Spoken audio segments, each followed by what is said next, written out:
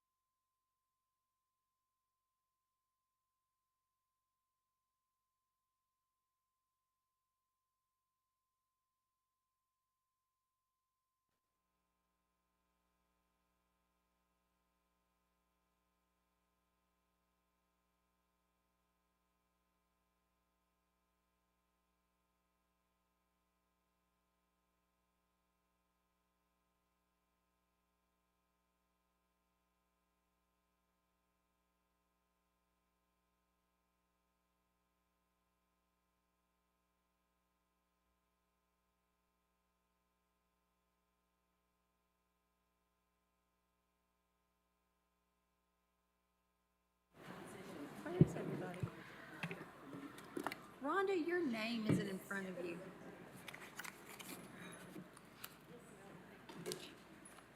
Yeah, turn it up the other way. No, Turn the box like this. So that way you can see the, Right. yeah, otherwise it's too low. Well, look at that ensemble. Well, snazzy dresser.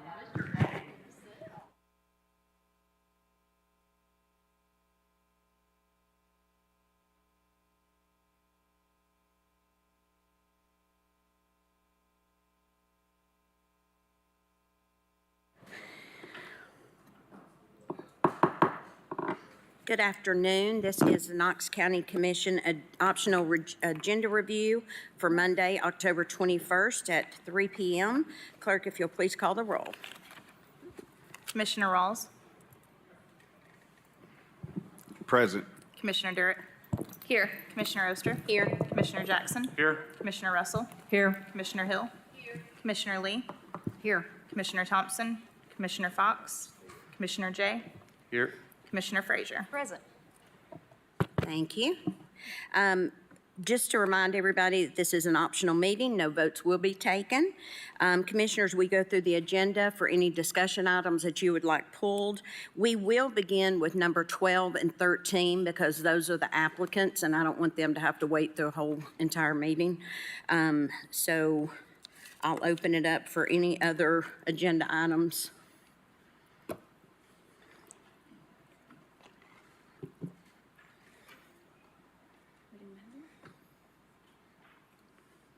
Wow, y'all have never been this quiet. Commissioner Durrett? Thank you, Madam Chair. I do know it's on other business, but I would like to go ahead and discuss number 51 at some point. 51? Mm-hmm. Okay. Right now, we're at 12, 13, and 51. Any commissioners have any other agenda items? Going once, going twice? All right. We will start with number 12, which we are going to start with the Knox County Sheriff's Office Employees Merit Board of Directors. I'm going to go in the direction or the order that we've got the applications. So we will begin with Mr. Johnson.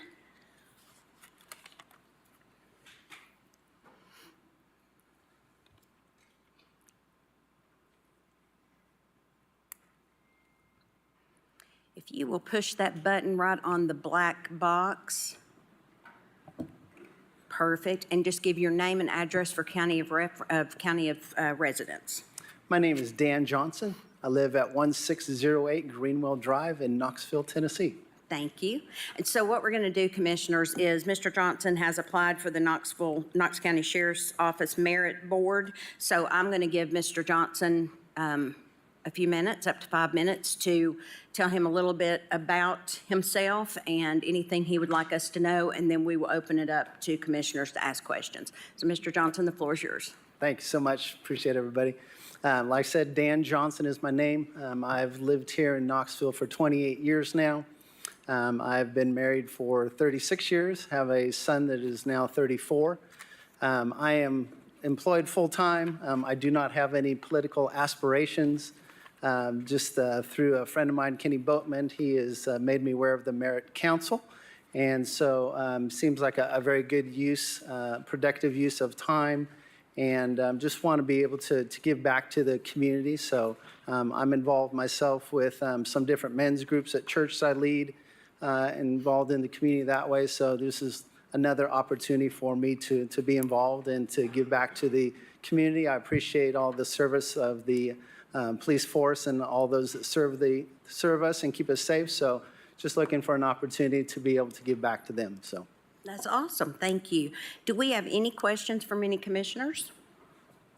Commissioner Lee. Thank you, Madam Chair. Mr. Johnson, thank you for applying. I know you said you wanted an opportunity to serve the community. Is there a particular reason that you think that you would want to serve on this board? it kind of falls into something I've done in the past. Years in the past, I worked for the Department of Defense. I was a civilian quality assurance inspector, actually, working at a government. It was at Hughes Aircraft there. So I was actually on what we would call the Total Quality Management Board.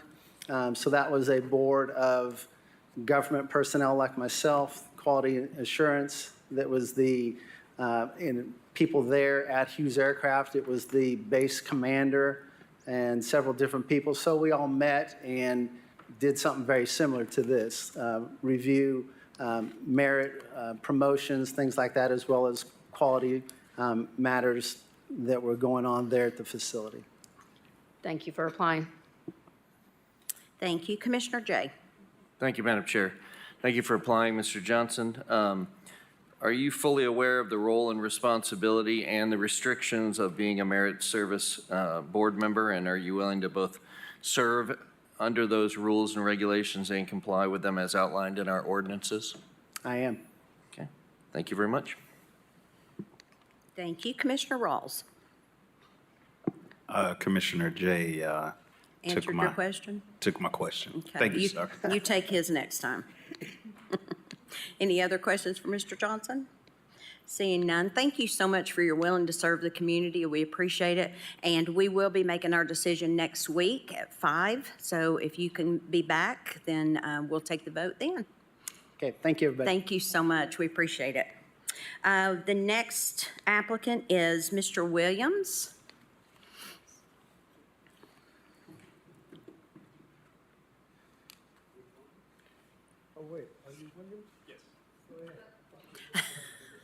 I'm sorry, we got Williamson and Williams.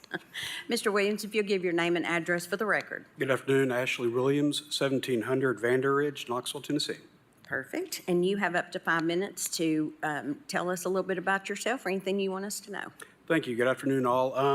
I became aware of this position and started really thinking back on different ways that I'd have committed to the community and just I like to help back people up. I started going back through times that I've dealt with the Knox County Sheriff's officers. I do not know any of them personally. I don't know really any of them, except for when they come out in our community for various reasons. I talk to them, get to know them a little bit. And I've asked several of them, do you feel that you have backing when you need it? Some of them are yes, some of them are no. And I thought, this would be a really good opportunity to make sure that they do have good backing. Some of you know me in different areas of Knoxville. I'm a huge supporter of Knoxville, Knox County, and I just wanted to add one more way to possibly support. Awesome. Thank you. Commissioners, we'll do the same thing. So would you have questions? Commissioner Lee? Thank you, Madam Chair. Mr. Williams, thank you for taking your time out and applying. I'll ask you the same question I asked the previous gentleman. What would be your motivation, or why do you think you would want to serve on the merit board? It's a good question. Things happen. A lot of times emotions get brought up, and you need to, get to the actual heart of the matter, and emotions muddy that. So being able to sit back, take a look at what happened, was there just cause for it or not, and, just make sure that decisions are made with the right information. Are you still employed? I'm retired. Retired. Okay, thank you. Thank you. Commissioner Rawls? Sir, thank you for your application. I mean, you've got a great background. So the question is, what value do you plan to bring to the merit board? Clarity, the ability to look at all the facts, and if a decision's made to where action has to be taken, for or against an officer, then that's what I plan to do, and do it with the facts and not emotion. Thank you. Commissioner Jay? Thank you, Madam Chair. Thank you for applying, Mr. Williams. Are you fully aware of the roles and responsibilities and the restrictions of being a board member on the merit service? And are you willing to both serve and comply with these as outlined in the ordinances? I am. Thank you very much. Thank you. Seeing no other questions from commission, we will see you next Monday at 5 o'clock. Thank you so much for your willingness to serve. And our last applicant is Mr. Williamson. Dr. Williamson, I apologize for that. And if you'll state your name and address for the record, please. I will. Is this microphone working? It is. Okay. My name is Robert Bruce Williamson, and my address is 1100 Burning Tree Lane, Knoxville. That's in the Cedar Bluff area. I've been a resident and homeowner in Knox County since April of 2000. I have a few notes here just to make it easy to step through, but good afternoon to all of you, and thank you for the opportunity to apply for this position. I believe I have excellent qualifications for the position, and my profession is a professional economist, a writer, and a consultant on regulated industries. So to the question about am I currently employed, I say I'm semi-retired. While my family remained in Knoxville, I served a 6-year term of office as a state commissioner in the Maine Public Utilities Commission, which is an independent state agency with oversight of all telecom, electric, gas, and water utilities in the state. That amounts to several hundred companies. I had the same pay and code of conduct as judges in the state court system, and I served under 2 different governors from both parties, in those 6 years. We addressed almost 2,000 legal and administrative dockets in those 6 years, about 80% of which were significantly impacting utilities or customers, involving, in all of these dockets, involving public and recorded hearings in front of cameras. Our deliberations were, there was no pre-deliberation, so for example, we couldn't talk to our other commissioners at any time prior to making a public statement on our opinions. There are very strict rules about that. But under Maine's public record laws, those records are permanently archived in Maine. So if you're interested in how utilities are regulated or how an independent agency works or customer complaints are resolved in Maine, all those records are available to watch, and actually transcripts are available for those too.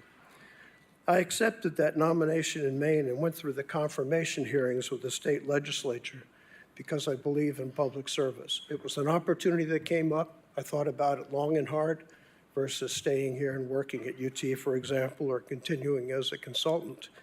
But the idea of public service, even though it was a 6-year commitment out of state, was something that was very appealing to me. And also it appealed to me that I had to be independent, separate, nonpartisan, from many of the many things that were going on in the state at the time. So to the other question that came up, I'm fully aware of the volunteer service characteristic of this director position, and I understand and agree with all the requirements for the position. And I also would like to say I have no real or potential conflicts of interest to report in this matter. I'm happy to answer any questions. Thank you. Commissioner Lee. Thank you, Madam Chair. Mr. Williamson, thank you for applying. And my question is similar to what I previously asked. What would be your motivation to want to serve on the Merit Board? Sitting in Maine for 6 years, it gave me many opportunities to think about why on earth wasn't I doing this in Knoxville, Tennessee. So the idea has been in my mind for a while. This was an opportunity that opened up.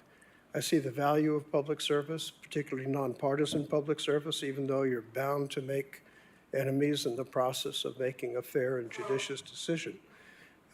And this seemed to be an opportunity to apply those same skills and that same dedication to the public, to my neighbors, my county, and citizens. Thank you for applying. No other questions? Okay. Well, Mr. Williams, thank you so much. We will see you back Monday at 5 o'clock. All right. Thank you so much for applying. Thank you. We appreciate it. Commissioner Jay? Thank you, Madam Chair. Are these all the applicants? Yes, Okay. that's all we got. Now Commissioner Lee.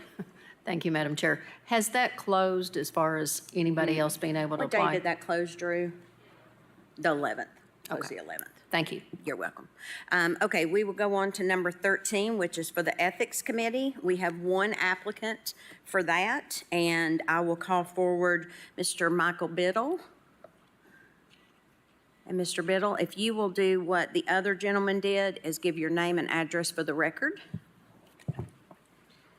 Madam Chairwoman, good afternoon. Yes, Michael Biddle, 309 Governor's Lane, Farragut, Tennessee.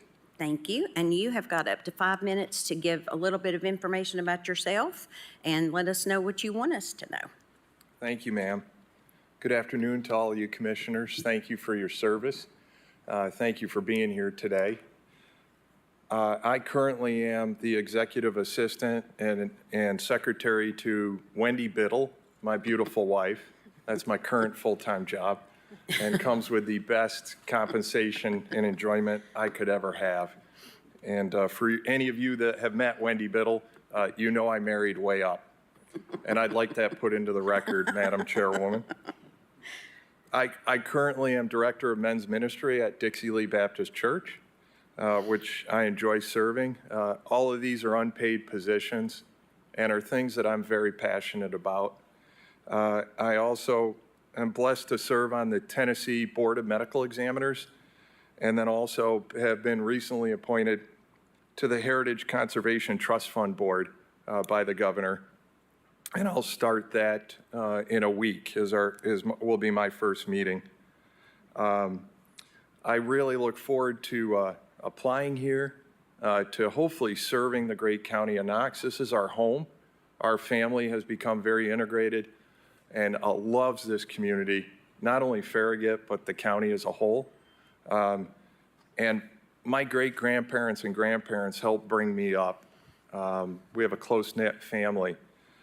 And when my great-grandparents came here in 1916, they immediately volunteered and served this great country in many ways. And my great-grandparents and grandparents instilled in me that you give back to the greatest country that this earth has ever had, and that's the United States of America. So while we're new here in Knox County, 2 years, I don't feel like we're new here. This is home.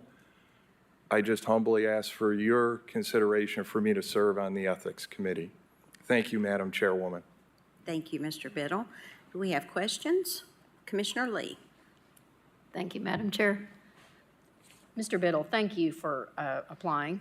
And I just want to tell you, I appreciate your work in the ministry and all that you do. And it says a lot that you brag on your wife the way you do.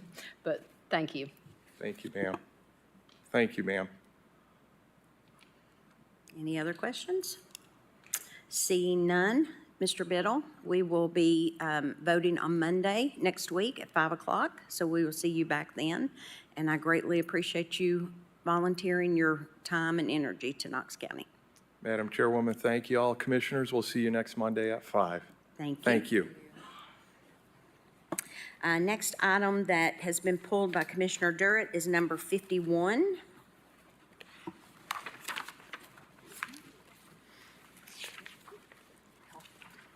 Commissioner Durrett, would you like to speak to this? Sure. Thank you, Madam Chair. Commissioners, our Legislative Affairs Committee met a couple of weeks ago to finalize the legislative priorities we will be presenting to our delegation next Tuesday at our breakfast. Drusilla just emailed the final version to you. If you want to pull those up now, happy to talk about answer any questions or anything. We did whittle it down some. One of the things I did request as we were going through this for everyone to keep in mind is that, our neighbors in East Tennessee are experiencing some significant losses, especially when it comes to transportation. So we kept our TDOT requests on there, but kind of with the expectation that a majority of TDOT money this year will be going towards our neighbors in East Tennessee to help their recovery efforts. But like I said, happy to answer any questions as the Legislative Affairs Committee Chair, or if not, we'll vote on it next Monday. Thank you. Any questions for Commissioner Durrett? Again, that is going to be at 8 o'clock at Visit Knoxville, and we will have just a light breakfast. And I think all of our legislators are coming. I think we've got RSVP back that they're all coming. So, yeah, that'll be good. Do we have anything else to discuss? Yes. Here we go. Okay, Madam Chair, I do have a few questions about the consent agenda, actually. Okay. The first, I would like to remove item 23 from the consent agenda.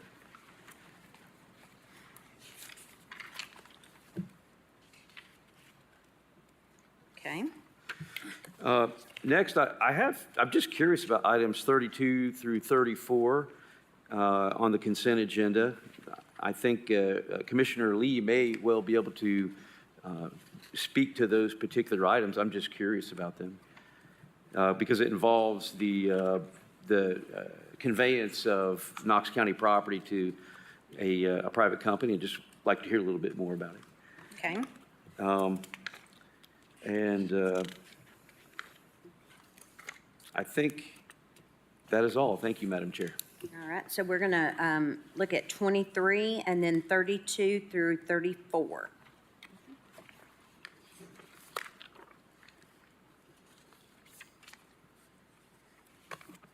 All right. And who would like to speak to 23? Is that you, Commissioner Fox? Well, I simply am requesting, I mean, I could have saved this with a direct request through the commissioner form, but I'm requesting that it be taken off the consent agenda list discuss and right placed now? on the general. Okay, Yeah. okay. So, Chris, were you coming forward for me? Yeah, Chris Caldwell, 400 Main Street. We would need to defer 23 for 30 days. It coincides with the item number 35, the Tipton Station residential infrastructure development zones. Okay. And so you can, if you don't mind, we would request that you kind of pair those together and defer that. Okay, so 23 and 35, we'll defer those until November? Yes, and Okay. I guess while I'm here, on 35, because of state law, that requires a public hearing. We would request that probably do it at the November meeting like this, after this meeting prior to your zoning meeting. Okay. And Mr. Mark Mamatoff's going to review those with you all at your meeting, I think on the 7th. If I'm wrong, she can correct me. I think it's right, on the 7th. So he'll go over those then. Then you have your public hearing, then you all can vote on these in November. Okay. Drew, can we make sure that we get that out for after the optional review? Okay, thank you. All right. So that puts us at number 32.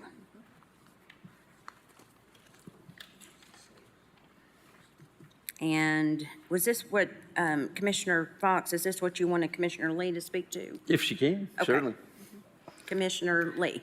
Thank you, Madam Chair.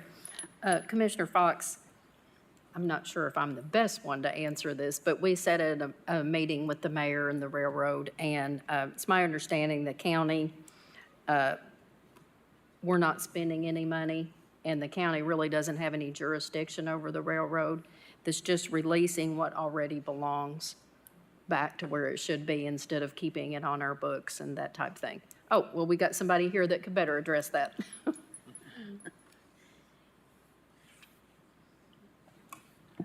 Perry Benchoff, Knox County Finance. You're right on. I just wanted to maybe elaborate to help you out a little bit. This isn't really conveying their assets. It's assets that belong to the Knox County Authority transferred to them. We're transferring them back. Basically, it was their original assets to start with, and it was through a grant that this all came about. So now we're just trying to clean this up and transferring their assets back to them. Okay. If that makes any sense. Yes. Okay? All right. Thank you. Does that answer 33 and 34 for you, Commissioner does. Fox? All right, Thank you, Madam perfect, Chair. Perfect.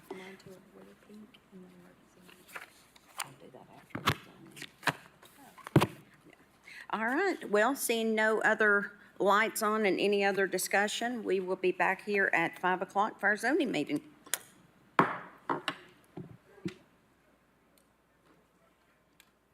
I'm sorry, 4:30.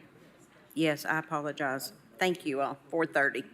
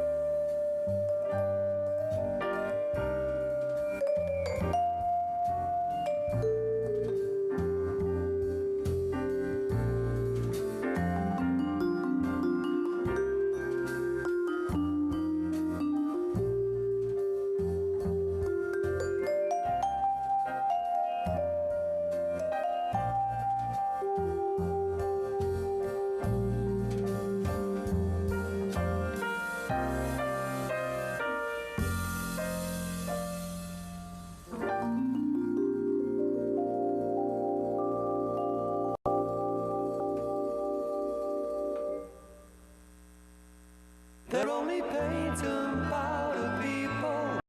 They're only paint and powder people.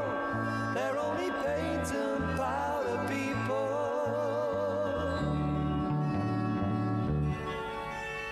Any old time you'd like to call around, I'll be here, I'll never let you down. When you tire of the bright lights, when you've seen light of day, just remember the words I've said when you went away. They're only paint and powder people living in their world. You won't like that kind of life. You're not that kind of girl. They're only paint and powder people. Once upon a time, when you discover all of this, I want you to be mine. When things aren't going just the way you planned, come right back, I'll always understand. When you realize what true love is, when the good life seems far away, catch a boat, a train or an aeroplane, come back home to stay. They're only paint and powder people living in their world. You won't like that kind of life. You're not that kind of girl. They're only paint and powder people. Once upon a time, when you discover all of this, I want you to be mine. They're only paint and powder people. They're only paint and powder people. They're only paint and powder people.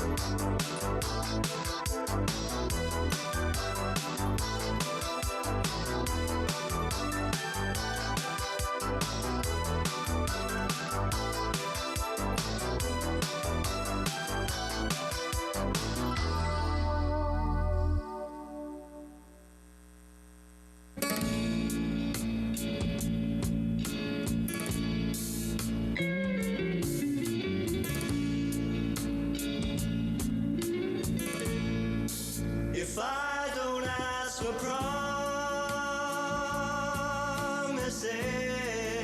yeah, then I know I won't get no lies. And everything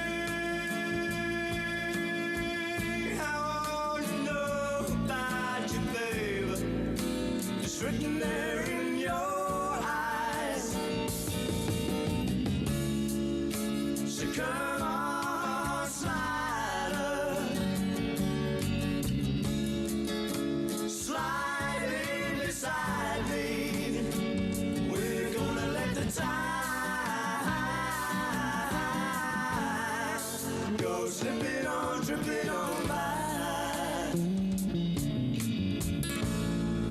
These walls were made to crumble.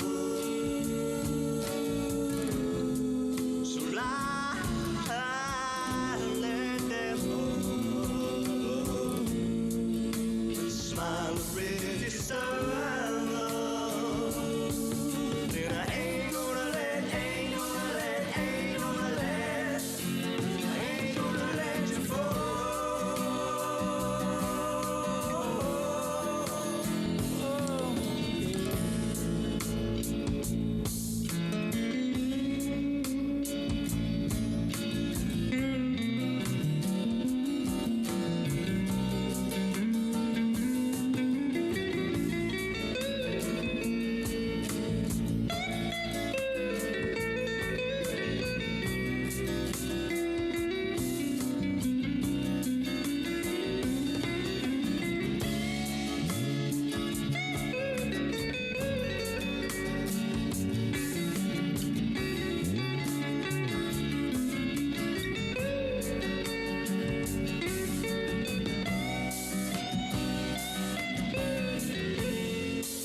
slipping on, tripping on by.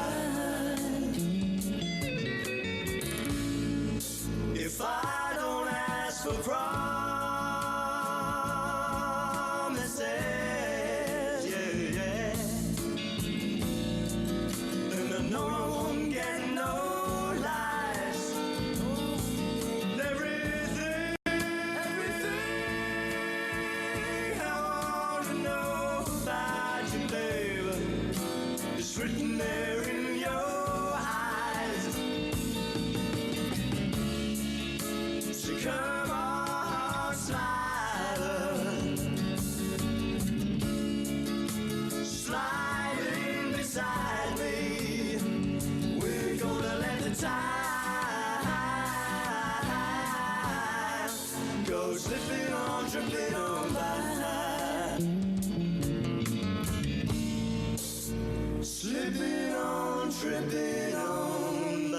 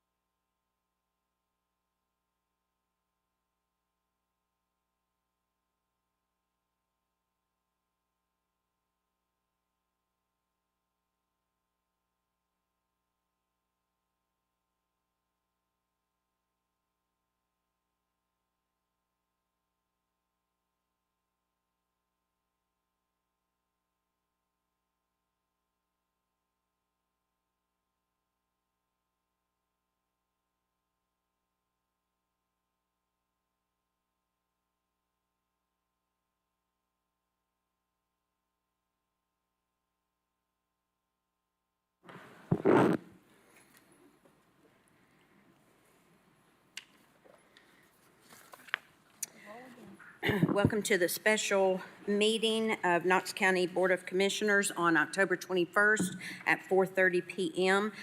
Clerk, please call the roll. Commissioner Rawls, Present. Commissioner Durrett, Here. Commissioner Oster, Here. Commissioner Jackson, Here. Commissioner Russell, Here. Commissioner Hill, Commissioner Lee, Here. Commissioner Thompson, Here. Commissioner Fox, Commissioner Jay, Commissioner Frazier. Present. 10 members are present. Thank you. And so since we have new commissioners and this is a second reading on this ordinance, I was going to ask Director Brooks if she could just give a little bit background history so everybody kind of knows where we are. Thank you. Certainly. Amy Brooks, Knoxville, Knox County Planning. As some of you may recall, back in 2021, 2022, we worked on an Alcoa Highway corridor study. It was adopted by this body in 2022. And so these amendments are part of a larger group of amendments that went before County Commission in February and March of that year of 2022. 11C22OA was the file number. So that group of amendments was sent back to Planning Commission for additional review at its second reading and was later separated into two separate parts. So we worked with a group of stakeholders that included, of course, planning staff, Knox County engineering, some stakeholders from the community, members of the development community, members of the Knoxville Planning Alliance, and a few of you from this body in revising that original proposal. The first of the separated amendments proposed adding additional residential uses into the CA and CB zones, and that was adopted in July of this year. And this amendment is specifically for drive-throughs only. It proposes adding standards for drive-throughs that didn't previously exist, and specifically in the CA and CB zones. Good. Thank you, Director Brooks. Do we have any public comment on this ordinance? No one signed up. No one has signed up. Do we have any comments or questions from commissioners? Seeing none. Yeah, this will be on the agenda for next week for our vote. And I guess that we are adjourned. Thank you.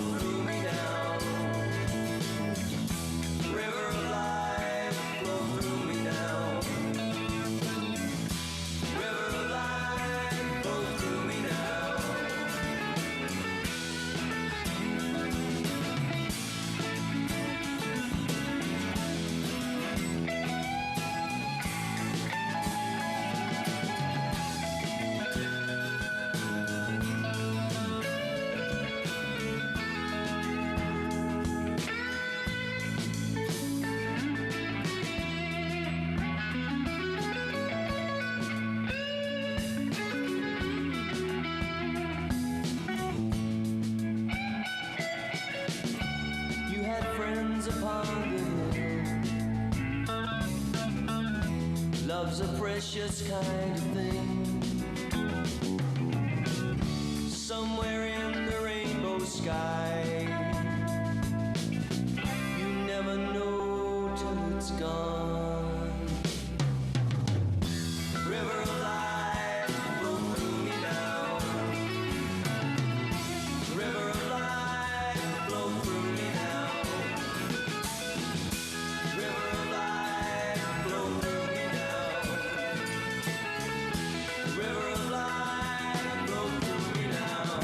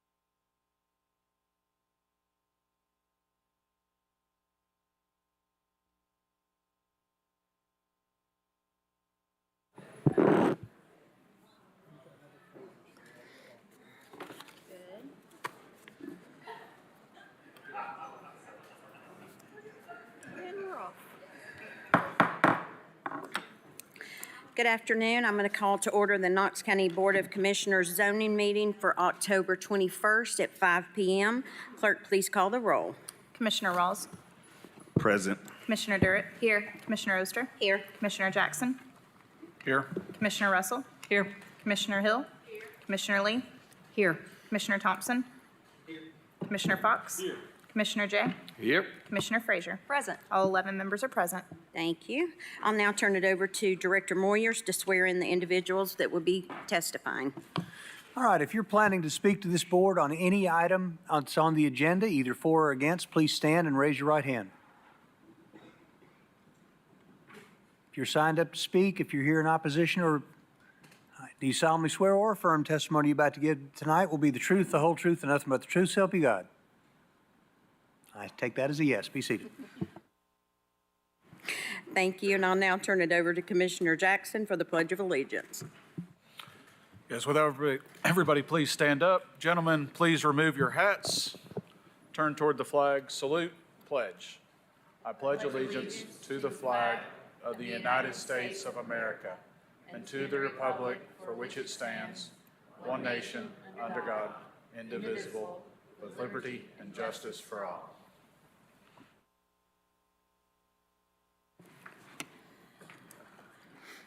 Thank you. Next item will be the amendments to the agenda. We have number 5 and number 8 deferred to November. We have no withdrawals, no additions. Please note that we started this month that we will do the deferrals from last month or previous months first. So we will start with number 11 to 14 will be at the top of the agenda, and then we will move into the regular. Approval of minutes. Do we have a motion to approve of last month's minutes? Second. Got a motion from Commissioner Lee, a second by Commissioner Hill. All in favor, aye. Aye. All opposed? The ayes have it. Clerk, if you'll read the first item, please. Item number 11, 8-G-24-PA is a request of Logan Higgins for comprehensive plan amendment from RC Rural Commercial to SMR Suburban Mixed Residential, property located at 0 West Governor John Sevier Highway, parcel ID 137151 in the 9th Commission District. Thank you. Is the applicant present? Thank you. Can you repeat that? Ben Mullins, 550 West Main Street, here for the applicant. Thank you. And do we have opposition to this item? Okay, seeing none. Director Brooks? Planning Commission recommends that County Commission approve the SR Suburban Residential Place Type because it would be an extension of the SR Place Type and meets 2 required criteria for a plan amendment by a vote of 13-0. Thank you. Mr. Mullins, would you like to speak to your project? Yes, I would. Thank you. This property, I guess I'll speak. There's two motions here. The first one is a plan amendment. This property is 4.84 acres on the south side of West John Sevier Highway, just south of, or just east of South Point Road. It's in the planned growth area, just north across Governor John Sevier Highway is in the urban growth area, and it's about 2,000 feet, a little less than half a mile from the city limits, and about 3,300 feet from Chapman Highway. The planning staff recommended the suburban residential SR place type because it would be an extension of the SR place type and meets 2 of the required criteria for a plan amendment. Changing conditions in the area based upon a considerable increase of residential development in the area and a trend of residential rezonings within a half mile of the property. And also that the proposed change supports the policies, actions, goals, objectives, and criteria of the comprehensive plan. And actually specifically, staff noted 3 different policies, policies 2, 5, and 6, and be happy to get into more details on those if you would like. You know, the property right now is under the rural conservation place type, but if you look at the map for the place types, it actually is contiguous to traditional neighborhood place type to the west, which is the most intensive residential place type that our Advanced Knoxville Comprehensive Land Use Plan allows. And then to the west is all suburban residential. And so the suburban residential does fit in more nicely with what is there than this little swath of rural conservation that is there currently. And, the place type to the west would allow considerations of 24 units an acre, but the SR place type would allow PR to 8 dwelling units an acre, which is what we are asking for here. Because the SR place type is already established in the immediate area and because it meets 2 of the required criteria, we would ask that you follow planning staff and planning commission's recommendation to approve the map amendment. I would note, that we just adopted the land use plan, and obviously you making amendments to it should be done judiciously. However, I think in this circumstance, given the development that's occurred there, this location and its proximity to a commercial node and to the city limits and to Clinton Highway, and the fact that during the rezoning there's imposed conditions on it that's going to buffer and shield this development from the surrounding properties, I do think that it's appropriate to follow planning staff's analysis and planning commission's recommendation to approve the place type amendment. Happy to answer any questions. Thank you. Thank you. Commissioners, I will look to you for any questions that you have, Mr. Mullins. Commissioner Fox. Thank you, Madam Chair. Mr. Mullins, what development are you referring to that has taken place already? Well, you're looking at, if you go to the zoning map on it, to the immediate east of this is a planned residential that is at 7 units an acre, and then beyond that is a planned residential of 18 units an acre. A little further west, just in July of this year, there was 4 units an acre, but it's further west on the property that was approved as well. So this area, because its proximity, it's not too far out east into the more rural areas along John Sevier. There's been a lot of development there adjacent to the amenities of that commercial node. Okay. Did your client or your client's predecessor in interest approach this county commission in 2022 seeking a change from the current zoning at that time? Yeah, at that time, I think the predecessor, I wasn't involved in that. Under the old plan, the old comprehensive plan and sector plans, they'd asked for 5 units an acre. There was also some clearing on the property before the rezoning that I think maybe got off to the wrong foot to your predecessor at that point. And the 2 units an acre was approved.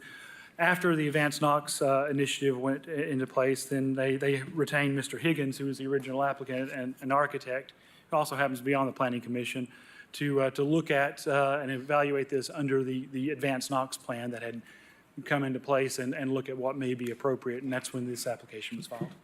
Have there been any changes since April of 2024? What changes have taken place since April of 2024? There's been significantly more population has been coming in since 2022 forward, and there have been additional rezonings. I'm sorry to interrupt you, Mr. Mullins. Since April 2024, when the Advanced Knox was adopted? In April 24, I was talking about the changing conditions from when the rezoning was done. My apologies. In 22. Yeah. That's in April of 24, we're looking at what the plans we just adopted would be a proper consideration for this property, which I think is what we're charged to do. Okay. My question is, what substantial changes have taken place in the past 6 months with respect to this area that would necessitate or that would justify a plan amendment? Well, the plan amendment, you have to meet the 2 criteria, and I'll rely upon staff's analysis. They're a lot smarter than I am on that, but they do, for the plan amendment, they do cite to the changes in conditions, and looking on page 2 of their agenda, there's been considerable increased residential development in this area. They also look at the policy plans that were in place that this serves. And I would think you could argue there's an error in this, because even though there's agricultural zone property to the east or the west, it is still in the suburban residential place type, and a suburban residential place type this close to the urban growth boundary would be more appropriate for property adjoining West Governor John Sevier Highway. Have you done any investigation with respect to the difference between the north side of John Sevier Highway and the south side regarding character of community? Well, I mean, I think at that point, they're pretty similar on both sides, this close to Chapman Highway. You look, as you get further south on this, there is additional hillside protection issues and other more sensitive environmental constraints, but this piece of property being just south of John Sevier Highway, I mean, it's still considered a scenic highway. It's still subject to those limitations. Also, the John Sevier corridor with the 50-foot tree buffer. The real difference is that this area has not yet been developed, where most of the areas to the north have been developed. Thank you, Mr. Mullins. Thank you. Do we have any other questions from any other commissioners? Seeing none, I will look to the district commissioner for the motion. Madam Chair, I move to deny this request for a plan amendment. I have a motion on the floor. Do we have a second? I have a motion on the floor by Commissioner Fox, a second by Commissioner Hill. Commissioner Durrett, or Lee, I'm sorry. Okay. I heard you over here. I'm sorry, I forgot. Commissioner Durrett. Thank you, Madam Chair. Commissioner Fox, why denial? I'm just curious. Why not any kind of conditions or anything like that? Thank you. Everyone was circulated a letter, which I have a copy for everybody, but it was provided by a constituent of mine, Gayla Guignard. She may be here this evening, as a matter of fact. But she went at great lengths to describe the difference between the north side of John Sevier Highway and the south side. The south side is traditionally agricultural, and if you go down, this map does not do the question justice, because it does not show the greater scope of John Sevier Highway in that corridor. There is just to the west of that a historical Marbledale John Sevier home, which is agricultural, and this is viewed as a break between a higher density portion of John Sevier Highway close to Mountain Grove versus I mean, it's viewed as a break. In other words, it provides a nice buffer between the heavy commercial development of Mountain Grove, which is at the intersection of Chapman Highway and John Sevier, and as well as the high-density housing that is already proposed to be at that Mountain Grove area. So it's viewed as a good break, and there's no reason to continue to extend that high-density development westward along John Sevier Highway. Rural conservation is a proper land use, and this body just got done voting on this particular land use 6 months ago, and I've not really heard any substantive reasons. Like, I've not heard somebody say, well, there's this much more development that's taken place, or here's what the landmark item that creates a reason for changing that particular land use. It's just kind of a general, well, there's more development, et cetera, et cetera. So I don't see any need for it. I know that I have received numerous emails about not only this particular tract of land, but another tract of land that's going to be on the agenda here in just a little bit, 1413 Tipton Station Road, and there's heavy, heavy opposition. And if you looked at the opposition to 1413 Tipton Station Road, it applies to this too. The constituents of South Knox County view everything south of John Sevier differently than they view everything north of John Sevier. So those are just a few of the reasons. I could probably expound, but I think you get the gist. Yes, thank you, sir. I understand where you're coming from. Something that we don't see very often up here on the dais in a zoning meeting is when staff and planning commission both approve a zoning request or a plan amendment request. And so,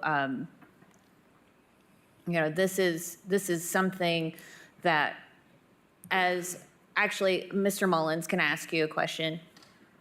Okay.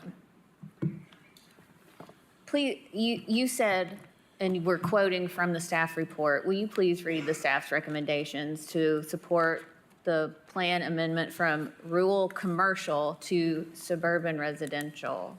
Yes, it's approve the SR suburban residential place type because it would be an extension of the SR place type and meets 2 required criteria for the plan amendment.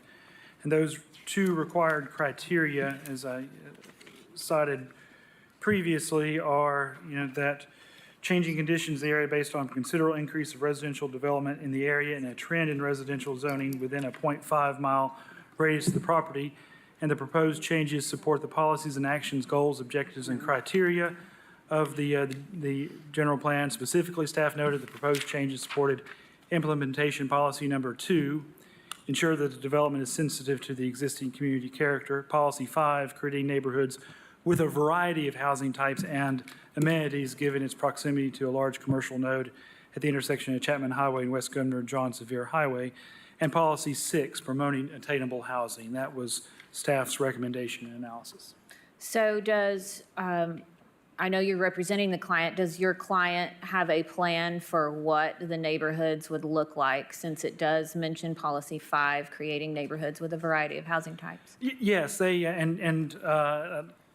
I did submit with the email that I sent to all the commissioners last week. Mr. Higgins is an architect, and he has laid out approximately 38 townhomes that all meet, the required buffers for the setbacks from John Sevier Highway and the stream buffer for McCall Branch, and would make the site distance for the curve there for, an attached housing type that would be, a different type, a more attainable type of housing than your traditional single-family residential that you typically see in that area. And that's, I think, the policies that they mention as far as diversity of housing types and also attainable housing. Okay, thank you. And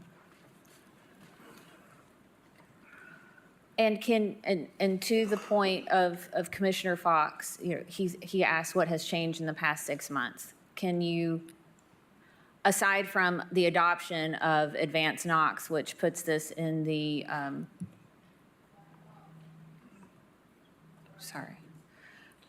aside from the adoption of Advanced Knox, which puts this into the planned growth area, is there anything that you can speak to? Well, I think it was in the planned growth area, even going back as far as 2001. It's been in the planned growth area for quite some time, but, looking at, the different policies that the Advanced Knox wanted to implement and actually increasing the difficulty of changing the plan at, before a plan amendment wasn't required. Now they did require a plan amendment, and we would meet those policies for that. But I mean, this area, is growing pretty significantly, and I think that was the driving consideration for staff's recommendation. All right, thank you. I would like to make a substitute motion to approve the SR place type because it would be an extension of the SR place type and meets the 2 required criteria for plan amendment as referenced by staff and Planning Commission. I have a substitute motion on the floor by Commissioner Durrett. Do I have a second? I'll second. I've got a second by Commissioner Hill. Any further discussion? Commissioner Thompson? So the extension, the one that's beside it, just to the east, is 7 dwelling units an acre. This plan amendment, we would then go through a rezoning, correct? Okay, so this is just the plan amendment. Okay, and then the density would be in the next one. Okay. And you have to have a plan amendment in order to hear the zoning. Madam Chairperson, Yes, sir. may I make one comment before you vote? Yes, For y'all sir. to consider. My name is Mike Brown with South Dole Area Homeowners Association. Everything's got to go somewhere. Everything's coming south. Right now, on the drawing board, asked for, and in the planning future, we've identified between Chapman Highway and Alcoa Highway, some 1,800 units if they're all built out. That's over 6,000 cars a day. You're looking at one spot here today. You've got more of them on John Sevier today to consider. Don't look at just one. Look at the whole package of what you're doing to the whole corridor on this highway. Please. Thank you. Thank you.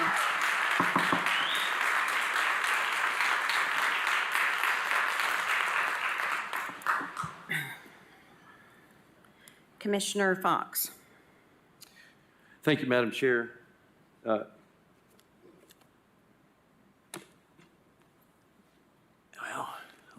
That resounding speech took away my train of thought for a moment. Madam Chair, I don't see how development is a justification for more development. That's a non sequitur. Development does not necessarily equal, well, you got to have more development now. In fact, I am of the mindset that all development all the time, whenever people request, is not necessarily good. All development all the time is not always good, okay? And I have spent the past, during my campaign, more than a year meeting with community groups, knocking doors, and speaking to homeowners associations, and there is rabid community sentiment right now against additional high-density development.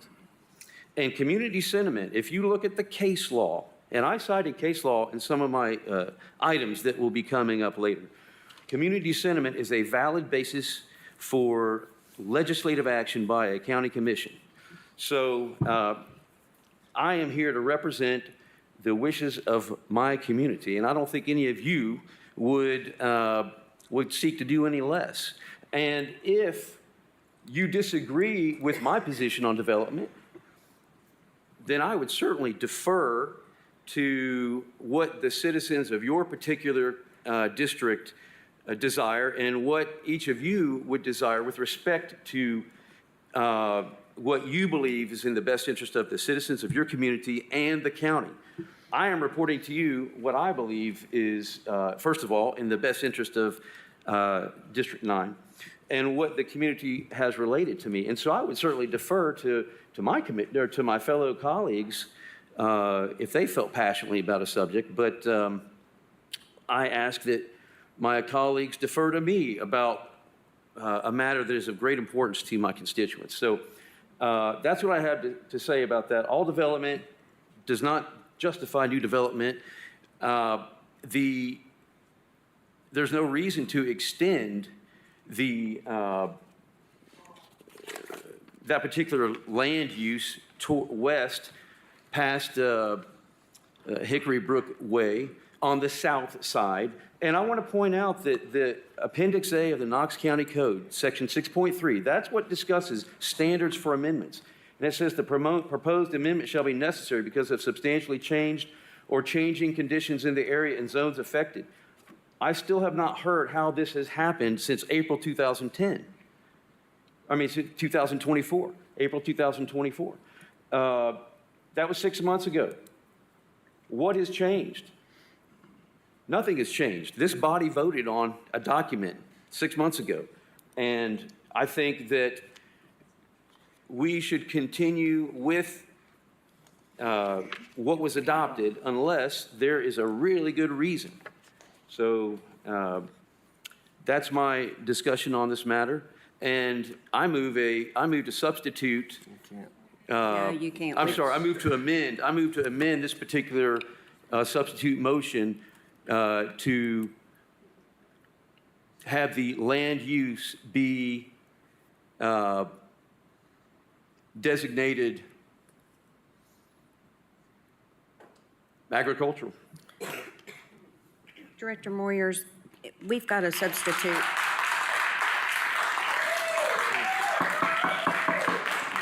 Guys, we know that you're in support of all of this, and we've got a really long night ahead of us. So if we can move on with this, we've got some questions for the law director. Director Moyers, we've got a substitute motion on the floor, so we need to deal with that first, correct?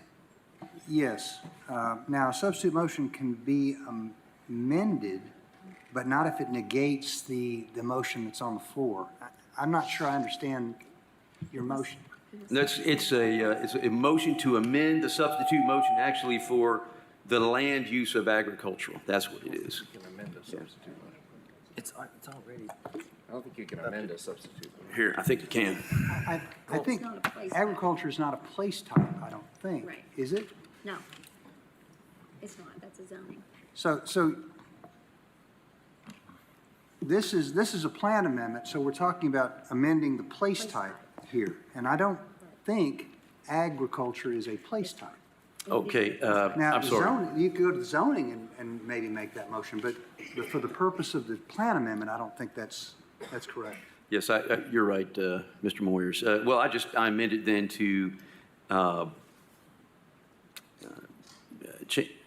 maintain the land use at rural conservation. Okay, now, the problem with that procedurally is your amendment basically would negate the substitute motion. So the way to handle that is to vote down the substitute motion. I don't think it's appropriate to amend the substitute motion by saying, I want to amend it to kill it. That's not an appropriate use of the amendment process. All right. Commissioner Jay. Thank you, Madam Chair. Mr. Snowden, what is the capacity of John Sevier Highway? Are there any future projects on the books for John Sevier Highway? And if so, what are those? Yeah, I was looking at while you were having that conversation, I was looking at the average daily traffic out there. The most recent count we have is from last year, and it's essentially 15,000 cars a day. Really on a stretch of road like John Sevier, you have wider lanes, turn lanes, things like that. Really, your capacity is more formed by your intersections, your signalized intersections at Martin Mill and Mountain Grove when it kind of backs traffic up. But to put that in perspective, we have North Shore Drive is a 2-lane facility that has 19,000 cars a day on it. So as far as the capacity number, it does have some capacity left in it, obviously. One of the projects that we're putting forth as part of the mobility plan is being contemplated now. We see the need that this roadway is going to have over the next, 10 to 15 years. We are putting forth a request for the mobility plan to be considered by the TPO to expand this roadway from 3 lanes to 5 lanes. Now, obviously, that's going to take a lot of time because that is, a state process. But over the next 15 to 20 years, it would be the county's hope and desire to see the state make improvements somewhere along those lines to add that additional capacity. And what is what's the timeline for finishing the Alcoa Highway connector? Roughly. I mean, just that one section. That's a moving target. Obviously, that's not a county project, so I can't really speak very informed on it. But, I would think you're probably at least looking at another 3 to 5 years to get, there's multiple phases ongoing, so they have different timeframes, but the section adjacent to Alcoa Highway at John Sevier, I would anticipate being done the next, 2 years potentially. Thank you, Mr. Snowden. A question for Commissioner Fox. You asked the question of what has changed. John Sevier Highway it's been there, it's been established, it is what it is, with the exception of potential future TPO, projects or widening. Is your position that this major corridor should never be developed on any further? My position is that with respect to South Knox County, there should be a breather while I continue to gain sophistication in the questions that we are being presented with as far as high-density development.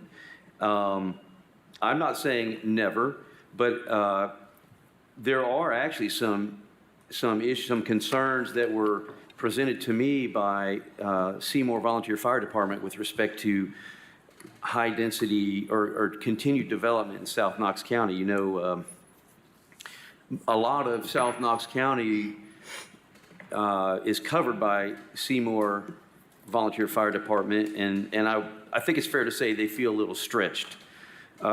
In fairness, I will report to my fellow commissioners that it looks like the sewer capacity issue is not of concern, and that's because of a great job being done by the Knox County or Knox Chapman Water, who has an ownership interest in Maryville Utilities and has, I guess, reserved sufficient capacity to accommodate current needs and even additional needs. So that has been addressed, but there is an issue with fire response, and let me rephrase my question. Okay. I'm sorry. Let me rephrase my question, please.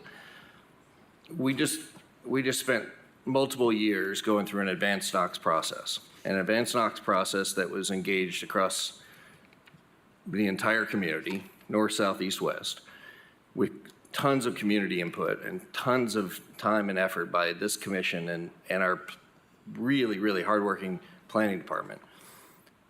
The community as a whole, including South Knoxville, said collectively as a voice, which we codified, we want more development in a denser capacity on major corridors so that we can have less capacity, so we can have less development in the more rural areas of our county. That is a paraphrasing of what that study said and what the community input said. And that is whether you are in Karnes or Hardin Valley or South Knoxville or East Knoxville.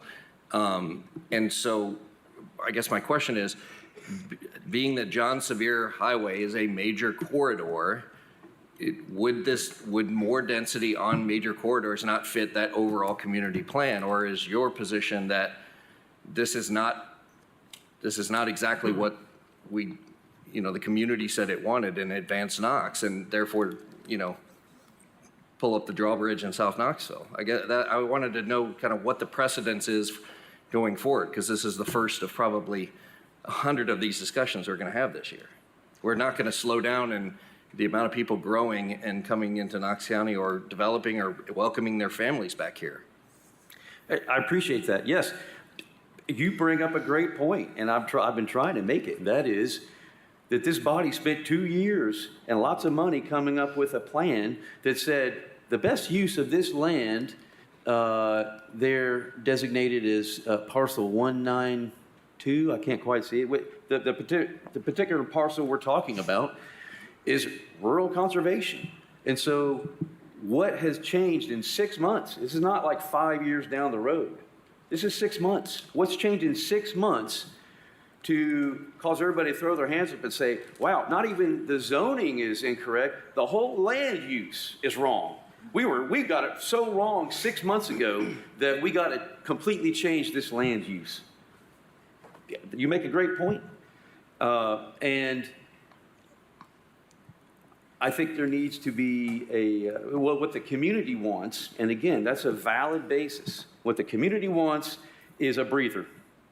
And that is a valid basis for saying no under the law. And so that's what I'm doing here. Thank you. Mr. Thompson.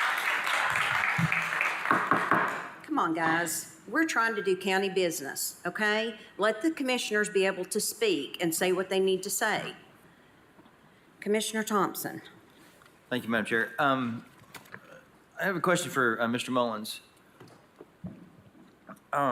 Because obviously, coming from a very rural district, I'm sympathetic to the crowd. So, but is there any plan for connectivity to the land beside it? I think that's owned by Rocky Hill Land. In any sort of connectivity.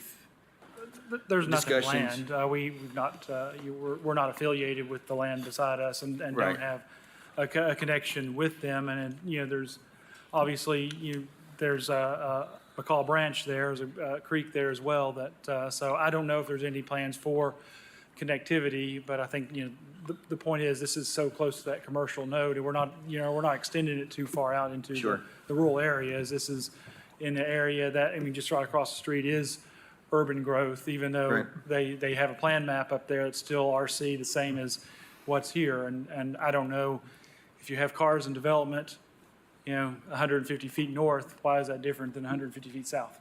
Right, okay. Thank you.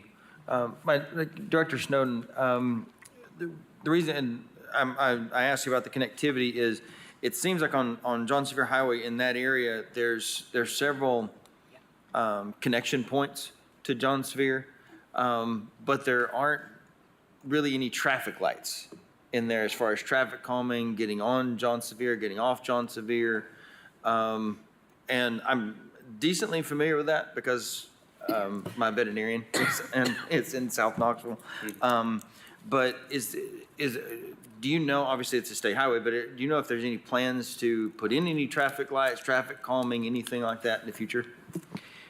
There's not. One of the things that the state looks at is when traffic signals have warrants that have to be met. And the state really likes to see 8-hour volume warrants met. A lot of these intersections, during that peak time, they do meet that warrant. They do create enough delay in the AM or PM peak, but the state takes the position that they want to see that signal generating enough traffic for an 8-hour period of time, which most of these intersections like this won't. Right. So I would anticipate that, or at least I'm not aware of any, any additional signals or potential signals that would be installed as part of these developments, either this one or the one adjacent. Okay, but now is this section of John Sevier, is it the 4-lane with the median, or is it not? It is 3-lane, 1-lane interdirection, center turn lane, and some shoulders. So it is 3-lane at this location. Okay, all right, thank you. Thank you, Commissioner Hill. Thank you, Madam Chair. My comments really kind of go to Commissioner Fox, because I feel your pain. I think one of the speakers said that, all the growth now is coming south, which the truth of the matter is all 4 quadrants of our county are still highly impacted. And I'm speaking from the one that's had the very most. And it makes my stomach turn just about every time I have something like this come up in my district too.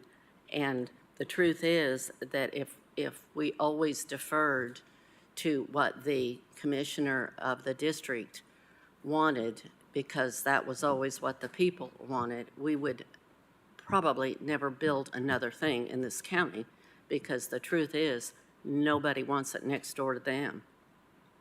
Another truth, though, is that we do continue to grow, and we are heavily impacted by all the population that's been coming in.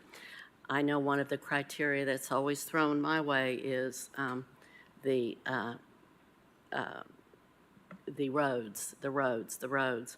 And in this case, John Sevier Highway is a major corridor, and it makes it very difficult to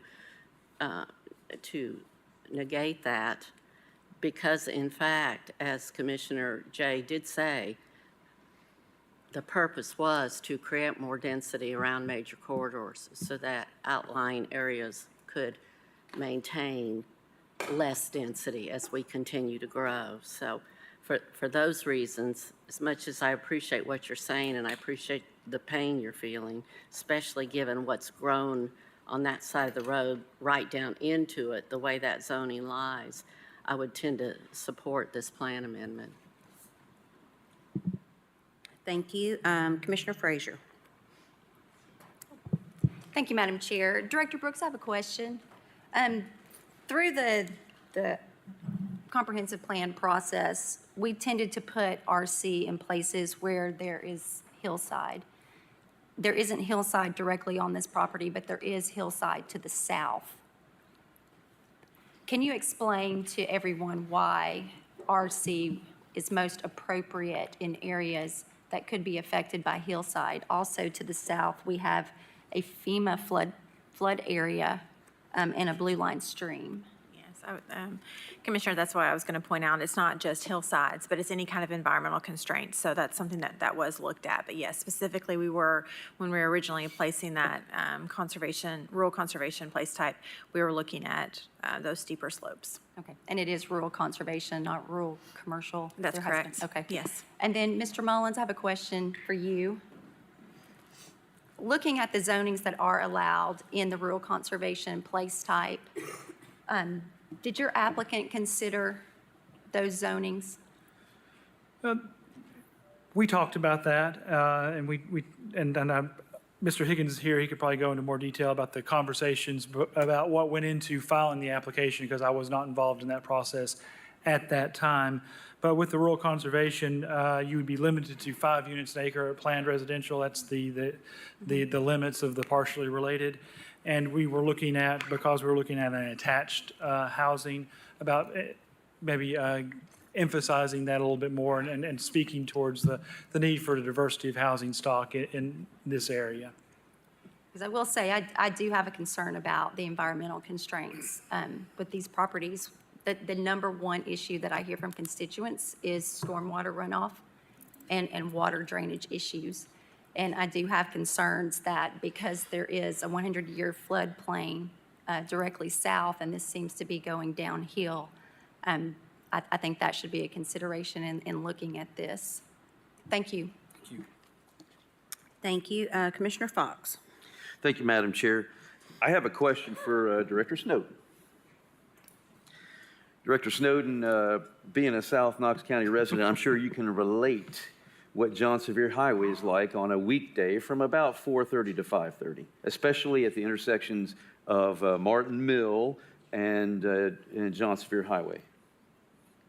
Do you? Yes, sir. Yes, sir. We have challenges with that light. It obviously there's a high volume of through traffic, and anytime you have to stop that traffic to allow that side street traffic to safely exit, it does create backups. So yes, sir, that there is backups out there, certainly in the PM peak specifically. And they back up even to Government Farm Road or past that almost all the way to Crenshaw, as a matter of fact, at times, don't they?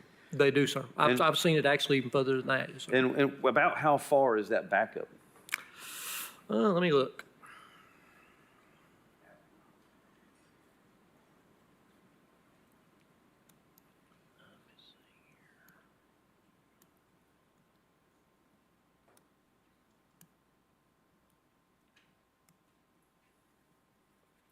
Government Farms right at 4,000 feet. And then Crenshaw's about 7,000 feet. So it can be backed up. Some of that, we did have some issues with the signal, that we had some loops out. But even under best of circumstances, Commissioner, yeah, it's a challenge to stop that flow of traffic in the afternoons just due to the large volume of through traffic. Thank you, Director Snowden. Madam Chair, may I also make a comment? Yes. Thank you. I did want to direct, and I appreciate so much Commissioner Hill's comments, and I recognize that sometimes what can be good for the county may override what is good for a particular district, and that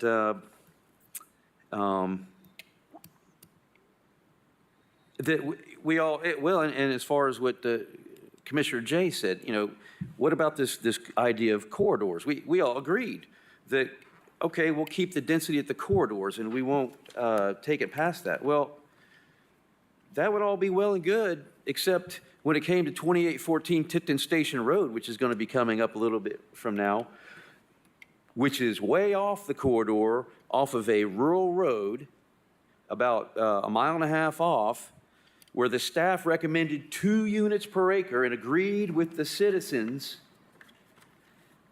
This body, before I was elected, used density at the corridor to justify density in the rural part of the county. So it seems like there's some talking out of both sides of the mouth or using convenient, and I'm not talking about Commissioner Hill, but it seems like we need to have a cohesive or consistent approach, because these same arguments should have been used to deny, if that's what the deal was, we're all going to shake hands and say, okay, just density at the corridor, that's it. Then that particular request for zoning, and I'm not picking on Mr. Mullins here, but he represents that person too, or that client. That should have been denied, but it wasn't denied. In fact, it was approved in the face of both the community and the planning staff. So that's why I can't give serious consideration to this deal of we're just going to keep density at the corridor, because when it comes time for the rubber to hit the road, that deal's not being kept.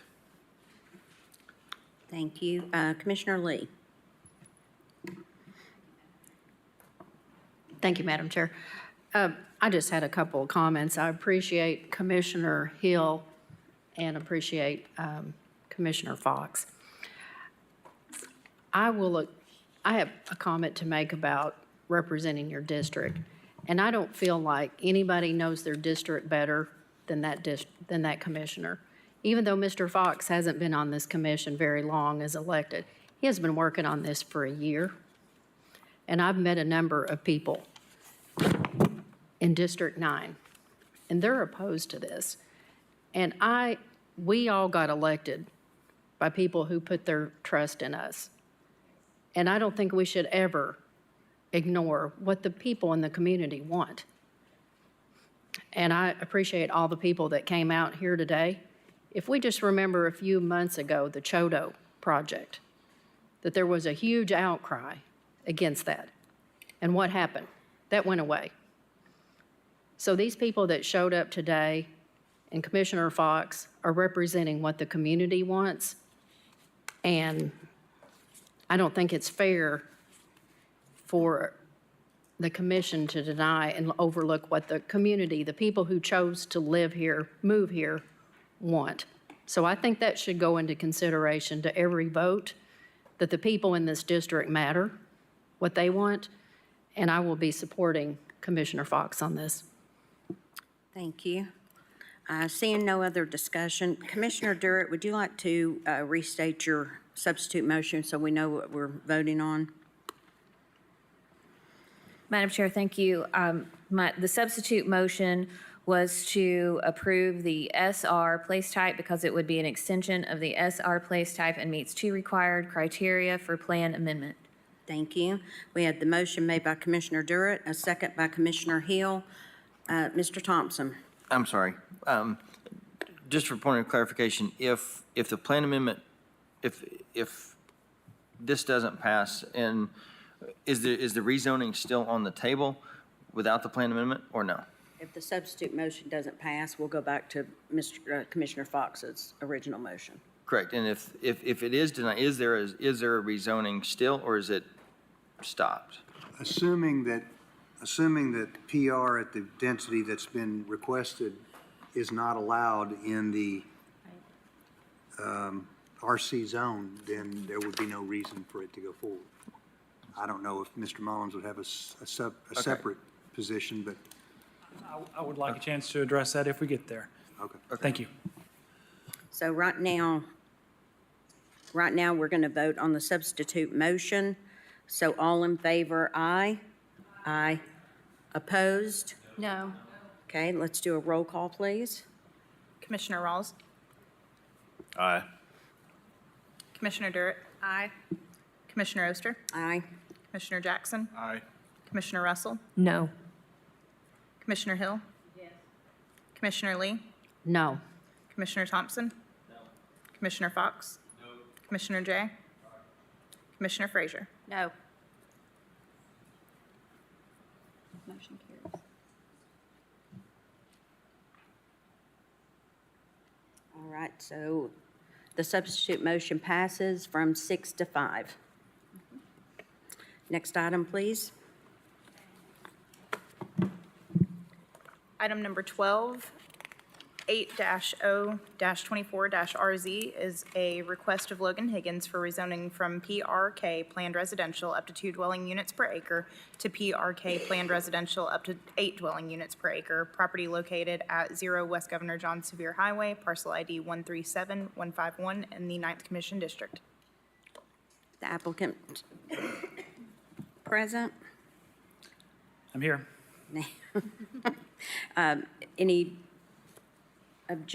Any opposition to this? I don't see any that signed up. So Director Moyer, or Director Brooks, would you read the recommendation, please? Planning Commission recommends that County Commission approve the PR Plan Residential Zone up to 8 dwelling units per acre because it is consistent with the Knox County Comprehensive Plan, subject to 4 conditions. Thank you. Mr. Mullins, would you like to speak to this? Yes, thank you. I appreciate the conversation for the plan amendment. The rezoning request here is planned residential, which is property is already zoned planned residential. But with the plan amendment, we are asking for considerations, and planning staff and planning commission recommended considerations for 8 dwelling units an acre. In context for this 4.84 acre parcel, we're looking at 38 units. That recommendation for approval was subject to 4 conditions. Maintain a tree buffer of 50-foot depth along Governor John Sevier Highway, except for the area that would allow access.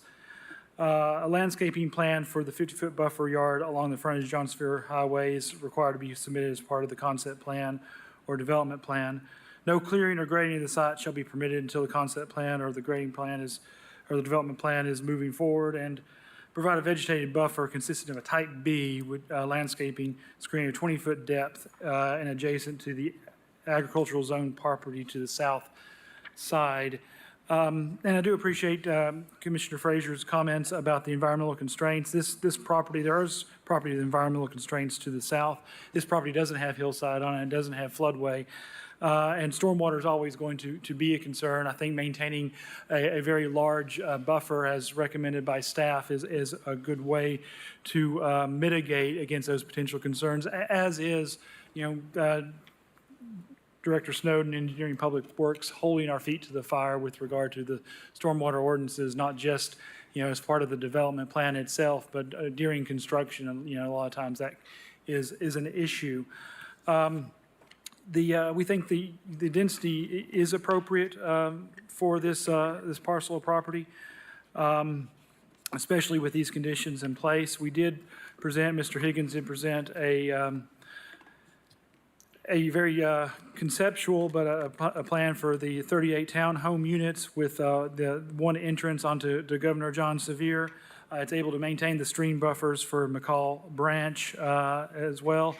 And there's going to be, not just on this property, there's going to be a screen all the way around this property, but even to the properties to the east in that subdivision, there's quite a bit of very large acreage properties that have a natural buffer built in as well. And so, when this property is developed, it will not be visible, and there not be a visible impact to the adjacent properties. So with that, I would ask that you follow planning staff's and planning commission's recommendation to approve increasing the density on this PR zone property to 8 units an acre with the 4 conditions to be imposed. Thank you. Thank you. I will open the floor up to commissioners with questions. First is Commissioner Lee. No? Okay. Commissioner Thompson. First, to Director Brooks, I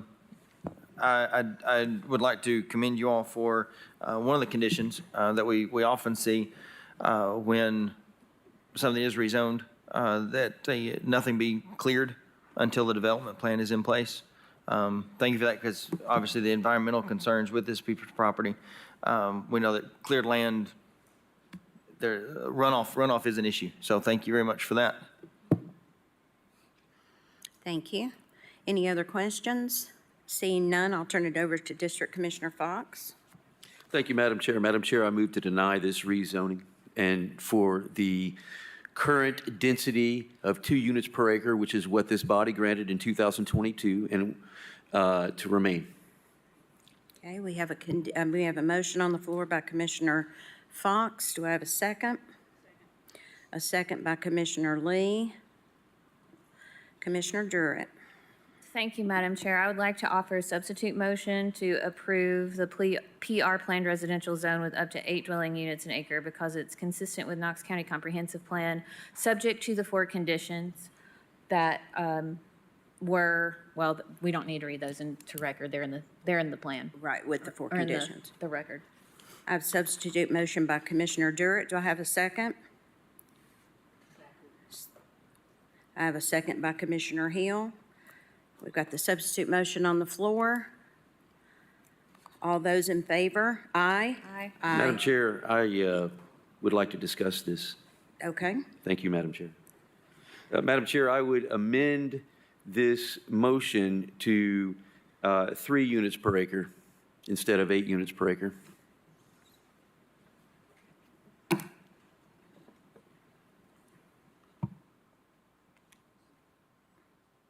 Hold on one second. I've got. Oh, I'm waiting on Director Moyers right now. I like to step in front of him.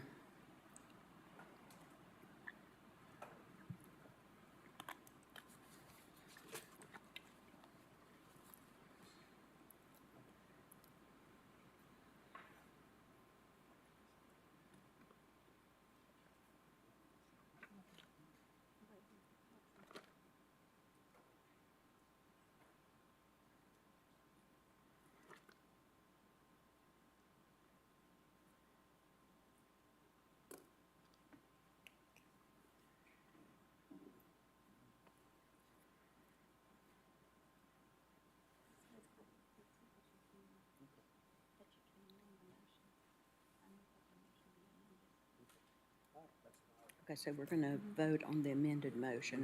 We have to vote on his amendment and then vote on what's left, whether it's amended or not. So we need to vote on his amendment first. Okay. An amendment can't be amended itself, so. Okay. All right. So we're voting on the amendment to 3 dwelling units an acre. Motion made by Commissioner Fox, second by Commissioner Lee. Okay, so that's where we're Madam at. Chair, just clarification. So Director Moyers, you can unilaterally propose to No, amend it's- somebody else's substitute motion before? Well, it's not unilateral. A substitute motion is subject to being amended. Okay. It requires a second, requires a vote. If the Got vote it. Okay. is So there's a successful, third then layer the that- substitute motion will be to approve 3 units per acre rather than 2. Okay, so that's That's as far as 3 you could go. layers. You couldn't move to amend that amendment, okay? So that's as far down as we can go. Okay, thank you. But, yeah. Okay. Everybody on the same page? All right. So all in favor of the amended substitute motion, say aye. Aye. No? No, it's, first we're voting on Commissioner Fox's amendment, so we need. That's what it said. Well, she said the amended motion. Well, okay. It is the amended motion. That's These men up here telling me what to do. All right. All right. We're voting on, Madam Chair, may I make a point of order? yes. I don't think my motion has been seconded, so. It was. It was, okay, yeah. all right, thank you. So All right, thank you. we just need to vote on the amended substitute motion. So all in favor, aye. Aye. All opposed? No. Roll call, please. Commissioner Durrett, No. Commissioner Oster, No. Commissioner Jackson, Nay. nay. Commissioner Russell, Yes. Commissioner Hill, Commissioner Lee, Yes. Commissioner Thompson, Yes. Commissioner Fox, Commissioner Jay, Commissioner Frazier, Commissioner Rawls. No.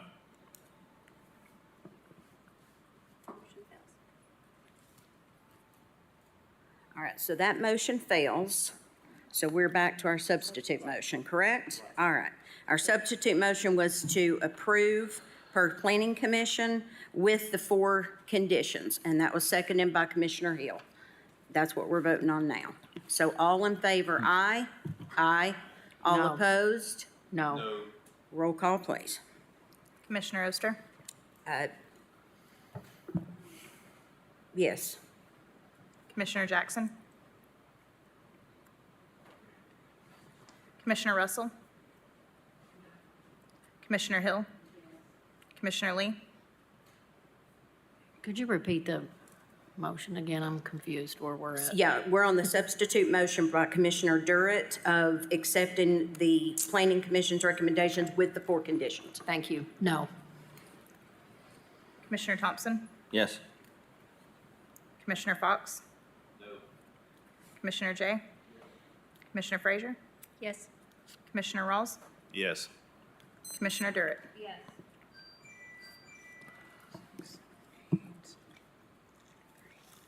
That motion passes 8-3. Next item, please. Item number 13, 6-I-24-RZ is a request of Julie Cloninger for rezoning from A agricultural to CN neighborhood commercial. Property is located at 5917 Thorn Grove Pike, parcel ID 097100 in the 9th Commission District. Is the applicant present? Yes. Hi, if you'll give your name and address for the record, please. Julie Cloninger, 7235 Nichols, Knoxville, 37920. Okay, and will you pull that microphone down just a little bit? sorry. Oh, you're fine, you're Okay. fine. Okay, good deal. Do we have any opposition to this item? Seeing none, Director Brooks? Planning Commission recommends that County Commission approve the CN Neighborhood Commercial Zone because it is adjacent to the CA General Business Zone and located on a collector road by a vote of 13-1. Thank you. And would you like to speak to your project? It's just going to be an auto detail shop. Okay. Do we have any questions? Commissioner Thompson? Oh, sorry. Commissioner Frazier? Pardon me? Oh, I'm sorry. I just have a quick question for planning. Staff recommended to deny the CN because it doesn't meet all the criteria. Could you just give us some more information regarding that, please?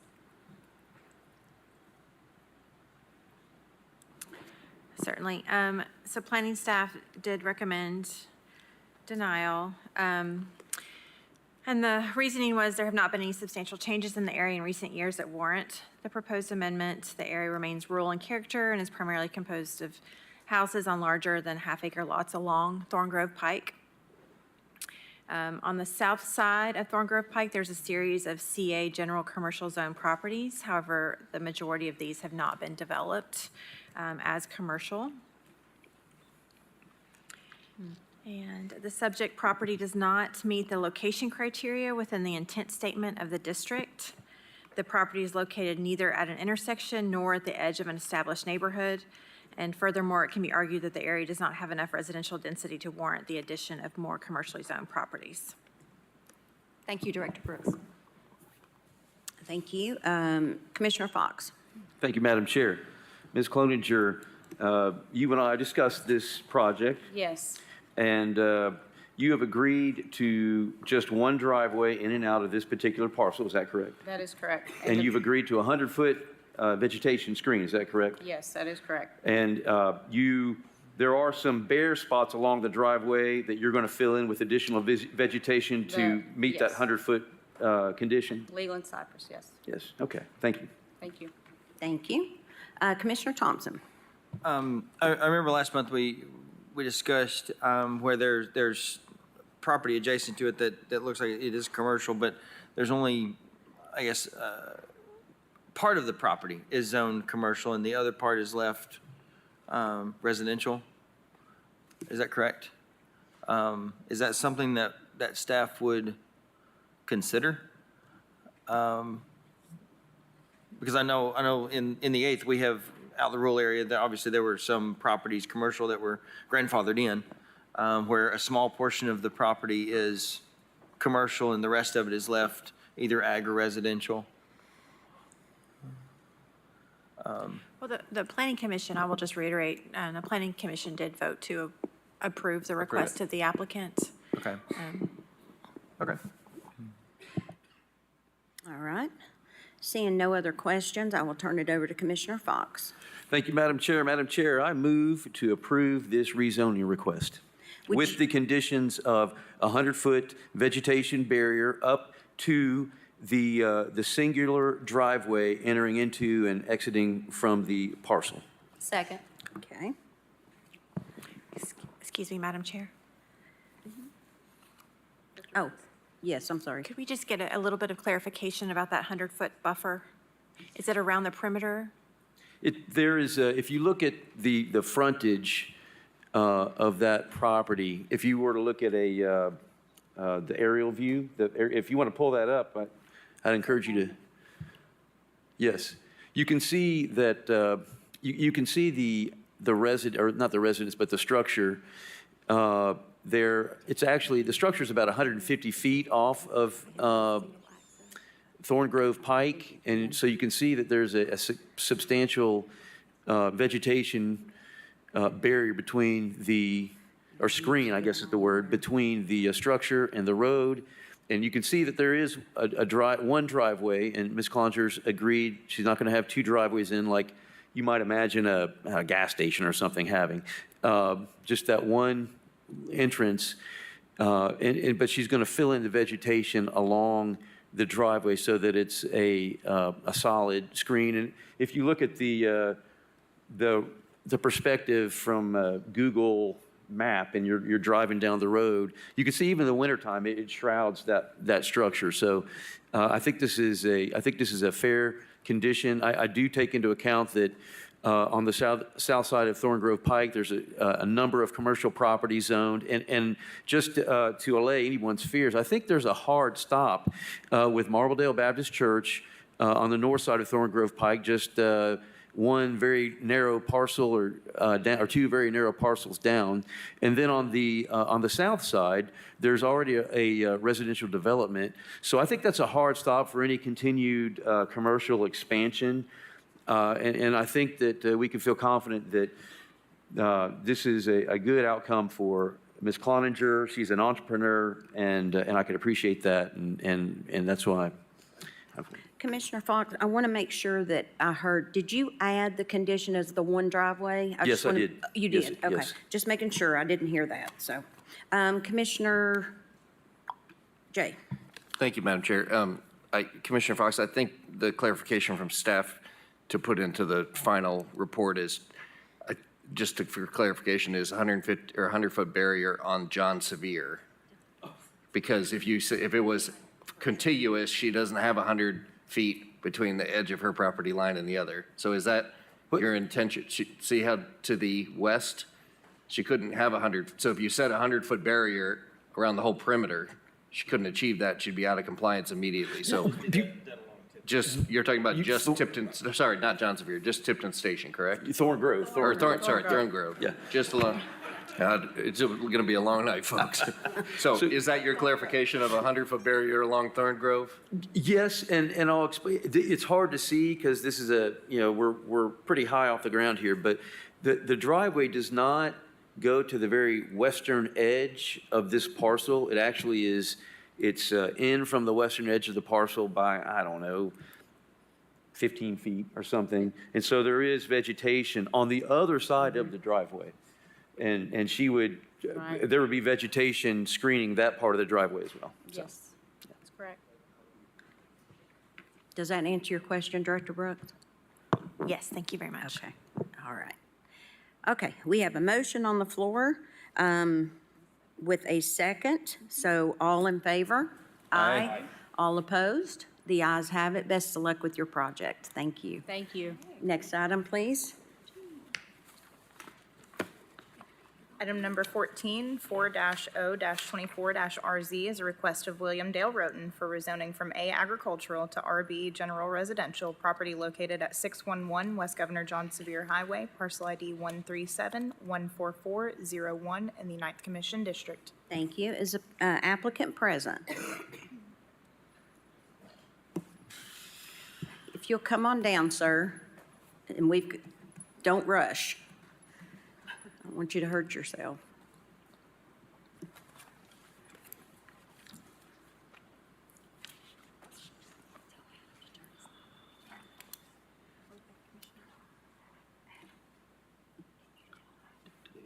Thank you. Sir, if you can give your name and address for the record, please. It's William Dale Roten, 4315 French Road. Okay. And do we have any opposition for this item? Yes, sir. So what we'll do is the applicant gets 5 minutes. You'll get 5-minute rebuttal. And right now, I'm going to ask Director Brooks to read the recommendation. Planning Commission recommends that County Commission approve the RB General Residential Zone because it is consistent with the sector plan and a minor extension of the zone, with a revision of condition number 1 to extend the Type B landscape screen from the existing vegetation on the eastern boundary to the northern boundary of the parcel. Thank you. And the clock is started, sir, so if you would like to speak to your project, you'll go first. Can I, was there Typically, we do the applicant first, so if you'll do that, and then you can rebut after he's done. Can I not let him go first? You have to go first. I gotta go first. Okay. And then you can speak to him, you Okay. can speak after All he right, does. thank you. Yeah. Well, you may not can hear me. I'm getting confused because I'm on the oxycodone, so I'm just. Well, there you go. That will do I it. told y'all when I was here before that, you know, you might find me in this kind of position. But anyway, the rezoning was, it started back several months ago. The Knox County Commission, the planning committee, the senior planning staff voted unanimously, and it's 13-0 unanimously to extend this zone from A to RB simply because all the properties surrounding it, if you've got a picture of that, I hope you do, I've got a map of it, I thought you may have a picture of it, is all RB. Of the adjoining lots, there is 13 or 15 total lots counting on Johns Fair side on the right, which would be south, I suppose. And then on the backside across the road from Abner Cruz, there's all RB zoning. 6 over here, 7 over here, and there's one right beside of me that's not zoned, hadn't been attempted to be zoned. The lady is very old.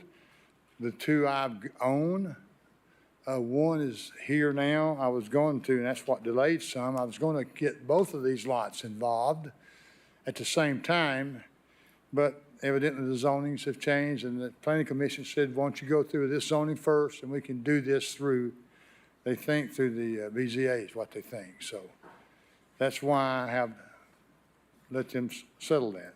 So I'm just simply asking that you would please honor an RB zoning where there's all RB zoning around that location. Thank you. And we'll let the opposition come up and have his time, Thank you. and then just stand real close right there. Thank you.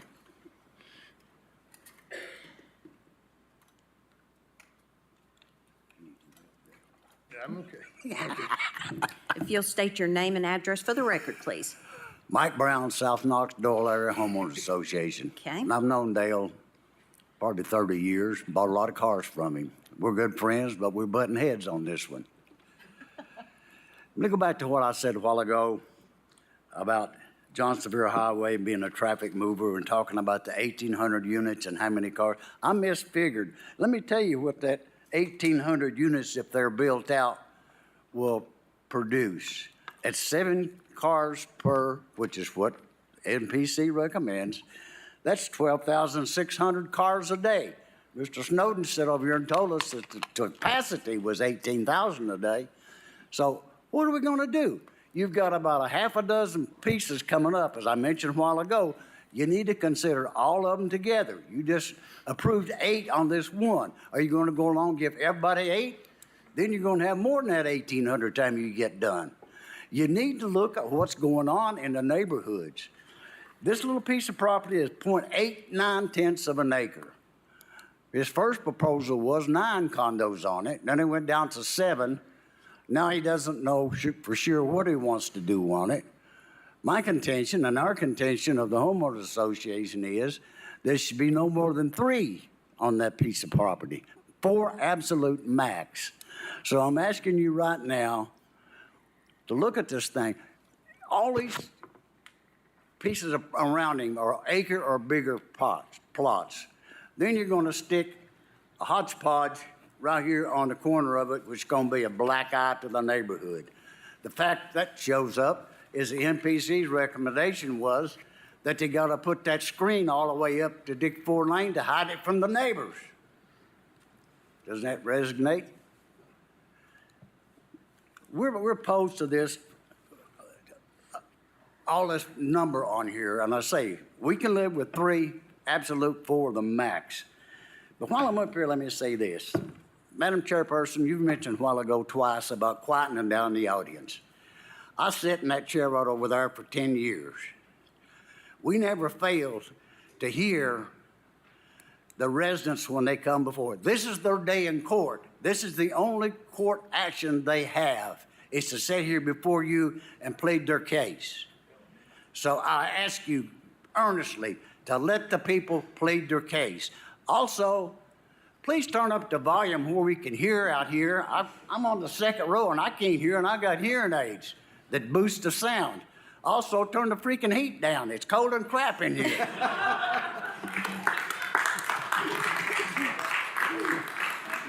Well, I can't do anything about the heat or the volume. So, and I am very respectful, thank you, for people being down here, and I have no problem. But if we're trying to get commissioners to have conversation, we need to be able to hear that conversation. So we have to do county business also, and I would think if you sat in this seat, you would appreciate that. So thank you for your comment.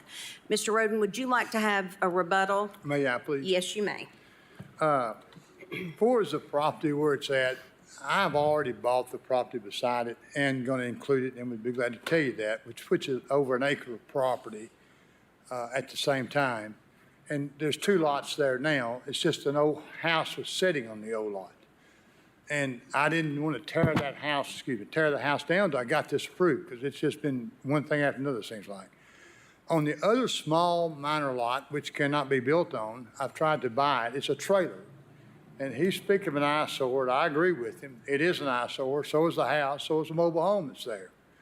It's been hit, and it looks terrible. And I've tried every way in the world to buy it. I want to put some condos in there. And he said, how many? I don't know, because I want to see what looks nice.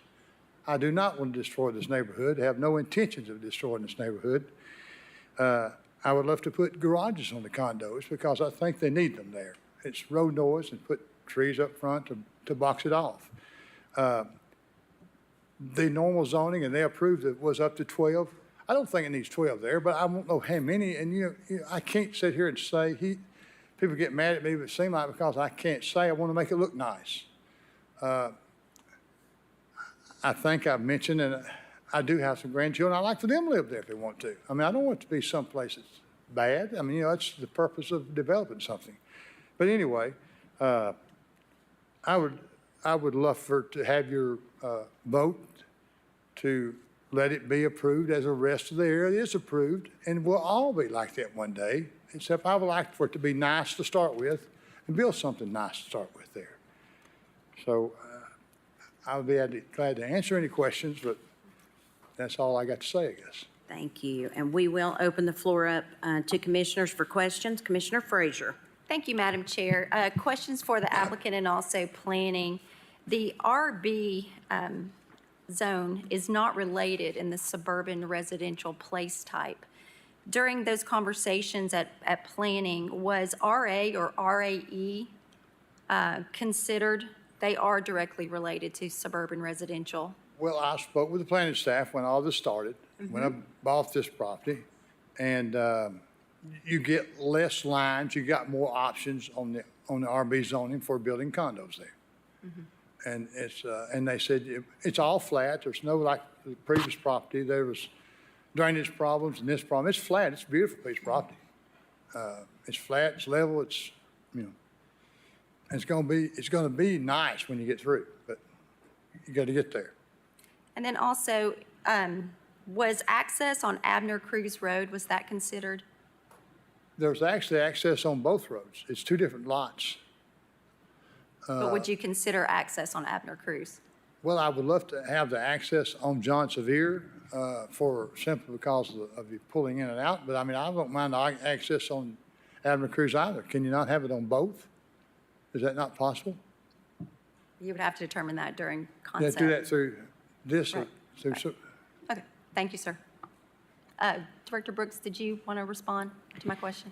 I'll just say, so this application was originally submitted, I believe, look at the application. So it was submitted in advance of the comprehensive plan being adopted. So that's why that wasn't taken into consideration, if that makes sense. It does, thank you. But we do have an address on John Sevier now.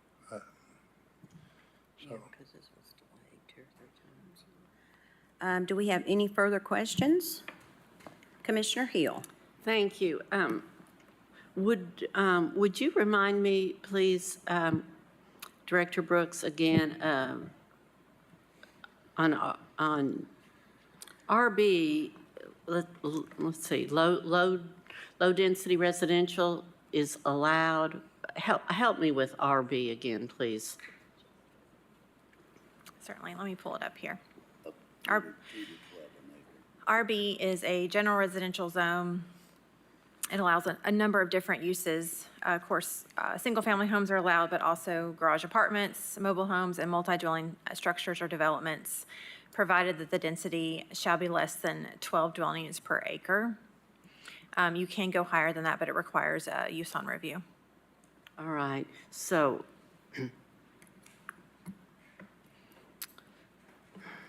and sir, you said that you already owned what pieces The lot surrounding right it? behind it, I don't know if they show that on the map or not there. The- Should be, it was measured out on the, I see, that's a long triangle Yeah. going the other way? All That's right. correct. I see, all right. Goodness, is that, and that's a lot also? there's a house on that lot.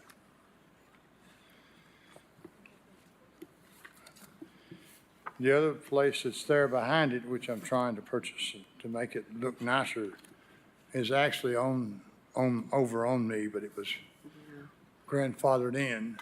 But it's only a couple of feet, but still it was. Yeah. I appreciate what your efforts are. I do kind of have to agree with Mr. Brown, though, that to look at a series of condos, because there actually is nothing around it at all that looks anything It's got like it. 470 feet, I believe, front, 220 on the far back side. Let me look and see. Thank you. Okay, hold on a minute. Thank you. Commissioner Thompson? Director Brooks, maybe you could, a little clarification, because I'm looking at the matrix here, and I'm familiar with most of them, but RAE, how does that differ from, like, low-density residential? Is that like a gated community, or was? No, it's not a gated community here. We rarely ever see RAE requests. It's exclusive residential zone is its title. Again, houses are permitted here. What will be different is the regulations associated with like dimensional standards. Let me find this. Okay, I was just curious. I wasn't sure, because obviously it and low-density residential were directly related to what it is. Yes, and maybe I could just provide additional clarification. Because of when this application came in, we were not looking at what was permitted in that place type, because the place types weren't approved yet. Okay. Does that make sense? Sure, that makes sense. This hadn't come into play yet. Gotcha, okay. All the surrounding property, those lots, all the lots, they can do what I am asking for. It's not like it's something they can't do. It's just this lot can't yet, but 13 of the 14 surrounding lots can. The other person has not applied for it. But all the other lots in that whole area can do what I'm asking for. It's not like it's all those lots. See the RB zoning all the way on the cross and all the way down the side, and skip that one lot all the way down. 7 more lots, every one of them, on the far side. I think I understand Commissioner Frazier's concern a little bit because we're already talking about John Sevier Highway and having it, because it looks currently like it has an access point to John Sevier. So you're having more access points in and out, but from a safety perspective, Director Snowden, you may correct me if I'm wrong, but from a safety perspective, transportation, would it not make more sense to have the only access point on the Abner Cruise to where they have to go to West Norton to access the main corridor, instead of just, I guess the technical term would be willy-nilly just get on John Sevier Highway? Yeah, I mean, typically, you're better off having access on the lesser street just because there's less opportunity for conflict there. But now there are huge signs that says no trucks on that road because it's so narrow. That's why we use the entrance off of John Sevier to do things. I mean, the trees were blown over. It looked awful. So we had to clear it out, and we could not use that road. I mean, it wasn't room. So that's why we got permission at that time through the Department of Commerce to do that. Thank you. Seeing no other questions, I'll turn it over to District Commissioner Fox. Thank you, Madam Chair. Madam Chair, I move for approval of this request, and I want to explain to my colleagues why. First of all, I've already mentioned that there is a distinction between the north side of John Sevier in the minds of my constituents versus the south side. And I hope all of you all took the time to read the letter circulated to County Commissioners by Gayla Guignard, who was, I saw her earlier. I don't see her. She's over yeah, to the there she left. is, yeah. And if you're curious to know more about that distinction, I would encourage her to approach the lectern and speak. But there's that issue, and actually, until just a few months ago, that was the boundary for the growth plan, I believe, was John Sevier. So there's that. But also, for the same reason that I oppose placing a high-density subdivision in the middle of a bunch of agricultural land, this is like the flip side. Mr. Roten is seeking to become consistent with the rest of the zoning around his parcel. And on top of that, if you drive down John Sevier, you will see the dilapidated house that he is going to seek to tear down. He's going to put a screen all the way across his property. Is that correct, Mr. Roten? Yep. Yes. And it's going to be attractive. And John Sevier Highway is, of course, a scenic highway. So for all these, and it's only, he's talking about 7 units per acre. This is not 100. This is not 200. It's not 50. It's 7. So, well, yes, Commissioner Jay, it's up to 12 under RB, but Mr. Roten has already stated that he has no intention of won't do 12. building at that level of density. Is that correct, Mr. Roten? I don't have any intentions. It Yeah, won't do so- 12. It can't hold 12, I don't think. Yeah. So for that reason, I do move for approval of this particular item. Okay. Yeah, hold on one second. So we have a motion. Are you setting a density on this too? Just a second. Commissioner, or Director Brooks, I think will back me up. RB does not have a specific density that you set. It's So that's just, to be set by this commission whenever that is approved. well, PR would be the case, but our RB does not have a density that you set. Whatever set by this body. Okay. Commissioner Fox, are you setting a number? You're not setting a number. But I did want to ask, did you want to add the extension of the condition number 1 to the type B landscape? Do you want to put that in your motion also for the? Madam Okay, I just Chair, want to make yes. sure you get your condition in there. Thank you, yes. Okay, Yes, all I do. right. So we have a motion on the floor for approval by Commissioner Fox and a second by Commissioner Lee with the condition added of type B landscape boundary. All in favor, aye? Discussion? Aye. Oh, I'm sorry, Commissioner Thompson. Go ahead. Well, you answered one of my questions, Madam Chair. Yeah, he was- I was going to ask you if you wanted to make sure that condition was in there. The applicant, are basically self-imposing that you're not planning to go past 7 units an acre, correct? I'm saying I'm not gonna go 11 or 12 units an acre. I mean, you might put 4 or 5, there's a section, if you look on that map, there's a road that comes up through there. There's a section on the right-hand side. It's, I'm sorry, it was 170 feet, and there may be a room for a couple if that's needed Gotcha, okay. to make it, to make it look right. Sure, okay. And so my concern, and in the past, we've seen this, so, and Director Brooks, you correct me if I'm wrong, but RB is up to 12, and it's just up to 12, correct? That's correct. Okay. And so, let's say if, obviously you have your intentions and your plans and things like that. So if something were to happen, these are your intentions today. Life happens, things happen. If for some reason you weren't able to complete your project and it changed hands, the zoning stays. And so then it is still up to 12. Although your intentions weren't to go past 7, maybe 8, the zoning would still allow for up to 12.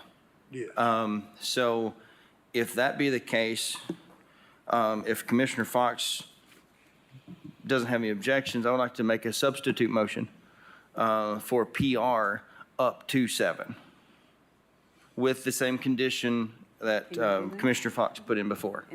I would like to get more than 7, because I told you I may use a couple more on that one side. That would be up to 9, plus I'm tearing a house and everything else down on the other side.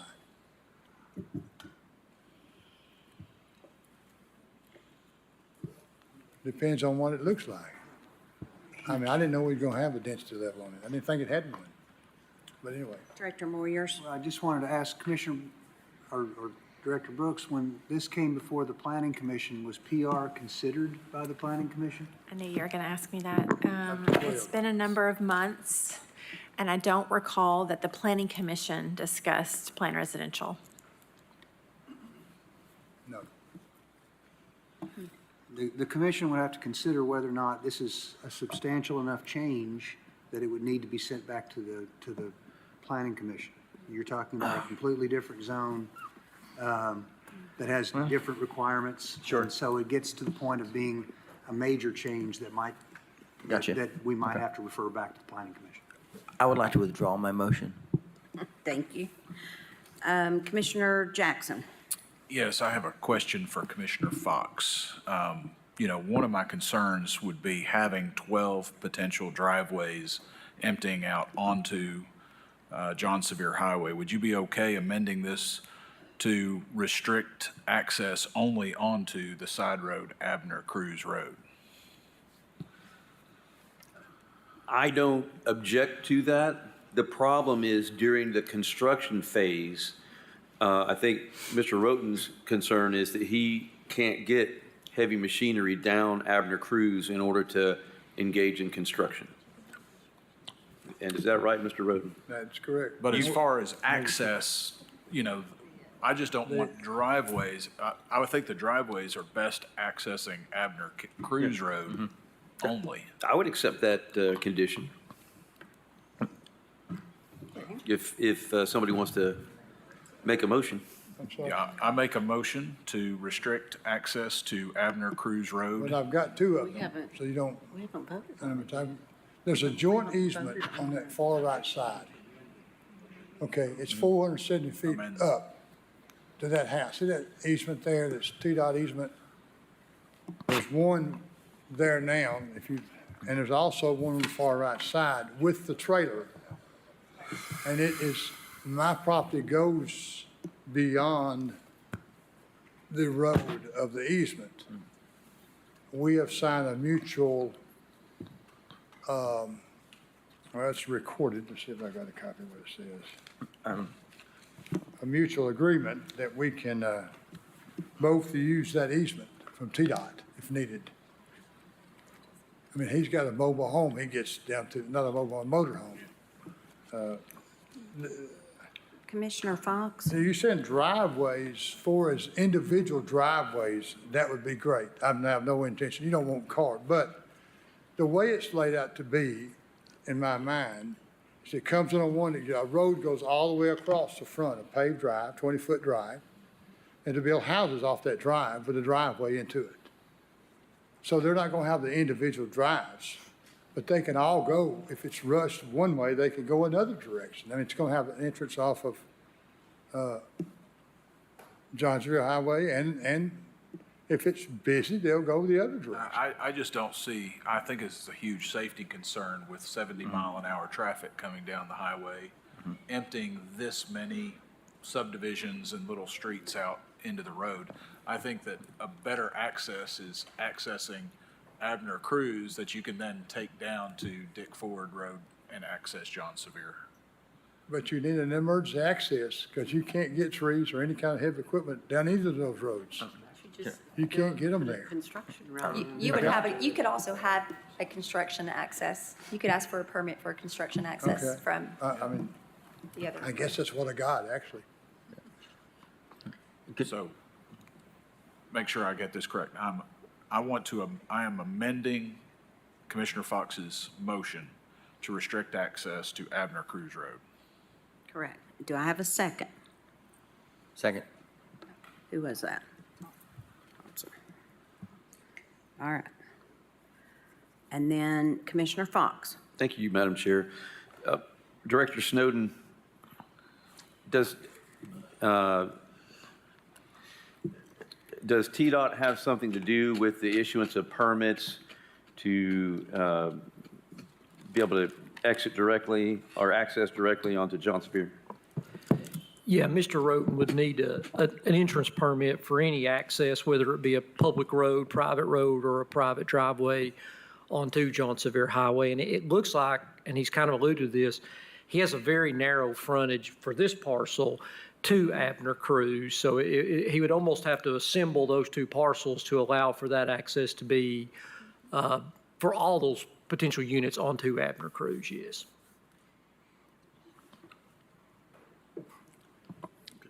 All right, and Madam Chair, I do have a comment. I recognize the concerns that my colleagues have about John Sevier. There are a number of parcels along this stretch that already have direct access to John Sevier Highway. So he would not be asking for anything that has not already been granted to other property owners through there. There's at least, I think there's two. But Mr. Roten, have you already obtained permission from TDOT to exit Use back that and road, forth? Yeah, it was set there when it was put in, just like all those roads. Every lot has got the easement off of the main highway. I think they had to. And that's why the lot up there where that trailer sits has got one as well. It's just that my line goes up on his line. It's part of it.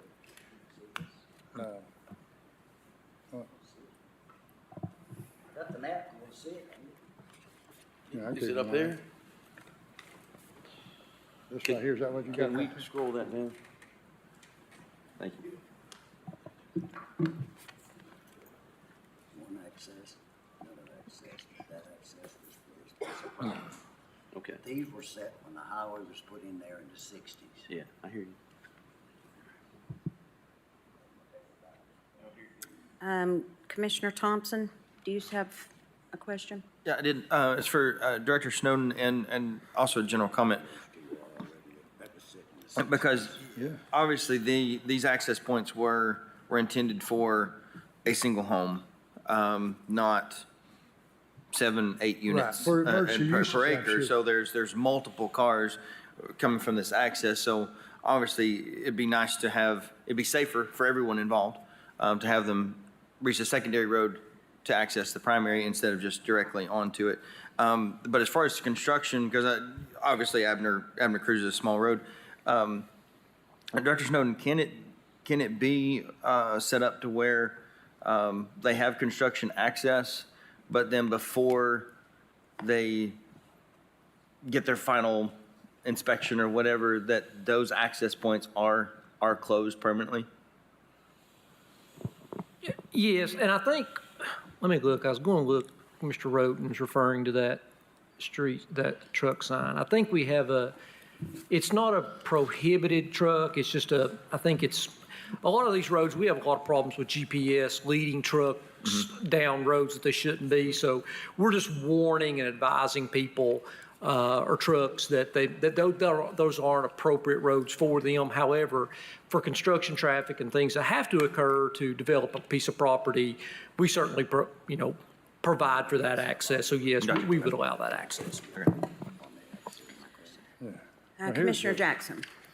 I just want to respond to Madam Commissioner. Chairperson, if I could ask the law director one question here regarding. We've got, Commissioner Jackson has the floor. Accesses. Commissioner Jackson has the floor right now. Thank you, Madam Chair.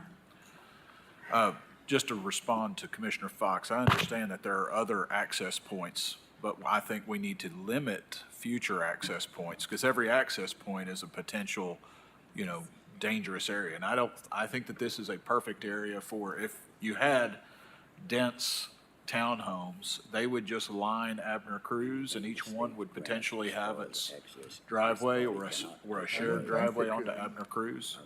I think it's a reasonable request. Okay. Commissioner Frazier? Thank you, Madam Chair. I had a question for Mr. Roten. Is it Roten? Roten, yes, ma'am. You stated that you own the parcels to the west. Why did you only bring one parcel forward for consideration? Why didn't you combine the I didn't parcels? have it surveyed enough at the time to bring them in. They were separated because that house was sitting on it. That would make our job a lot easier. I'm hoping you won't have to go through this again, because they said they could handle it through the BZA when I did that. Well, that is a concern. That's what they told me, so I'm hoping they can. That they would do that. Director Brooks, can you respond to that? I'm not aware that our staff provided that type of advice. I don't know where think that so. would have been generated from. No. It's a small town. So does that mean that we will be seeing the other parcel come before us? I don't think so. And why could we not postpone this and then I don't- allow him I to don't come think so. back with all parcels for consideration? That would make more sense to me. Well, according to them, that's what they told me to do. That's what they said, that you need to go through with this zoning now because it could change and this can be done through the other thing.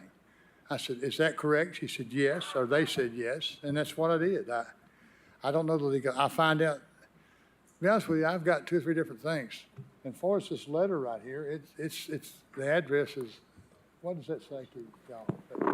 This is actually just a temporary address. It's not a final address, and this would change based on the use of the property. It's just a temporary. But it was given to the property. I'm going to postpone. It is just a temporary address, so you could. Madam Chairperson, let me make a comment regarding the accesses were cleared up. For before just you one, vote. just 1 minute, because you've already had your time to speak, sir. This is important.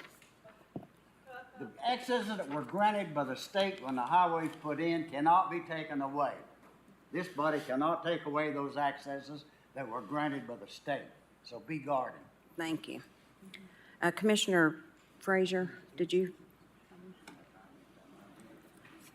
I was going to offer a substitute motion to postpone for 30 days so that both parcels could be brought together if I the would district. second that. So motion to postpone for 30 days. Oh, my goodness. Motion made by Frazier, second by Oster. Commissioner Jackson? Before we go on to the vote, just to clarify something, Mr. Moyers, to your comment, or to the gentleman's comment in the audience on restricting access only to Abner Cruz. Is that correct? Can you opine to that? Well, we're getting fairly far in the weeds with conditions on zoning, which if Mr. Commissioner Brown is correct, that the state grants those and they can't be taken away, but this commission, if it chooses to, can make as a condition to the zoning that those accesses not be used for the development of the property. So I believe that your motion would be in order. So that's. All right, so everybody understands where we are. This is a substitute motion made by Commissioner Frazier, second by Commissioner Oster, to postpone for 30 days. All in favor, aye. Aye. All opposed? Okay, all ayes, and Commissioner Thompson was a no. No, that's fine. Oh, I'm Fox, I'm sorry. And the motion passes. We are going to take a 10-minute break, and we will be back at 6:55. That's something you could take to court if you need to. I just want to go home. I just want to go, where's my roller? There it is. I just want to go home. They got me so damn. I got out of the doctor's office and come down here.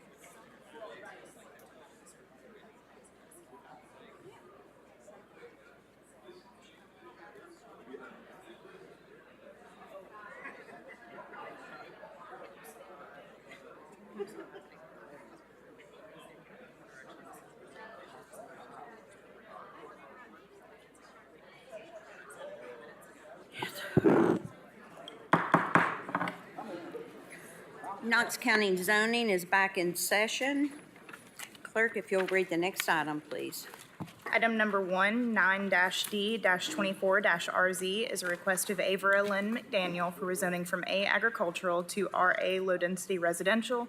Property is located at 7509 Nichols Road, parcel ID 125016 in the 9th Commission District. Thank you. Is the applicant present?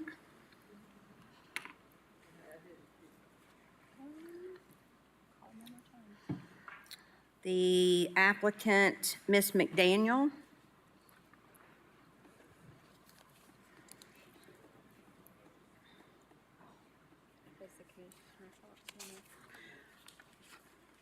We can move her to the end of the agenda, Commissioner Fox, if that's okay with you, unless you've heard from her. I've not heard from her, Madam Chair. Okay, we'll move that to the end of the agenda. Next item, please. Item number 2, 9-O-24-RZ is a request of Homestead Land Holdings LLC for rezoning from A agricultural to PR planned residential up to 5 dwelling units per acre. Property is located at 7514 Millertown Pike, parcel ID 050199 in the 8th Commission District. Thank you. Is the applicant present? If you'll come forward and give your name and address for the record, please. Yes, Thomas Krajewski, Homestead Land Holdings, 122 Perimeter Park Drive. Thank you. And I don't see any opposition signed up for this item. So Director Brooks? Planning Commission recommends that County Commission approve the PR Plan Residential Zone up to 4 dwelling units per acre because it's consistent with the Knox County Comprehensive Plan and change of conditions by a vote of 14-0. Thank you. And would you like to speak to your project, sir? Please, just Thank for a you. few minutes. So this property that we're working on, it's off of Millertown Pike. It's a major collector, I believe that's correct, but a major road through the east side of the city.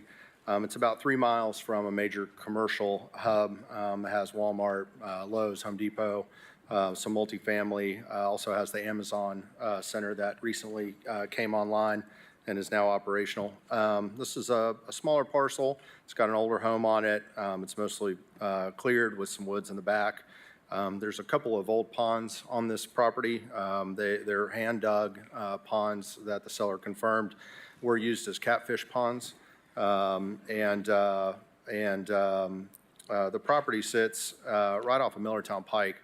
Millertown Pike doesn't have any drainage system inside of the roadway or on the shoulders of the roadway. And so some of the drainage comes through this property. We had a geotechnical firm look into that to make sure that that wasn't a stream. It was not determined to be a stream. It was just road runoff that comes through the property. That was sent off to TDEC. TDEC then reviewed all of the information and confirmed that it is just drainage that comes through this property. So our hope is that if we are able to develop the site, our stormwater system would have to catch all the water that's both on the property and coming through the property, so it would help treat some of that road runoff coming off Millertown. The owner is a widow who's not taking care of the property. She's in her 90s, and so we've been working with her and her children on their interest in selling the tract. They actually approached us to see if we'd be interested in purchasing it. Our plan would be for single-family residential development. Initially, we asked for planned residential, 5 units an acre, which is allowed in the rural conservation. Planning staff came back and recommended 4 units an acre because it was more in line with the character, and we agreed with that. And so the case was heard at planning and voted on consent at 4 units an acre. And we would be willing to accept 4 units an acre for this property. Let's see, otherwise, I just respectfully ask for your consideration and happy to answer any of your questions. Thank you. I'll open up the floor. If any commissioners have any questions? Oh, no, she already read it. Yeah. I know, everybody's helping me. Commissioner Frazier. Thank you, Madam Chair. Just a quick question to Director Brooks. When was the adjacent property to the west rezoned? Do you know? And what was the estimated traffic impact of that property? Fairly recently rezoned. in Do you know, Thomas? 2023. Are you familiar at I all? was going to say, 2023. it's, 2023? Okay. I was just going to confirm that. It was recent, within the last year or so. And do you recall what the traffic impact was? I don't recall offhand what the number, of vehicles it was that it created. I do know that it fell under the threshold for a major traffic study. However, we did work with county engineering on some road improvements. Oh, I'm sorry. I think we did do a traffic study. I apologize. I do think we did, because we worked with county engineering on some road improvements in that area to Millertown Pike for the project adjacent to the parcel that the zoning is requested on. Okay, thank you. Seeing no further questions, I'll turn it over to Commissioner Thompson.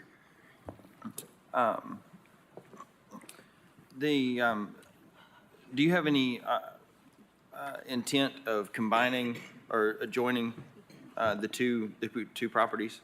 Sure. At this time, we do not. The one project to the west, which is our project that you're referring to, is already under construction. It's already been designed. It's been permitted, and the infrastructure is going in. So at this point, it's really a standalone project. Okay, so these two would be separate then? Yes, that's the plan at this time. That's correct. Okay.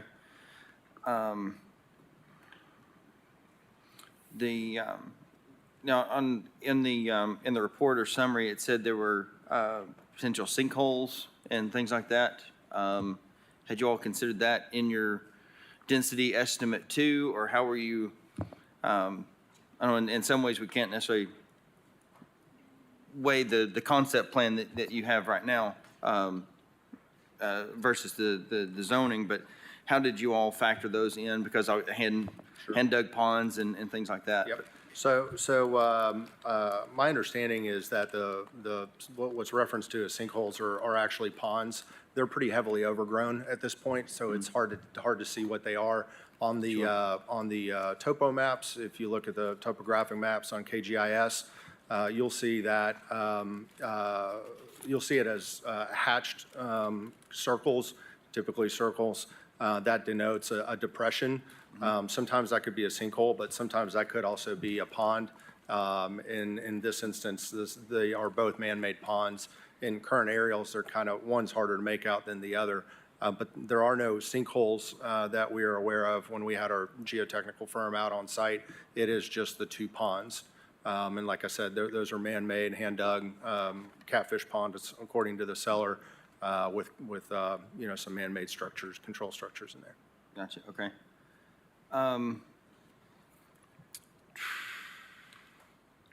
So as far as sewer is concerned, this would have to tie into your existing project because there is not sewer along Millertown, correct? That's correct. So there's no sewer currently fronting or parallel to Millertown Pike. There is sewer a little bit further to the east on Ellistown Road already. When we worked on the site to the west, we worked with KUB and our engineers and determined that best to build a sewer pump station and a force main. And so our company invested in the public infrastructure, what will be donated as public infrastructure to provide sewer to this area of Millertown. And so when we designed that pump station, we designed it with some additional capacity, working with KUB. And so this would utilize some of that additional capacity that's already in the design. Okay. So I guess the question to Director Brooks would be, this does fall under the threshold as far as the traffic study and impact on the area, correct? For the size? Well, they haven't done their concept plan yet, so once they get to that point, we would assess that. But yes, I don't think that based on the number of, the size of the track, it's only 13 acres. I guess a few of my concerns with this one, topographically, I mean, it's the one to the west of it is fairly flat in the front. This one, not quite so much, but the zoning for this one, particularly school zones, unlike, because I know you referenced there at Sam's, Walmart, that area, which is a little bit further, into Knoxville. This one's a little bit further out where all the subdivisions in that area are zoned for Ritta Elementary. This one is actually zoned for East Knox, which is 5 miles down the road on Millertown, away from Knoxville. Just trying to figure out the traffic flow and then getting back over to Rutledge Pike if folks were going to go to work, because let's just face it, a lot of folks don't send their kids to school on the bus. They're driving them to school. So that's one of my concerns. Now, to Director Snowden, are there any plans in the future for road improvements for Millertown or Ellistown in that area, or what could be done, or what would be the threshold for a need for like a turn lane or a road improvements for that area? Sure, Commissioner Thompson. Short answer, there isn't any per se improvements scheduled for Millertown. We do have a couple of signals that are going to be one at Roberts Road and one at Mascot or Mine Road up on Rutledge Pike. So there is some adjacent improvements there. We did install recently a four-way stop there at Harris Road due to some issues that we've had. But as far as any, plan that we have immediately to make any improvements, we don't have on Millertown. The warrant for the turn lanes would be based on the traffic study that they would provide based on the unit threshold. And that's really just based on the opposing volume versus the through traffic. Typically, I was looking there's a traffic count station near Robin Ben Lane, which is really close to this location. It shows about 3,000 cars a day. So typically you see about 10% of your daily, 10% of the traffic of your daily is the peak hour, 10 to 15. So you'd be looking at about 300 trips in there in the morning. So just doing some quick analysis, I don't foresee that a left turn lane would be warranted here. But obviously the study would bear that out. But based on that analysis, I wouldn't think that an auxiliary lane would be warranted. Okay, I didn't anticipate there would be, but with these being two separate, so there'd be two separate entrances, and there's really that far down Millertown Pike, there's really nothing. The closest intersection is there at Ellistown. And there's a Dollar General and a little convenience store. It's not even a gas station. And so as far as putting development and density that far out with no commercial. So if you live there and you're wanting to go somewhere and get something done, you would have to travel to that Easttown Mill Road area. I'll leave it open to discussion. If anybody has any other questions, I guess I'm having a difficult time with this one. If anybody has any thoughts. Commissioner Jay? Thank you, Madam Chair. I appreciate your comments, Mr. Thompson. I think that there's, when I look at the case study on this, it says that there's an estimated 30 students yield. And of course that gets split between East and eventually Holston, which is south, and Gibbs. And so it spreads it out. And I don't think that has as big of an impact.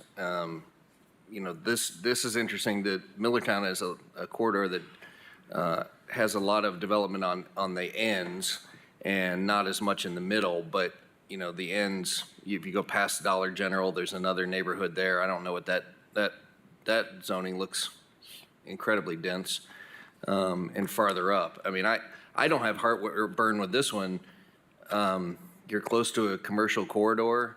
It's a fairly flat piece of land. You've got a good road. Church across the street has a lot of capacity, that doesn't seem to cause much issue. You have a commercial node and another couple of churches up the road. I mean, it seemed like a pretty straightforward development. And given that you could, how far did you say it was to the Easttown corridor?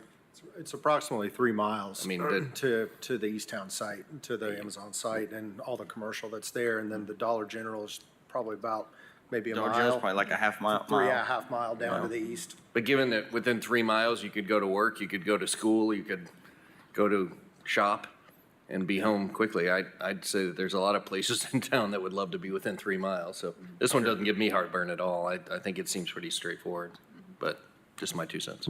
Sure. Thank you. Commissioner Frazier? Thank you, Madam Chair. The place type here is rural conservation, so the property within the rural conservation place type, this zoning is partially related, and one of the 3 conditions did apply, and one of those is that the proposed zoning district is compatible with the current zoning of the adjacent sites. So the PR zoning is compatible, so I have no problem with this one either. Commissioner Thompson? No, and it's, there were just a couple of concerns. I mean, and I'm not saying it necessarily caused me heartburn. It was just, okay. I was hoping that maybe they would be combined and connected, and they would be one, to where, maybe a single entry, and then it was more cohesive and connected. That's really, I guess, kind of what I was hoping for or thought that might be. So we can certainly look at that since the other side is under construction. It might be difficult to do at this point just because of timing. Right. But I'm happy to take a look at it. And back to Mrs. Brooks' comment that, with this being PR, we would go back through concept. And so during that time, we would work with engineering to either provide traffic letters or traffic studies, whatever might be warranted, whatever level of engineering might be warranted. And then we would look at it. I mean, ultimately, when we build these communities, we want safety for residents of our communities as much as we do the surrounding, residents. So we'll definitely look at that. Okay. Well, and you all have a good reputation of doing good quality work too. So, thank you. Thank you. So Commissioner Thompson, would you like to make a motion? I would. I'd like to approve per staff and planning commission recommendation for PR up to 4 dwelling units per acre. Second. Okay, we got a motion on the floor by Commissioner Thompson, a second by Commissioner Frazier. All in favor? Aye. All opposed? The ayes have it. Best of luck with your project, sir. Thank you, Commissioners. Thank you. Next item, please. Item number 3, 9-J-24-RZ, is a request of Nancy Cox for rezoning from A agricultural to RA low-density residential, property located at 7757 High School Road, parcel ID 046239 in the 7th Commission District. Thank you. Is the applicant present? Hi. If you'll state your name and address for the record, please. Hi, I'm Nancy Cox from 7757 High School Road in Powell. Thank you. And I don't think that I've got any opposition on the paper. So Director Brooks, if you'll read the report, please. Planning Commission recommends that County Commission approve the RA low-density residential zone because it will bring zoning into compliance and is consistent with the surrounding development. Thank you. Ms. Cox, would you like to speak to your project? I want to build behind that home. I'm trying to get my family here from West Virginia, so I want to build a house for me behind the one I bought. Perfect. Perfect. All right, I will open up the floor to commissioners for any questions. Seeing none, I'll turn it over to District Commissioner Lee. Thank you, Madam Chair. I have no issue against this, so I'd make a motion, unless anybody has any questions. Motion to approve the low-density residential zone because we'll bring it into compliance and is consistent with the surrounding development. Second. Thank you. We've got a motion on the floor by Commissioner Lee, a second by Commissioner Frazier. All in favor, aye. Aye. All opposed? The ayes have it. Best of luck with your project and having your family down. Thank you very much. I appreciate Thank you. you. Have a good evening. Next item, please.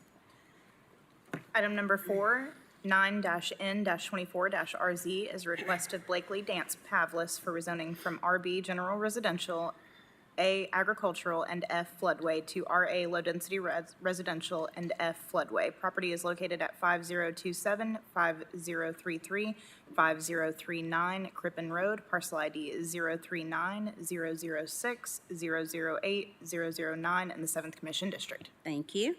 Please state your name and address for the record, please. It's Blake Pavlis, 5027 Crippen Road. Thank you, and I don't see any opposition written down, so Director Brooks? Planning Commission recommends that County Commission approve the RA low-density residential zone because it's consistent with the Knox County Comprehensive Plan by a vote of 14-0. Thank you. Mr. Pavlis, would you like to speak to your project? Sure. So I've actually since moved from this location, and the reason I'm rezoning is just to sell the property. So there's 2 duplexes on the property, and I'm definitely not as seasoned as some of these other folks in here rezoning property. But there wasn't enough density for these 2 dwellings on top of my residence in the back of the house, or the back of the property. So that's basically the only reason for rezoning these, so we can sell them off. Okay. Do I have any questions from any commissioners? Seeing none, I'll turn it over to Commissioner Lee. Thank you, Madam Chair. I guess Director Brooks, are there other duplexes in this area?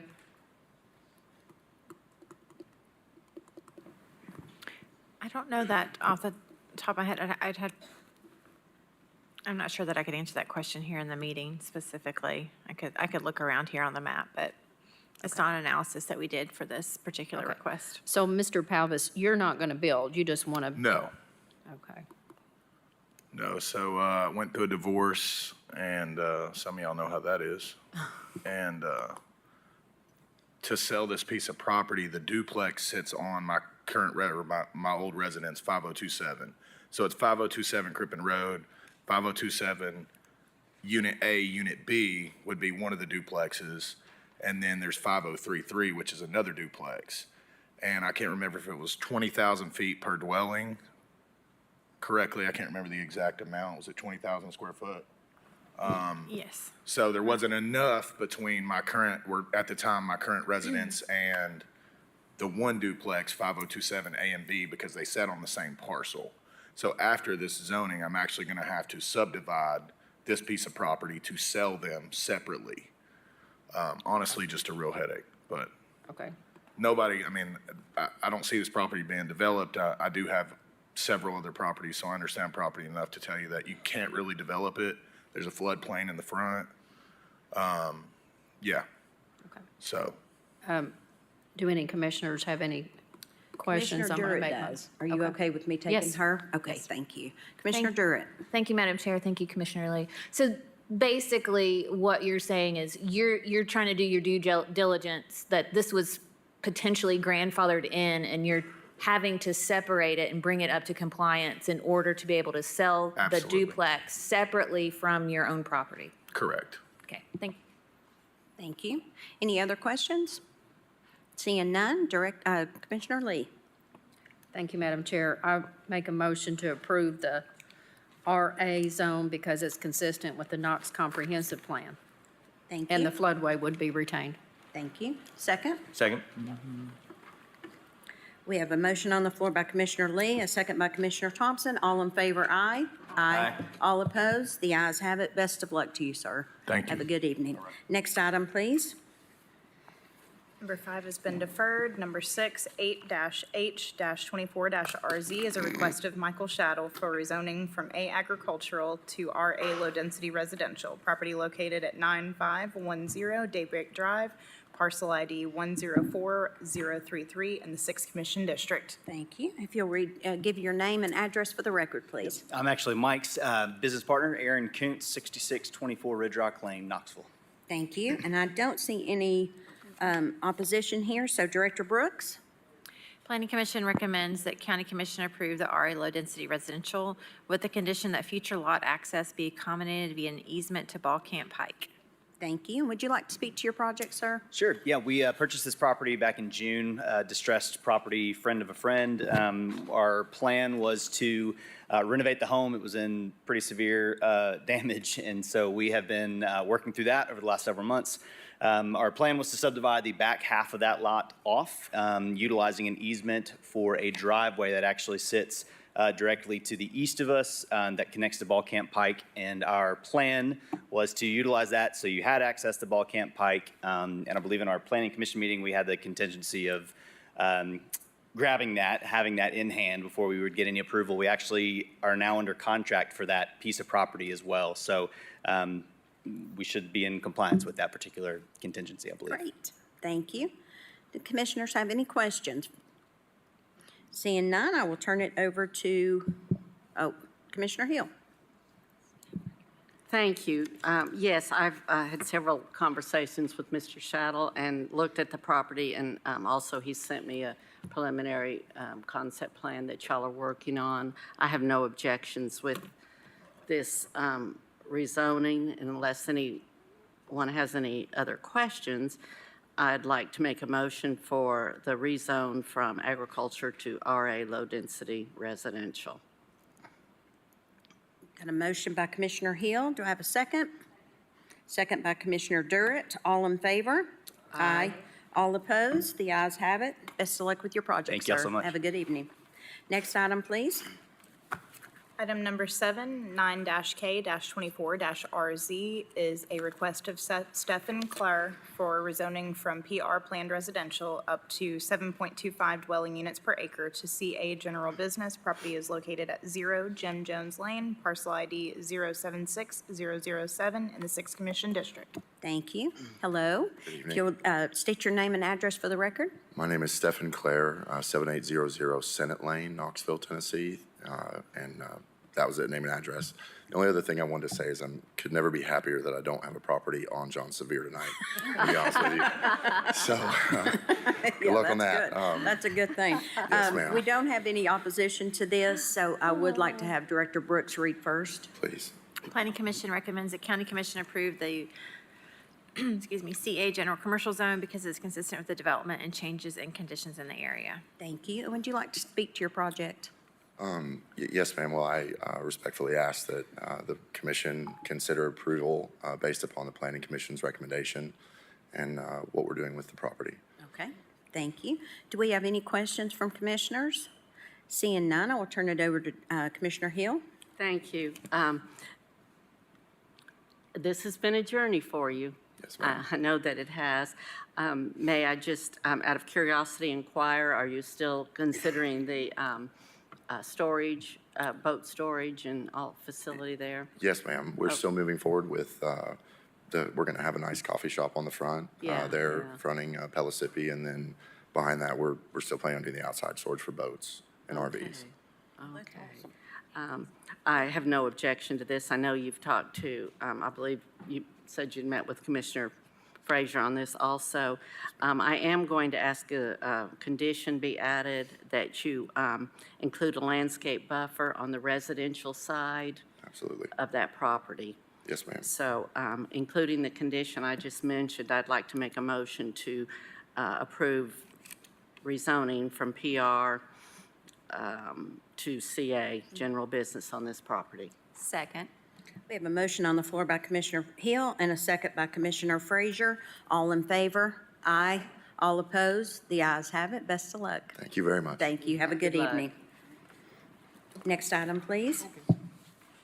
Item number 8 was deferred. Item number 9, 9-Q-24-RZ is a request of Gregory D. for rezoning from A agricultural, F floodway, and TO technology overlay to PR planned residential up to 2 dwelling units per acre, F floodway and TO technology overlay. Property is located at 0 George Light Road, parcel ID 089122 in the 6th Commission District. Thank you. Is the applicant present? Hi. If you'll give your name and address for the record, please. Sure. Gregory D., 5725 Ball Road. Thank you. And I don't see any opposition to this. Commissioner or Director Brooks, please. Planning Commission recommends that County Commission approve the PR Plan Residential Zone up to 1.5 dwelling units per acre because it is consistent with the Knox County Comprehensive Plan and surrounding development. Thank you. Would you like to speak to your project, sir? I would not. Okay, there you go. Does anybody have any questions? Commissioner Hill? Oh, I'm sorry. Oh, okay. Commissioner Jay? Thank you, Madam Chair. I would like for you to talk about your project. Okay. Could you tell us what your Sure. what your plans are there, and enough. knowing that my concern is, well, just tell me what your plans are first. So the land as it exists now is partially zoned PR, partially ag. It's kind of a weird piece. So we're trying to get it all PR. And we went through TTCDA, and it was, we could do one, and we want to build 3 houses, split it up, 3 lots. They'll each have their own driveway. They'll each be over 1/3 of an acre. We're not going to get down into the Beaver Creek.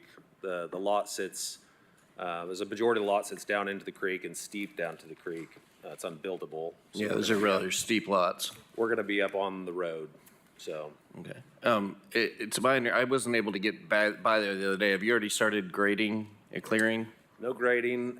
We cleared some of the lot closer to Solway just so the surveyors could get in and actually mark stuff. So it's mostly undergrowth, some old trash, and yeah. So we've started cutting, but not clearing. Well, this doesn't have to do with the approval of the zoning, what you're trying to do, but while I have a fine minute to just put in a plug for all the work that this county is investing in Beaver Creek.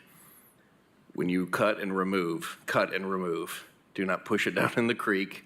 Sure. Do not add more stuff to the creek. And in fact, this area is a pretty large pinch point that we haven't yet cleared. Sure. And it's an area that we will get to clearing more of, but I would hope that you would not add more to our work load, but be a good neighbor. We're pretty visible there, so if we are doing anything naughty, you'll see us. Okay, thank you very much. Commissioner Thompson? I noticed that you're on both sides of Solway. Oh, sorry. Thank you, Madam Chair. You're welcome. Go ahead. I noticed you're on both sides of Solway Road. Will one of the units be on the other side of Solway Road? No, so actually that small triangle is not buildable. I purchased this land from a gentleman that bought this just to get that small triangle. So he was not interested in the larger piece that I want to build on. My intention is that will then be deeded to him because he owns the acreage down below that, and he only has a joint easement to get to Solway right now. So the intention is that will go to him at a later date, but he's got to get survey work done. The old roadway used to go through there. There's some messy stuff he's got to fix up. Okay.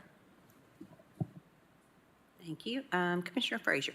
Thank you, Madam Chair. Just a quick question or clarification for planning. Based on the hillside protection area, am I reading this correctly that only like 0.58 acres or of an acre is actually buildable? Does that sound correct to you, sir? I've not done the math. Looking at it, I know that I can build houses without getting down into the bank that you guys are concerned about. And you said you wanted to build 3? Mm-hmm.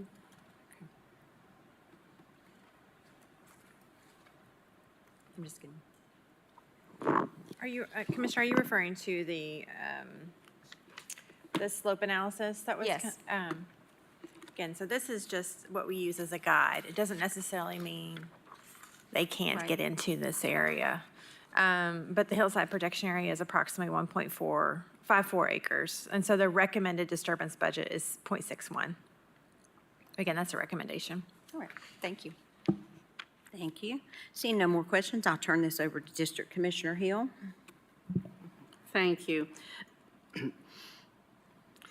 You do see that the recommendation from Planning Commission was 1.5 per acre. You are aware of that? Yes, ma'am.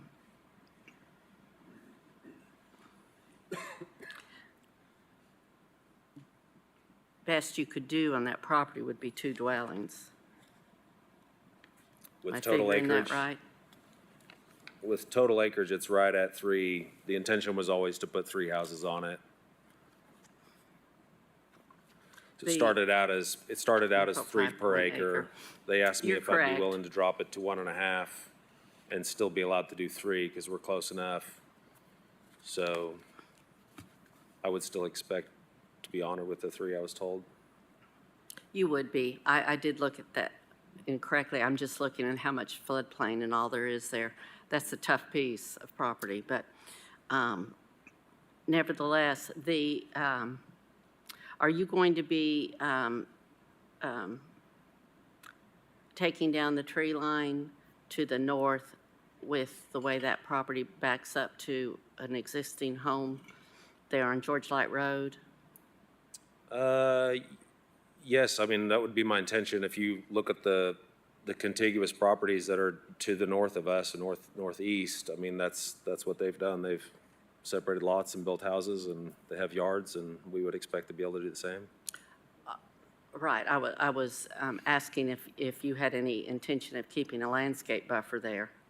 It's mostly privet and vines and just overgrowth. So I wouldn't plan on putting, if it's a single-family house I'm gonna build and it's a single-family lot next to me, I wouldn't necessarily plan to put a buffer there now.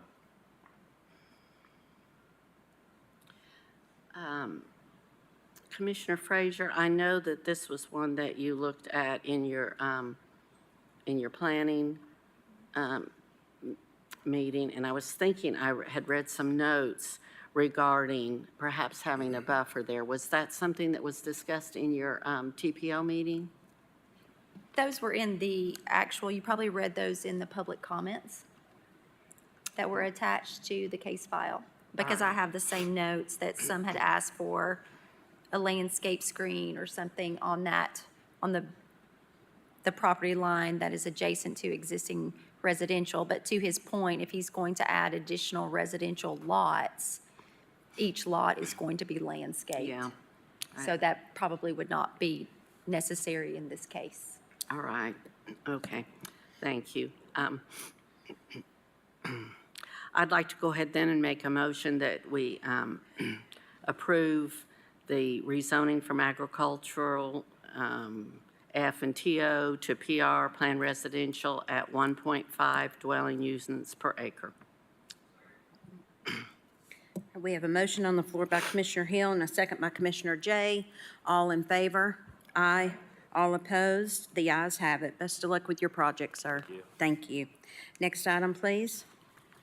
Item number 10, 9-L-24-RZ is a request of Masana Investments LLC for rezoning from PR Planned Residential up to 3 dwelling units per acre to PR Planned Residential up to 6 dwelling units per acre. Property is located at 1413 Tipton Station Road, parcel ID 137053 in the 9th Commission District. Thank you. Is the applicant present? Name and address for the record, please. Yeah, Scott Davis, P.O. Box 11315, Knoxville 37939. And it's the first opportunity I've had to come before the new commission. Congratulations or condolences based on what's going on tonight, but appreciate your all service. As you're aware, this piece of property, both MPC staff recommended 6 units an acre and MPC voted 14-0 for 6 units an acre. Property is currently zoned 3 units an acre at PR, and we are not asking for a plan amendment. It fronts John Sevier Highway, and we did try to reach out and make contact with the adjacent property owners, sent letters to them, and we agreed. The biggest thing we heard coming back that they did not want access to Tipton Station Road, and we agreed not to allow access to Tipton Station Road. And with our traffic impact analysis done, we will have 2 entrances there on John Sevier to help spread out the traffic flow as per the traffic impact study. And the Advanced Knox plan has this in the planned growth area with traditional neighborhood place type. All this is new to me. I'm an old guy. I don't learn as fast as I used to, so all this is new to me. So the place type, as I understand, is in the traditional neighborhood, which does allow for mixed use. And so I respect your request that y'all approve as per MPC staff recommendation and as per MPC's vote of 14-0. Thank you, Mr. Davis. We actually have 2 in opposition of this, so we will give them an opportunity. The first person is Mr. Thompson. Nope, you don't want to speak, okay? And Mr. Geisel, Okay, I was hoping I was going to pronounce that right. I know what it's like. I need to get Ms. Brooks's on the record first, and then we will get started with you. Planning Commission recommends that County Commission approve the PR Plan Residential Zone up to 6 dwelling units per acre because it's consistent with the Knox County Comprehensive Plan and due to the change in conditions in the area, subject to the one condition noted in the staff report and the additional condition that access to the subdivision only be allowed via Governor John Sevier Highway, with the exception of 5 individual single-family home driveways accessing Tipton Station Road. Thank you. Now, sir, if you'll give your name and address for the record, please. I'm Bill Geisel, 1416 Tipton Station Road. Okay, and you have 3 minutes to address commission. 3. 5. I'm sorry, that should be a 5. There we go. Sorry about that. It's been a long night. No problem. Thank you. I'm speaking on behalf of the South Doyle Neighborhood Association, a South Knox County group focused on issues that we think affect the well-being of the community. And I want to start right away by just saying that we support growth that is appropriate to the community. For example, we followed the rezoning that for this particular property that didn't happen very long ago from agricultural to PR3. And that was a significant increase itself for a planned senior living center, and we did not object to that. But our membership, you should know, has voted unanimously to object to the current request to further rezone 1413 from PR3 to PR6. And that's on the basis that it would create an isolated island of density, drastically affecting and totally inconsistent with the surrounding Tipton Station, Marble Springs area. It would clearly be contrary to the Knox County Comprehensive Land Use and Transportation Plan, and that states that it is to ensure that development is sensitive to existing community character. And here are some reasons why we feel this way. I want to share them with you. It's a unique neighborhood with a distinct rural and historic character and very low density, surrounded on 3 sides by agricultural zoned land. Let me mention those. On the south side of 1413 along Tipton Station Road, directly across the street is my property, so probably no one able to speak to this more directly than I am. This area is a winding, hilly, wooded 2-lane double yellow road with little or no shoulder. And from this stretch of Tipton Station Road, further south all the way to the county line, almost all the land is zoned agricultural. Then on your east, about 400 feet to the east, is Winkle Lane, and this is just a short, little, narrow, almost a single-lane road, and almost all the land, and on both sides of that laneway, it's all zoned agricultural. Then if you go to the west, about 1,000 feet, then the land between 1413 and Newbert Springs, you have Newbert Springs Road, it's all zoned either agricultural or historic overlay. And that's interesting because historic overlay zoning designates areas of, quote, sufficient historical and cultural significance to warrant public protection. And this applies to the Marble Springs historic site. And it borders on Newbert Springs, and it's the 34-acre John Sevier homestead. And of course, as you know, receives thousands of visitors each year. And this area, including 1413, are the heart of the rural and historic character of this specific community along Tipton Station, in sharp contrast to the much more developed areas further to the east, some of which you talked about tonight, and further west, which you've rezoned and agreed to some significant subdivision planning further to the west. The area's rural character is noted by the 2020 Knox County Greenway Corridor Study as being the preferred route of the John Sevier Highway Greenway connection to Marble Springs, and that is planned to go exactly along this stretch of Tipton Station Road.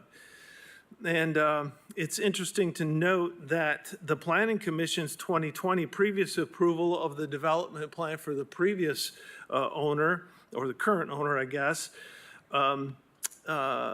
recognized the right-of-way of Tipton Station Road to accommodate the Greenway, and that was part of the stipulation there. and with no vehicle access from Tipton Station Road. And it's probably, I have no better place to say it, it makes it even more significant to me that the Planning Commission and what they approved said that there would only be access to this from Governor John Sevier Highway, and then against their own statement, at the very end of their approval, said, oh, by the way, do you need more driveways off Tipton Station Road? And he said, yeah, 2 or maybe 5. Okay, we'll give you 5. It's absolutely inconsistent with what they had already said. So that's of grave concern to us as well, even though they're supposed to be private dwellings, but that's not part of the plan that's being stated here. So secondly, one of the more significant issues is the matter surfaced already tonight about how to consider the development density to the north on the opposite side of Governor John Sevier Highway. We'd like to make a case that those areas across the highway and John Sevier would be not considered part of this neighborhood. So Governor John Sevier, as you know, as we said. Sir, if you can wrap up, we're 5 minutes is up. That's 5 minutes? Yeah. I'm in trouble. I know. So the idea here is that Governor John Sevier Highway is a scenic beauty and routes of significant historical significance, but with the amount of traffic that's there, has already been stated tonight, it creates this major boundary, which already in other contexts have been stated as creating a boundary between neighborhoods. And it's absolutely different than what is just to the south. This doesn't even allow for opportunity to mention the traffic hazards that we already encounter on Tipton Station Road. So Thank you, sir. Thank you very I appreciate much. your time. Thank you. Mr. Davis, you may rebuttal. I appreciate your time. And as I mentioned, we agreed not to come off of Tipton Station. And if there was any driveways coming off of Tipton Station, individual driveways, that would not exceed 5. We agreed to that with MPC. So in the subdivision itself would not come onto Tipton Station Road, so there would not be traffic there. And directly across John Sevier Highway, that's approved at 8 units an acre directly across the street, and we're asking for 6. I think in this place type and in the planned growth, you could ask up to 12. We're asking for 6. And there's a reason why this is in the planned growth. There's a reason why this is in the traditional neighborhood. It's a very flat piece of property. We don't have any hillside issues to deal with. And there's the reason why when we went through all the advanced knocks, there were certain properties such as this that were set aside for potential future growth and a little bit higher density. So again, our respectful request, you guys approve as per MPC's recommendation or vote of a 14-0. And I'll be glad to answer any questions. Thank you. Do we have any questions from commissioners? Commissioner Frazier. Thank you, Madam Chair. Just a quick question. Mr. Davis, why do you need the 5 accesses on Tipton Station? We don't. There was just to give comfort to the neighbors to say, look, we agree that Tipton Station doesn't need to have additional traffic coming onto Tipton Station at that point because of the curvatures in the road. And so to make sure that we would not exceed that. And I don't know if we need, there's one house that's currently there. We haven't decided yet whether to keep that house or not. So I wouldn't want to come to you all and say we're not going to have a single access on Tipton Station, and then we opted to keep that house and use that for access. So I could tell you today, we do not need more than one potential driveway on Tipton Station Road, and I would agree to that. And then, Mr. Thompson, did you want to respond at all? You did sign up for public forum. Do you have, because I don't know if all of commission saw Mr. Thompson sent in a really helpful and informative, some notes that he sent in that I found very helpful, especially in considering Thank you, Commissioner Frazier. Yes. It's Bob Thompson, Knox County. We already laid, our organization did lay a 10-page memo on you, and I apologize for the length, but I think the factual considerations had to be there, particularly for the new commissioners. So I would just refer you to that. Thank you. Thank you.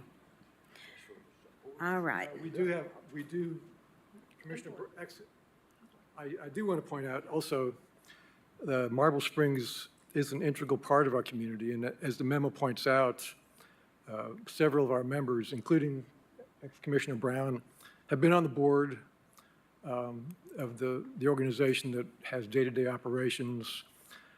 Former Commissioner Carson Daly was on the board. Mark Mugford, who's the president of our organization, was formerly on the board. All of us have picked up trash along Tipton Station Road in this area. It's a community thing. It is a special community. Commissioner Brown has asked for a show of hands of people here who are in support of our opposition.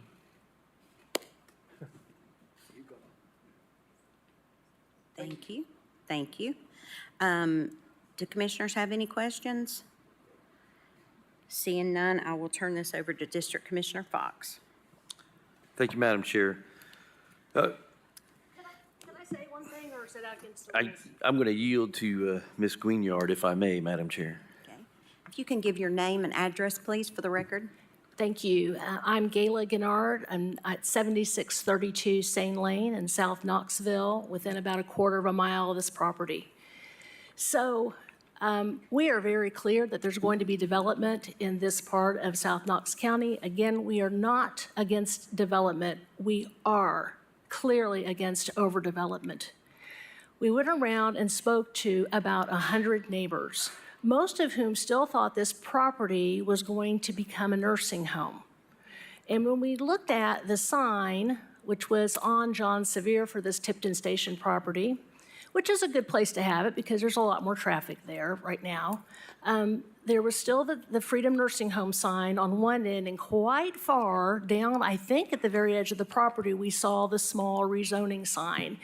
And so many of our neighbors are not on Facebook, and they don't come to these meetings. And we asked people to at least write. And some were afraid to do that. They said, we've tried in the past to complain, and people won't listen to us. So people feel they have no voice. I've lived in Knoxville, Tennessee 3 times. I began in 1987 when I got my master's degree at the University of Tennessee. We came back here to live. This is where my husband's family came in the late 1800s from Switzerland, along with 35 other families who were against the religious persecution they were experiencing. And they said, this is a very beautiful place to live and very similar to the Jura Mountains of Switzerland. And what I want to say is that people have the right to breathe and to be healthy and to have an opinion, and to live without fear. And unfortunately, and I was surprised, many of our neighbors were not comfortable even writing in because they were worried their last name would be shown, and they certainly were not comfortable with coming to this meeting. And I'm sorry to tell you, but that's just the truth. We decided to live in South Knoxville because we came with horses. That has since changed, but we wanted to live in the country, and we think that's okay, that our people want to live at least somewhat in the country. If you approve the request for 6 per acre, it will change the living conditions. It will change things. And I ask that you not approve and that you just retain the zoning that was just asked for back in 2020 to 3 per acre. Thank you. Someone will want to build there, and that will be fine. Thank you. Thank you. Commissioner Fox? Thank you, Madam Chair. I think my colleagues will recognize that I received, 50 emails over the past few days, and at least 30 of them were related to this project. I received phone calls. The community sentiment is strongly against this project, and a part of the reason is that, as stated by Mr. Geisel earlier, the community believed this was addressed, and yet here a new development is proposed after the community already thought it was addressed, and that's just creating a lot of consternation. but I move to deny this application. Sir, if I may speak.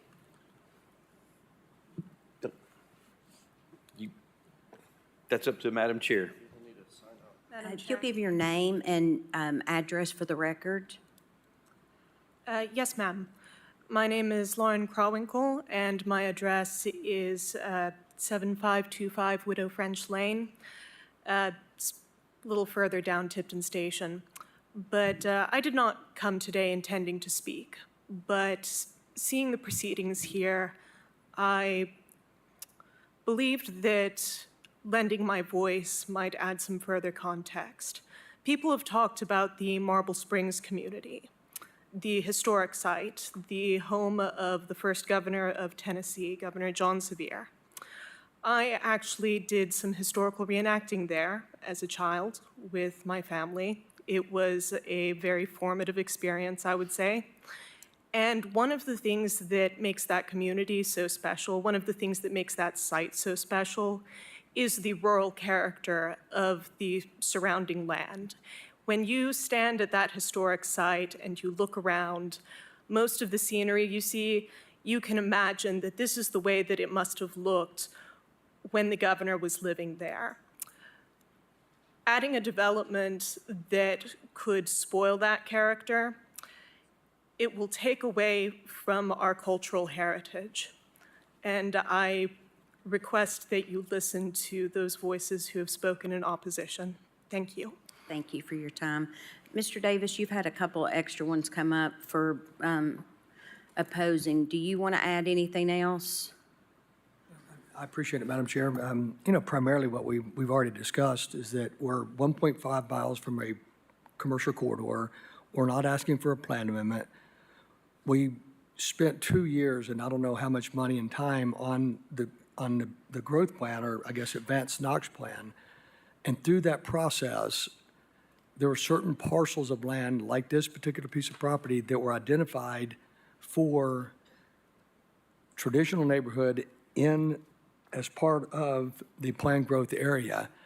And I appreciate the folks that have come before, and zoning's always an emotional issue, but this particular piece of property was identified through that whole process as a site because of its location, access to John Sevier, topography reasons, close to the corridor.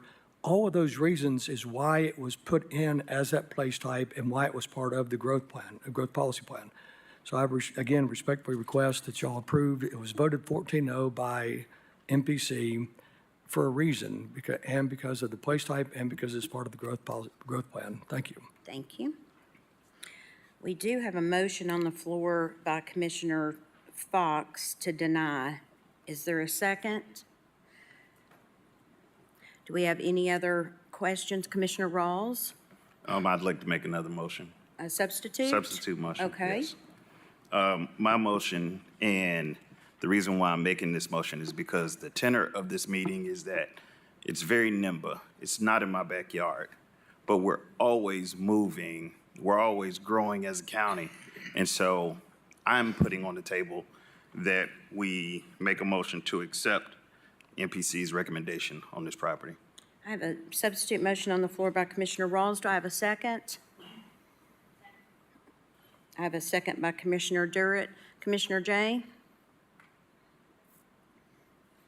Thank you, Madam Chair. I think there's a place in the middle. It's no secret that I often tend to take the big picture approach to Knox County's issues, and at the end of the day, until somebody can show me otherwise, we need inventory to be able to have housing that is affordable, to allow people to live a good and prosperous life, to be able to have housing that our children can afford one day.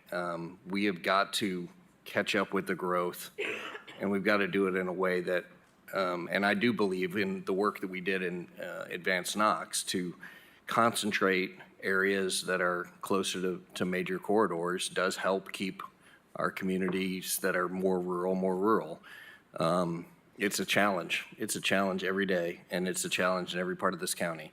I think there's a compromise, so I'm going to offer an amendment to the substitute motion. And I would like to, my amendment is to propose 5 units an acre, which is the same density as a development just to the east and lower than across the street, with the following conditions: no access at all to Tipton Station Road, keeping the commitment for 2 entrances and access points on John Sevier Highway, which will help with traffic. Obviously, you'd have to keep the requirements for anything that requires John Sevier Highway, buffers, and then adding a Class B vegetation buffer along Tipton Station. That's my amendment. Okay, we have an amendment on the floor. Do we have a second? Second. And that was Commissioner Thompson. All right. Commissioner Frazier. Thank you, Madam Chair. I would like to ask Mr. Geisel and Mr. Thompson about Commissioner Jay's amendment to the substitute motion. Point of order. There's only one state entrance off John Sevier Highway on this property, not 2. He's got to stop. I would like to hear from the 2 individuals who spoke regarding Commissioner Jay's amendment to the substitute motion, please. Thank you, Commissioner.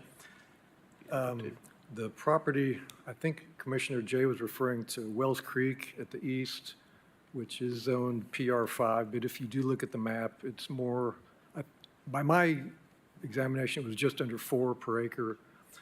If you look at the property to the next subdivision to the west, which is on the west side of Marble Springs, is only 1 to 2.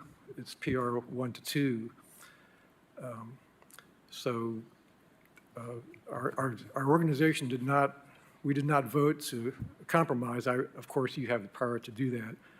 But if there is a compromise, to me, 4 would be most appropriate. May also point out, as far as the place type,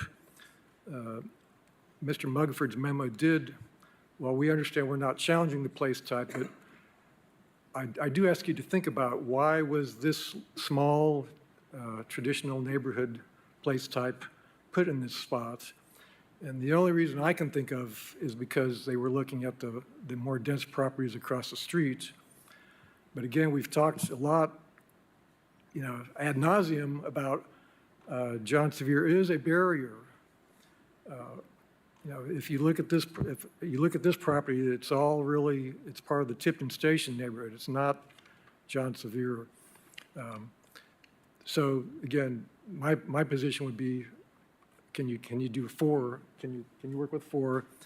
And also, I would ask you to think about the traditional neighborhood place type here, whether it was really appropriate. And I would ask, do we know the basis for that?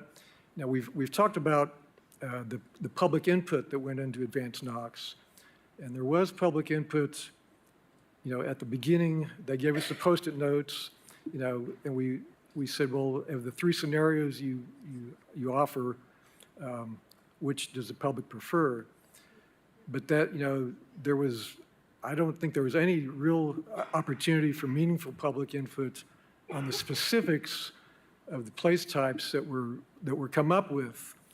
As opposed to when we did sector plans, the public did have more specific opportunity for how the land is being used in their neighborhood. So just going forward, I feel that's one pretty significant shortcoming in how the place types were designated for this area. Do you have anything to add? I don't. I concur with his thoughts there. And the only other comment I would say is the original primary entrance and exit from John Sevier was proposed at 1. So I'm not sure what the 2 is, whether you intended it to be 2 at that point, but 1 was the original. but I certainly do appreciate the recognition of the necessity of limiting those driveways off Tipton Station. Director Brooks, can you speak to the place type of traditional neighborhood here? Do you recall any of the considerations for that place type?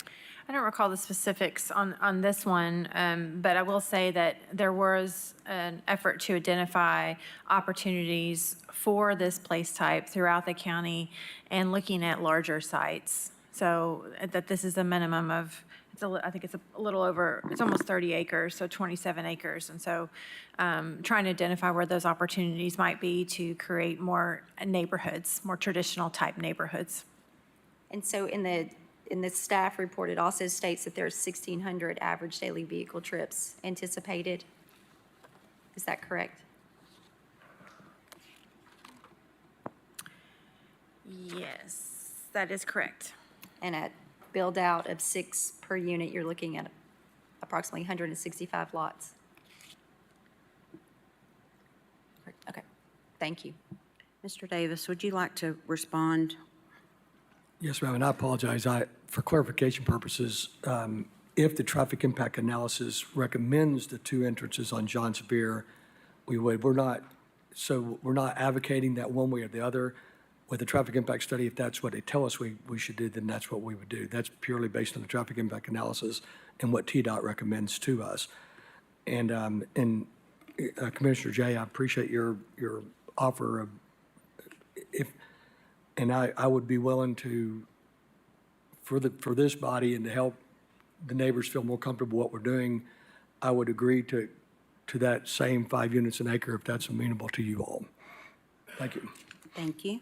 Commissioner Hill?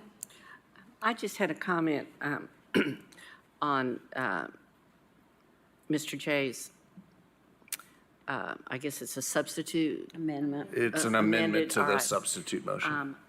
I appreciate that because you are eliminating Tipton Station Road. And Mr. Fox, one of the things we all got many of those emails, and they most of them seem to have the concern for the Tipton Station Road, area. And I'm wondering if there's no entry or access to that, if that wouldn't at least help to protect that area down there that they're so concerned about if everything has to flow out onto John Sevier Highway. So that's just an observation. Thank you. Commissioner Jay?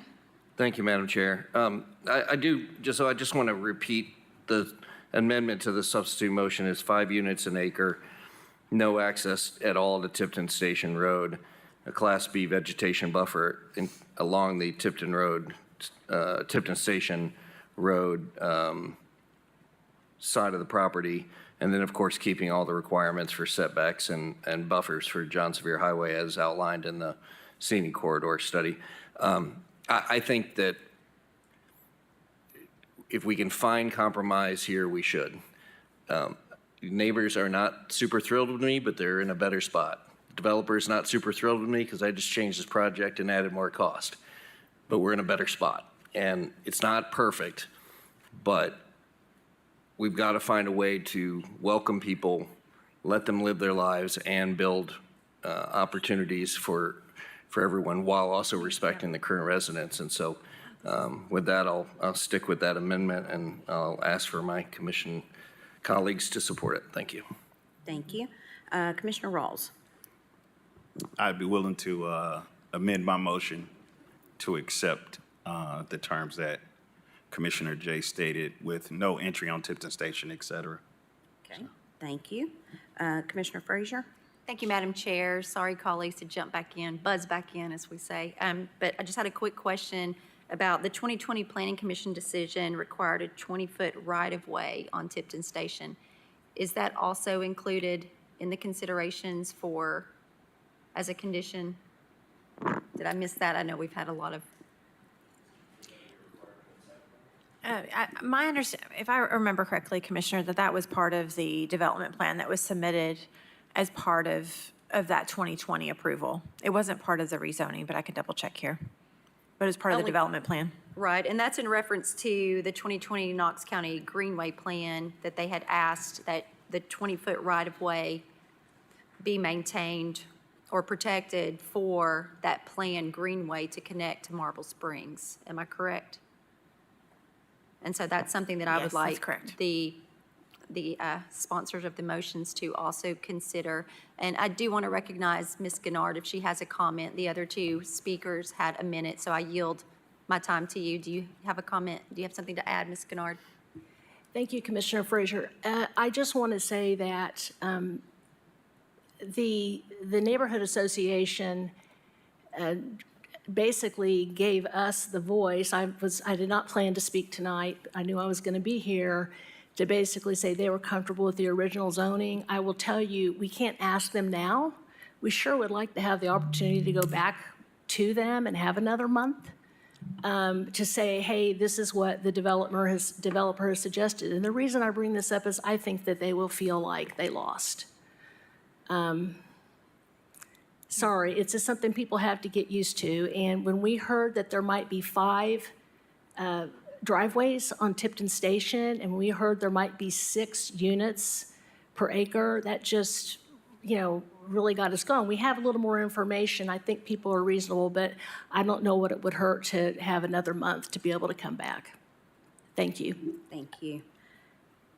Mr. Davis, do you want to add anything else, since we're giving everybody more time?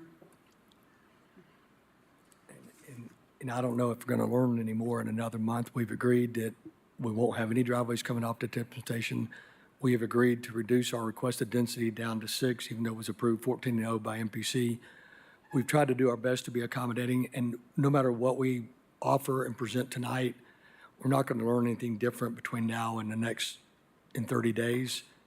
And so if it's the will of the commission, I think and again, I'm going to repeat what Commissioner Jay said. In these situations, we never can make everybody happy. We're never going to. And we've tried to be as accommodating as possible to try to help understand the neighborhood's concerns and address those. And so I would respectfully request we vote on it this evening. Thank you. Thank you. Commissioner Fox? Thank you, Madam Chair. I'm going to have to use this as an opportunity to challenge this concept that all development is good all the time, okay? And I believe, and this is a basis upon which I got elected, that county government ought to primarily serve the interests of those who are currently paying taxes, raising their children, wanting to live in a peaceful, safe environment, and wanting to live in an environment that attracted them here in the first place. And if there is continued high-density development, that will cause there to be a permanent transformative effect that cannot be undone in the South Knox community. And my constituents are trying to maintain the character of their community, which is also another basis for making zoning decisions. And so I don't think that it's proper to always be trying to accommodate some future person who wants to live here. To the extent that there is a housing crisis, that housing crisis, it's not the job of South Knox County residents to give up their way of life to solve a housing crisis based upon problems that were created through.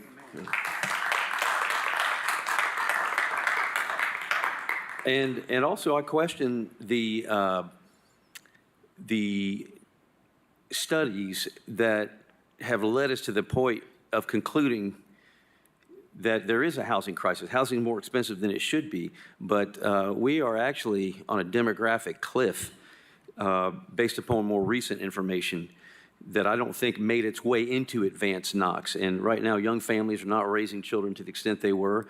And we could very well end up like Japan, where they have a glut of housing. So I want to get that out there.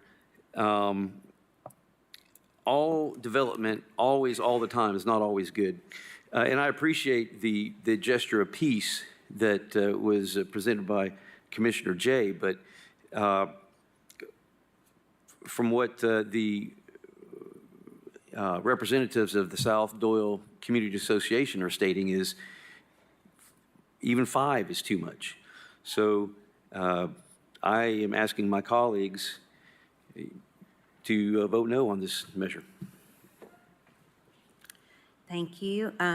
Seeing no other comments, then we have an amendment on the floor for 5 dwelling units an acre with conditions. And we have a second. So all in favor? Aye.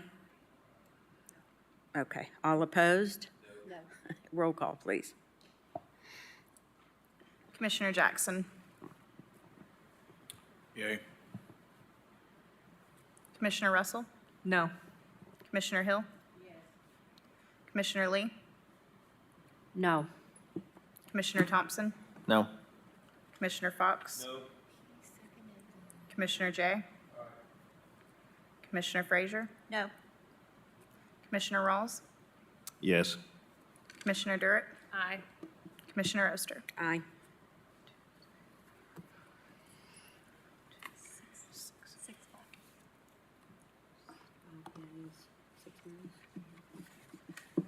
So that motion fails with 5 yeses and 6 nos. No? No, the motion passes. Oh, it passes. I apologize. I'm sorry. The motion passes. Mr. Davis, good luck with your project. Thank you all for your time and your service. Thank you. Thank you.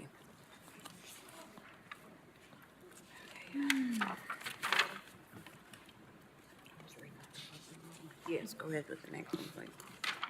All right, next item is item number 15 on page 5. It is 24-10-1-RZ. It is to initiate an application for rezoning from planned residential to agricultural. Property is located at 2814 Tipton Station Road, parcel ID 148049, part of.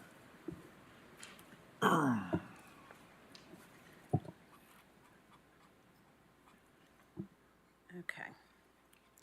Not quite sure. Director Moyers, how do we need, there's not an applicant. So do we just have Commissioner Fox start? Okay, so Commissioner Fox, since there's not an applicant, we'll start with you. Thank you, Madam Chair. To start off, I am making sure that everyone understands we are not voting to rezone a parcel of property right now. That's not what this is. This is a resolution to begin the rezoning process. And the reason I'm doing this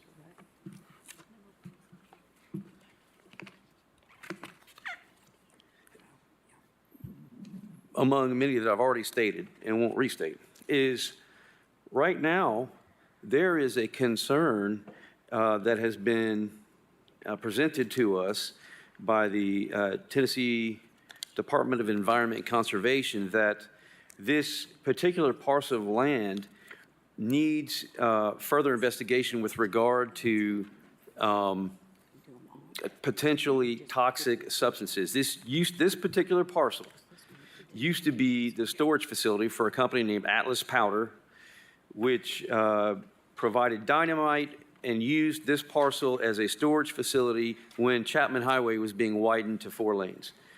And it's gone through a couple hands over the years. That was back in 1955. Now this, I know the last time when I presented this in September, there was some concern about could this body even undertake such an endeavor? And it turns out, yes, it can because of Section 6.3 of the zoning code.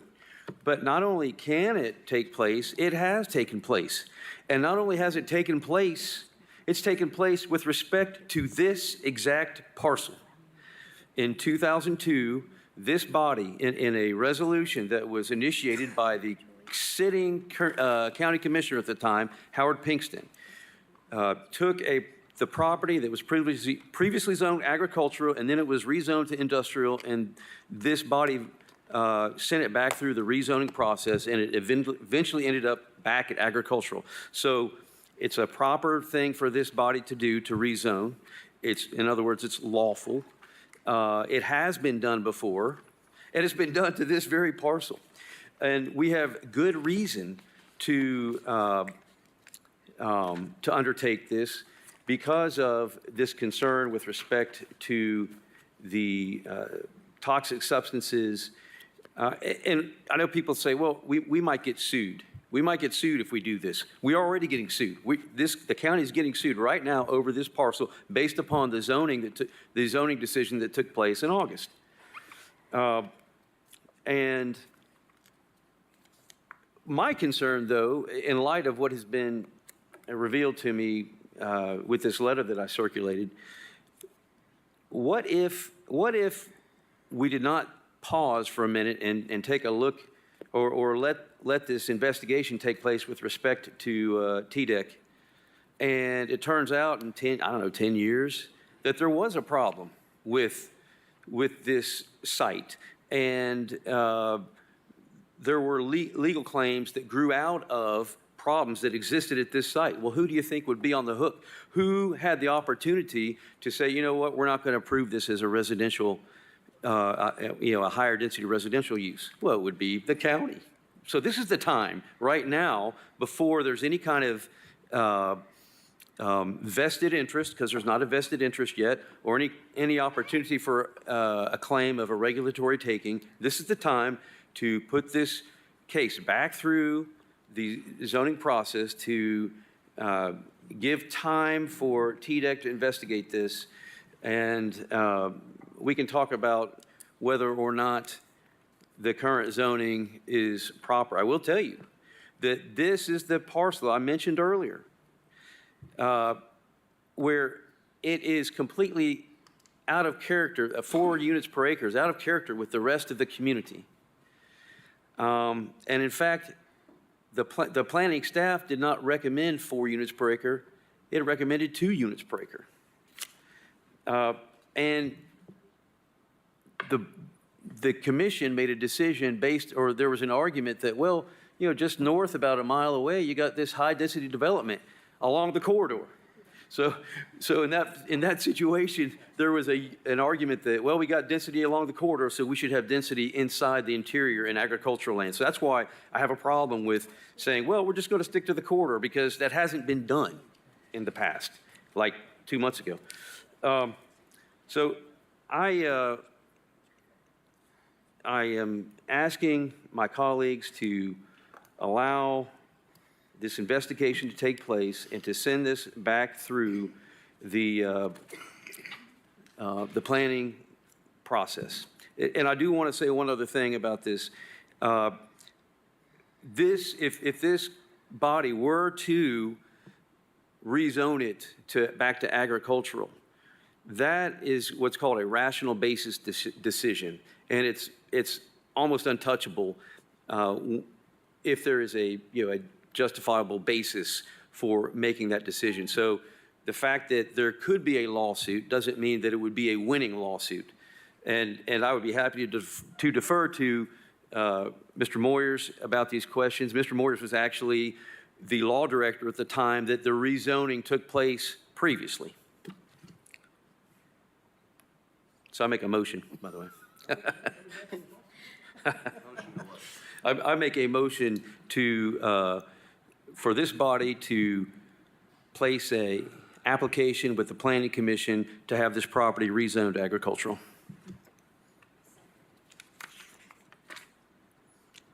We have a motion on the floor by Commissioner Fox and a second by Commissioner Lee. We have quite a few people signed up to speak on this, so I'm going to let them go ahead and speak on this. And the first one is Barack Saltzman. Hi, if you'll give your name and address for the record, please. Yes, ma'am. Barack Saltzman, Division President for D.R. Horton, 1434 Centerpoint Boulevard, Knoxville, Tennessee. Good evening, and thank you for the opportunity to address you. 3 months ago, this legislative body voted 10-0 to approve the rezoning of this property to planned residential 4 dwelling units per acre from agricultural. This vote was a 6-month process, including hours of meetings with community members, county staff, county commission, engineers, and planning commission, along with an environmental study that showed no issues from dynamite storage on this site, and that report has been shared with TDEC as well. In the last 90 days since this 10-0 approval, we have been working tirelessly to help introduce a new legislative tool, residential infrastructure districts, to Knox County. This tool passed in the legislative body of Tennessee this spring, and it is a tool that helps new residents pay for new infrastructure to support a safer and growth-ready Knox County. The first potential approval of a residential infrastructure district, along with a memorandum of understanding with Knox County Engineering, will be on upcoming commission agenda.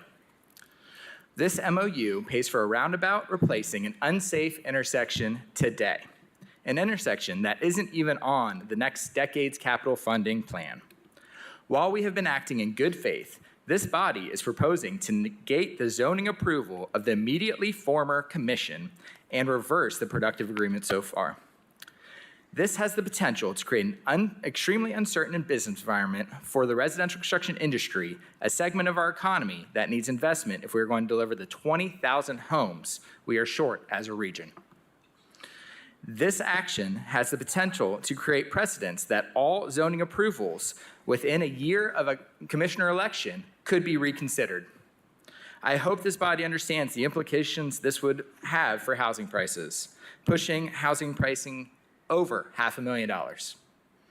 Yet another precedent would be the use of this rezoning tool to arbitrarily pick winner and loser parcels.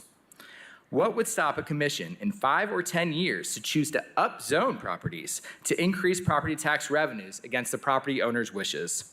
I have recently heard of a story from a nearby jurisdiction of a family farm that was upzoned and hit with a $100,000 property tax bill.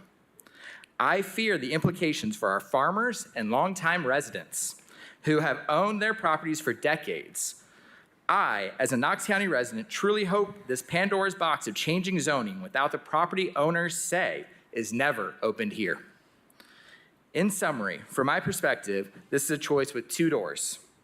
Behind door A, voting down this resolution, is the first win-win $3 million infrastructure investment outside of a community by a residential developer. Behind door B, voting to approve this resolution is the potential to set a scary precedent for our farmers and long-term residents, for our residential construction industry, and for the county as a whole.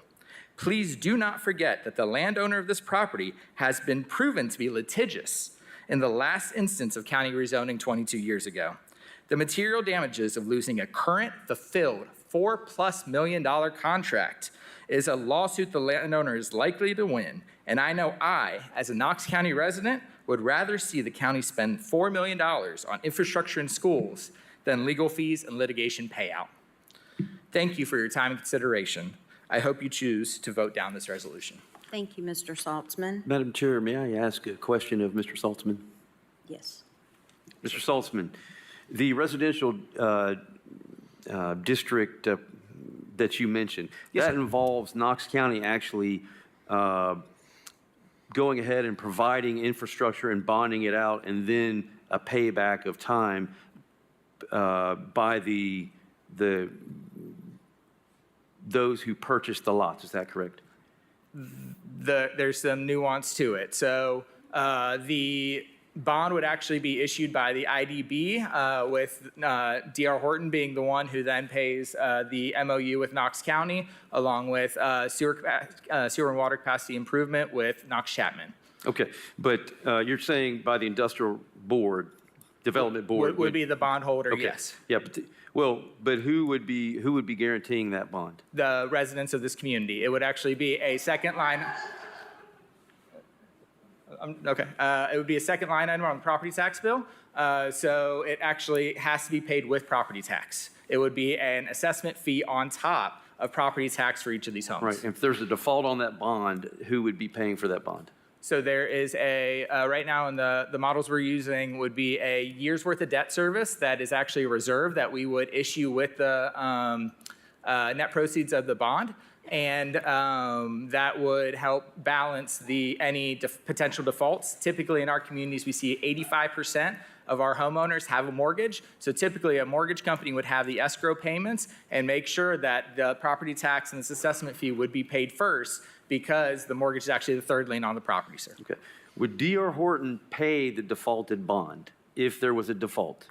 So we would have the reserve, we would put aside the 1-year reserve account, and there is a low likelihood of default past that by any means. And so this happens hundreds of times a year across the country and other states, sir, and there has not been a default to this level. Okay. But Knox County would have to pay if it defaulted, correct? No, sir. The property owners would have their property repossessed by the county in order to pay anything that would need to happen, just like any other property tax bill that's not paid. There's actually a training that I believe Commissioner Frazier is setting up with the bonding attorney of Knox County to speak more details. I'm not a lawyer. I didn't pass the legislation, so I can't give you all the nuance to it. But everything I've been assured by our council and the Knox County Council as well does not have Knox County on the hook for this because of the reserve account and the ability to repossess property if any of this is not paid. Where does the money come from? Madam Chair, point of order. I might suggest that since this is going to be on our agenda next week, that we save the arguments for what this is and what this isn't, because I think it's getting away from the people that are lined up waiting to speak on your topic. Fair point. Thank you, Commissioner Jay. I Fair agree. point. Thank you, Commissioner Jay. Oh, well, I do have another question. Who did the Phase 1 study? The Phase 1 study, I don't remember off the top of my head. Let me see. Do you guys remember Phase 1 study of our environmental? Aptum. And do you have a copy of that finding, that there was no use of Full report pulled yet? We do have the full report.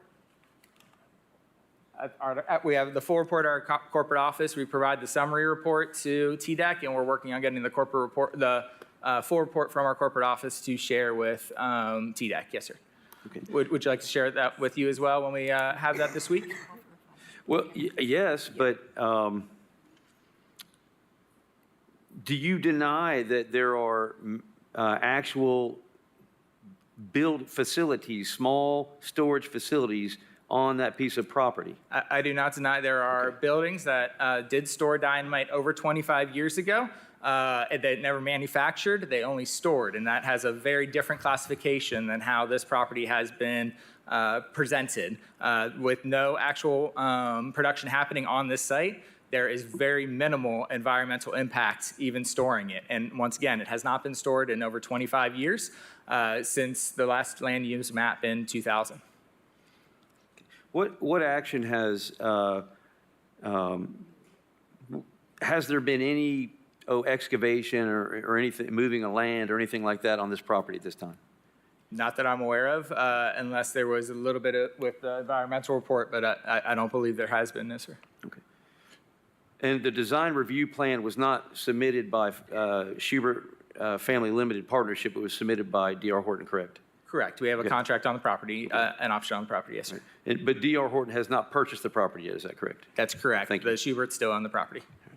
And they sued 22 years ago, the last time this tool was used. The only reason they did not pursue that lawsuit was because the matriarch of the family passed away, and the kids did not want to pursue the lawsuit at the time. That's all the questions. Thank you, Madam Chair. Thank you. Thank you, Mr. Saltzman. I do apologize, but we do need a 5-minute break, so we will be back here 8:33.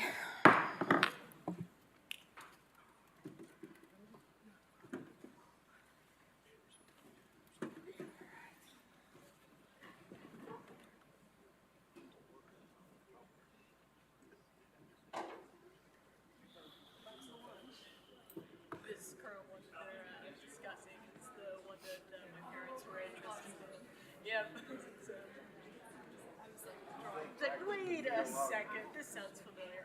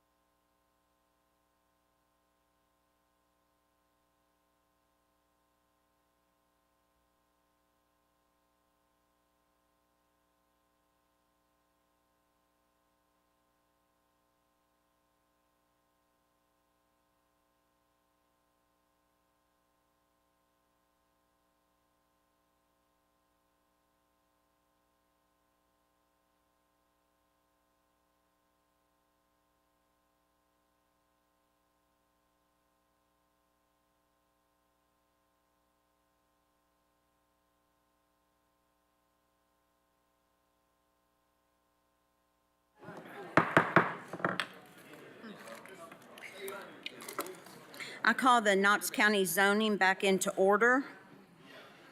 The next speaker is Ben Mullins.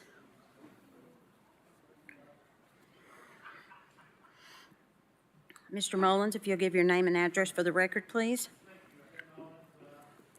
Mic on. Up. Ben Mullins, 550 West Main Street. I represent D.R. Horton, who is the option holder on this property.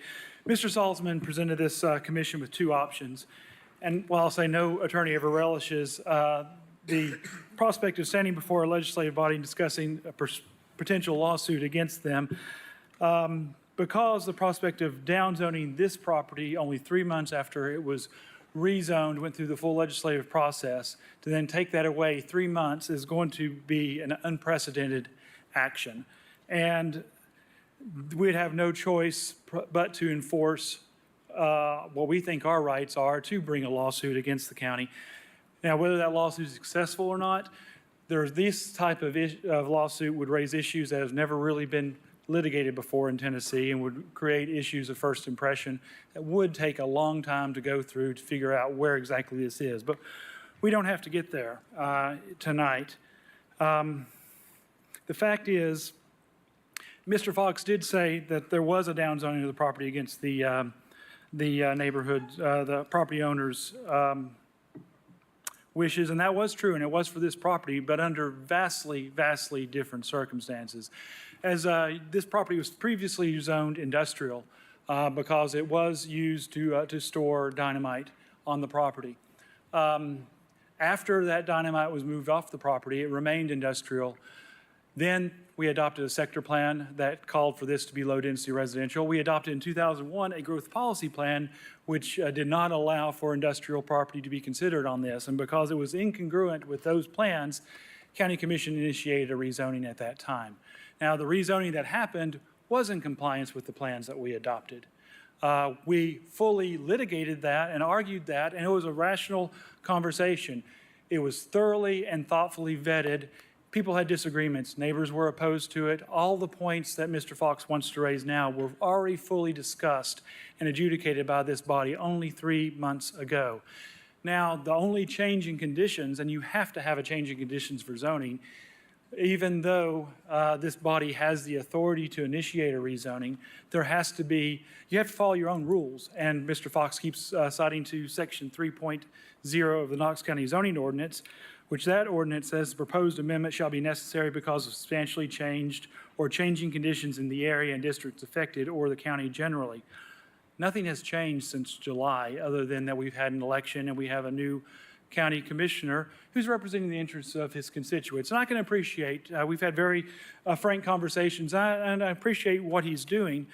But I do have to push back a little bit on that we only need to look at the interests of the current residents. In fact, the zoning statute, the enabling statute, Tennessee Code Annotated 137103, which is part of the statutes that give this body the authority to institute rezonings, says that the purpose of zoning regulations shall be designed and enacted for the purposes of promoting the health, safety, morals, convenience, order, prosperity, and welfare of the present and future inhabitants of the state or the county. So we have to look at not only what's best for the current, but what's best for people in the future. I do appreciate Mr. Fox also mentioning Japan and not having children. Well, if you can't afford a house, you're not going to be able to afford to have a child, and you're not going to plan for children if you're having trouble finding attainable housing, which that's why the whole purpose of this process was thorough and thoughtful. And while Mr. Fox doesn't want to relitigate it, he wants to send it back to Planning Commission so it can then be relitigated. And again, that is a completely unprecedented action. But the real question is not if whether this commission has that authority, but whether under these circumstances that authority should be exercised. It's not whether you can, it's whether you should. And does this body want to start a policy where any rezoning can be taken away? What would that do to the development community? What would they do? Would they continue to have neighborhood meetings and try to have thoughtful and engaging discourse with the neighbors to come up with maybe what was best, to listen to their concerns, which is what we did here. We did have several meetings and tried to have conversations, and we did come up with conditions on improving the roads and ways to pay for that has never been done in Tennessee before. No, what would likely happen is that the developers would try to vest their rights as quickly as possible.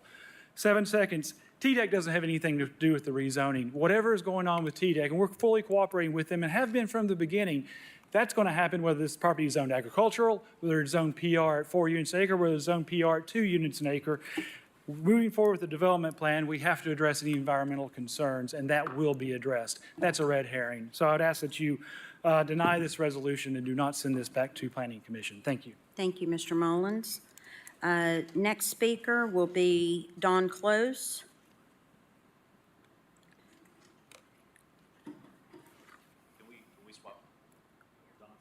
Are you speaking for her? Okay, if you'll state your name and address for the record, Can she speak please. for me when I? Good evening, members of the commission. Daniel Sanders, 920 Volunteer Landing, Suite. If you'll speak up some, please. I keep forgetting about this. 920 Volunteer Landing, Suite 200, Knoxville, Tennessee, 37915. Thank you for the opportunity to be here. I am here to express my support and support of my clients for Mr. Commissioner Fox's rezoning resolutions. These rezonings represent a return to responsible development that is not only consistent with the character of that community, but also that align with the desires of the people who live in South Knox County. First and foremost, I want to address the process, and Mr. Mullins mentioned this a minute ago. I'm glad that we're in agreement. It's not about whether you can or not, because you absolutely can do this. It's important to emphasize that these rezonings will follow the same procedural safeguards as other rezoning decisions. State law outlines a clear and established policy for amendment of the zoning ordinance. This ensures due process. And so there's nothing at all illegal about these rezoning proposals. Just as the original rezonings were approved, these rezonings will go through a process. The notion that revisiting these rezonings now is somehow incorrect is simply, it's beyond the pale. And if Mr. Mullins could have stood here and told you that it was illegal, he would have. Secondly, I want to acknowledge some lawsuits of my own, right? We have filed lawsuits on behalf of our clients challenging these initial rezonings. The lawsuits were filed because we believe that these original decisions did not serve the best interests of the community and were otherwise illegal. The community's rural character was not properly considered. Higher density projects in this area are just not appropriate. They overlooked community concerns like increased traffic and noise and strain on local infrastructure. However, these lawsuits do not prevent this commission from taking action today. The legal challenges that we have filed are in response to the prior rezonings. Those changed the agricultural uses to low-density residential uses. Approving these rezonings or initiating this process today could very well end in the dismissal of the pending lawsuits against the county. So if the rezonings are approved, our lawsuits will likely be dismissed as moot because the relief that we are requesting in court would have been achieved by this commission. And I want to mention one other thing. There is the idea of vested rights in this state. You don't have a right to a rezoning until you have a vested right to the rezoning, and that only occurs in one of two ways, whether you get a building permit or a preliminary development plan, or a preliminary development plan approved. And so neither one of those things have occurred, and if Mr. Mullins could have asserted a vested right to this, he would have done that tonight. So the rezonings are not just about legal or procedural matters, they're about the future of this community. The people of District 9 fought hard in this recent election for a better approach to development, one that respects the character of their neighborhood, preserves agricultural land, and ensures that growth occurs in a responsible and sustainable way.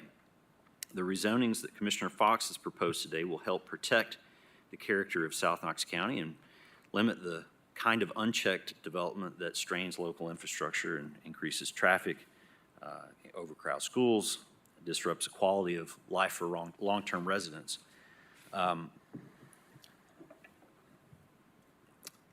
The rezoning on Tipton Station Road was a good example of this. The parcels were originally zoned for agricultural uses.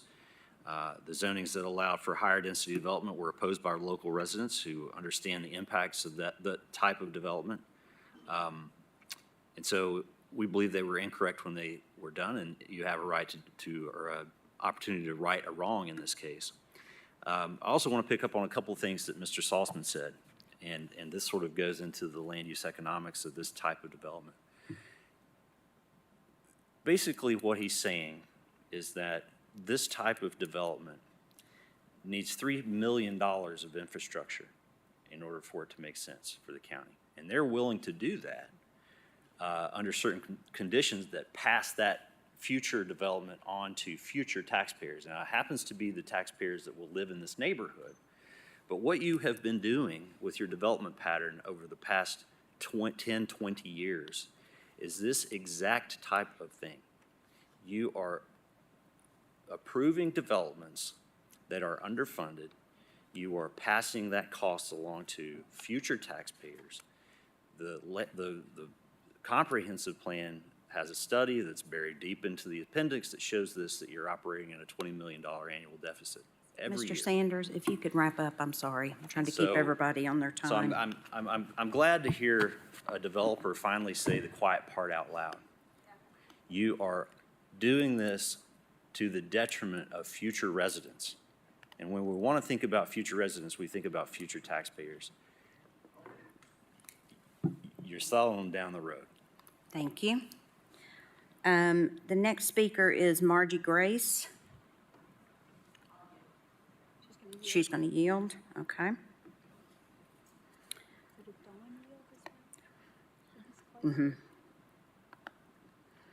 Okay, I think that is all of our speakers for 2814 Tipton Station.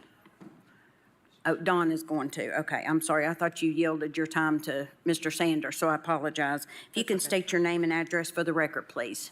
Dawn Close, Sevierville Pike.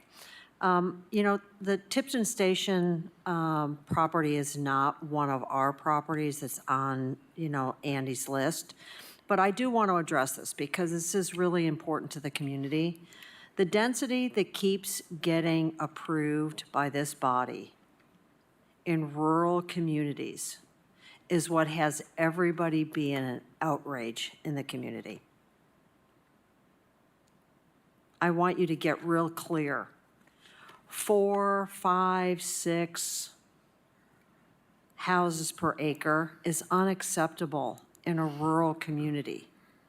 We do understand development has to happen, but we don't want this kind of development. That's what takes it out of the character of a rural community. When you start putting in so many houses, and it makes it really dense. And that's what has it look out of place in these communities. These people that, you know, the Tipton people have been fighting, you know, for their property to just have 2 per acre. I think that that's reasonable, and I think that that's what you guys should approve when you're actually doing the rezoning. But today is really about reviewing the, what's been approved for these properties, and we think there's nothing wrong with giving them a review. A lot of push was going on in order to get it in front of county commissioners that were much more pro-growth. And I don't think that some of the time to really evaluate some of these developments was really fully fleshed out. That's all. Thank you. Thank you. All right, so I believe that is everybody. I didn't miss anybody this time, did I? Okay. So I'm going to open the floor up to commissioners and Commissioner Rawls. Thank you, Madam Chair. I want to say this as Commissioner Brown said something. He said we need to look at the bigger picture And so I want us to, this comment is to all of the resolutions, not specifically Tipton, but all of them. Mr. Mullins said we have the ability to do things, and we can, but what level of precedence does this set to the business community going forward? If we can unravel projects easily, we don't look stable to the folks who are coming here. We have a $300 million project coming to Midway. A company is deciding to come No, here ma'am, please. because they want to make this their home office, because this is a great place to be. That's going to be 400 jobs. Now, do we want to say, does the body that comes behind us want to say, oh, let's unravel that project and change how it's done, and then we look weak to those folks? Because those folks are here all the time. I worked for Marriott. I lived in DC and brought 500 jobs here when Marriott expanded. Why? Because this is a great place. It looks like a great place. It is a great place. I won't curse on Mike, but it is a great place. So let's think about the whole. And trust me, I hear the development piece. I hear it. Don't think you're falling on deaf ears. I hear it, but I'm trying to take a balanced approach and say, how do we become greater and larger and then respect everybody that's here? And I think when you take a piece of legislation, which we do have the ability to change zones, we do. But if you say we're not going to do it because of extenuating circumstances, and the next body comes behind us and says, well, let's undo the ball field. Let's undo Axel Logistics, who's creating a home office here, born and raised, created 600 jobs, right? Like, so again, to what Commissioner Brown said, specifically on the property piece, he was talking about property, but I'm talking about the whole county. Let's think about the whole county as we do business. That's my 2 cents. Thank you. Commissioner Frazier. Thank you, Madam Chair. I too want to make just a general statement because I owe it to my constituents across Knox County. I want to thank the community members. Thank you for your engagement and thank you for your advocacy efforts.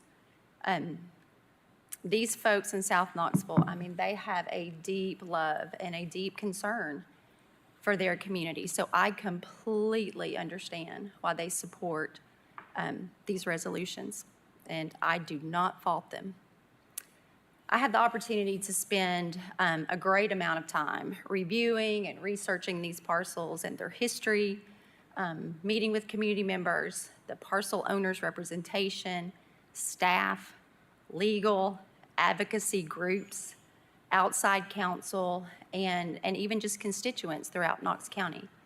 Additionally, I am familiar with governmental rezonings, their intent, and the scope of authority. And as I have watched my own community in Hardin Valley grow exponentially over the last probably 25 years, I too thought about exploring this option with my local legislators as a citizen then, but I didn't. And I didn't because I just do not think that it is right for any legislative body to have the authority to rezone property without the owner's consent. Even if I disagree with the legislative body's ruling on the property, which I do. I disagree with every outcome of this body's deliberation and ruling on the density of all of the properties named in these resolutions. But on the flip side, the cases were presented, they were argued, and they were ruled upon very recently.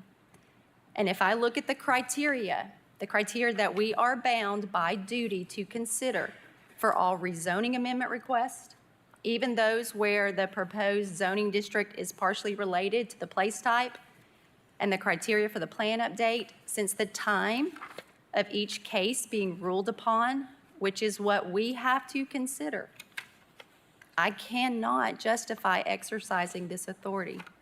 I think that by doing this, we fracture the integrity of the policies that define the criteria for zoning and plan amendment requests that we worked hard to elevate and to put into place. And as I said, I think that the property owner should be a willing participant in the process. Further, we are working hard to create higher standards for all development and expand preservation efforts through policy. I think that that is the proper and most impactful path forward. Lastly, I was asked if this is an ethical issue for me, and it is. Despite who the property owner is and despite how very much I would like to change the outcome, as I have said, I just cannot support initiating a process where the landowner is not a willing participant. Thank you, Madam Chair. Thank you, Commissioner Frazier. Commissioner Jackson? Yeah, I just wanted to explain to everybody on the commission and our constituents my position on this. And I've got I really enjoyed this weekend. I drove through this area, drove down St. John Sevier, drove down Tipton Station, drove all the way around the future development that we'll be talking about here in a minute. But my issue on this is that, you know, this is not a discussion of whether to rezone, downzone, change zoning. It's an issue of there's, you know, the accusation is that something illegal was done, and I'm not an attorney. So the proper venue for litigating, you know, something that needs to go through the court system. And a lawsuit, you know, and going through the court system is the proper venue for this, not county commission. The property owner, as has been stated, did not request this, so let the court system and a judge determine whether this is proper or improper, and that's going to be my opinion. I do have a lot of sympathy for the property owners surrounding this, but I don't feel as though this is the county commission's this isn't the proper venue for downzoning. Thank you, Commissioner Jackson. Commissioner Durrett? Thank you, Madam Chair. I would also like to make a statement in regards to all these resolutions. I concur with my colleagues. This is to me, a slippery slope that we could be headed down very quickly. Aside from the potential lawsuits that have been mentioned this evening, you know, it has been mentioned that we should plan for the now and not necessarily include the future. However, one could argue that that is exactly the reason our infrastructure is the way it is right now, is that planning for the now and not be that forward thinking for the future in our growth and development. Vested rights has also been brought up this evening. Setting a precedent on properties being subject to a rezoning after they have recently been rezoned will result in property owners racing to obtain vested rights, which could result in developers moving immediately to get a development plan approved so they don't lose their recent zoning. That development plan might be the bare bones and not what is best for the area. I don't think that would be the best use of property in property laws and zonings, and could result in more of the same of what we have now, where our infrastructure is not keeping pace and we're not getting what is appropriate for the areas in which these zonings are brought forward. Thank you, Commissioner Durrett. Madam Chairperson, may I have just a moment, please? You can have 1 minute. Okay, I can do that in a minute. First off, reread what you got before you. Reread it. What does it say? There's nothing in there about zoning changes, this, that, and the other, except for going back to agriculture. You're trying to lump two things together, and our people didn't come here tonight prepared to talk about the EPA issues and all this other regards to the current zoning. That's not the issue before you here. The issue is what Mr. Fox has come up with and said, I want to zone this back to agricultural. That's the only issue you got right now. Thank you. Seeing no other questions, Commissioner Thompson? Thank you, Madam Chair. I believe Mr. Mullins brought it up, and the representative from D.R. Horton brought it up as well. My question for Law Director is, if, obviously, it's codified in the state where downzoning, if the vested rights have not been applied yet, obviously, it's not disputed that we have the authority to downzone. But the threat was brought up, what if the upzoning occurred? It's not codified that says that we can do that. And being in a permissive state, if the state doesn't give us the authority to do that, is there a gray area that says that eventually a future commission would have the authority to do so?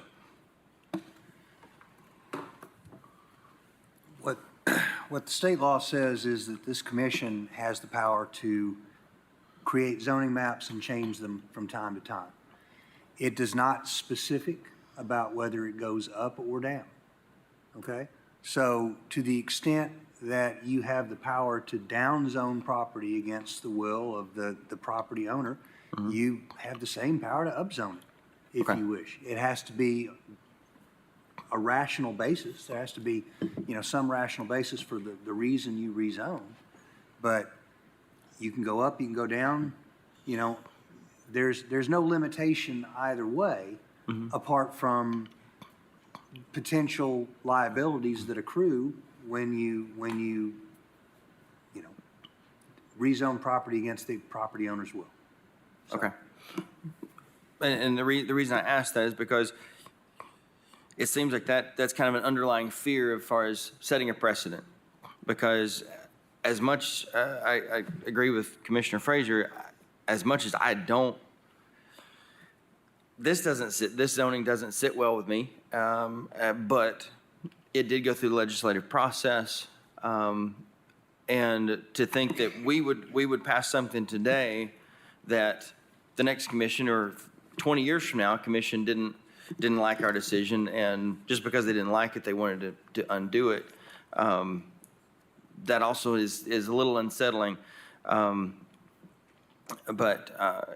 I do think it's a great power, but not to, I guess the saying goes, with great power comes great responsibility. And so although we have the power, reserving it for those extreme circumstances where if this commission was deceived or lied to, or there was something underlying that we weren't able to consider at the time, maybe, or over time, like 20 years goes by, and with the way this was done initially, where it was something that didn't apply anymore, and they were never going to use it for that, and the future growth map or comprehensive plans change in the future, and the county is going a different direction in that area, rezoning it to make it comply. The way where I'm standing on property rights is, I don't want the government to compel me to have to do something. We're here telling folks, yes, you can do something, or no, you can't do something, but we're not here telling someone they have to do something. And so that's where I have an issue with the upzoning that Commissioner Frazier mentioned a minute ago. But yeah, this is a tough one for me. I don't, as much as the decision that was made, I wouldn't have been in favor of it. But at this time, it's difficult for me to go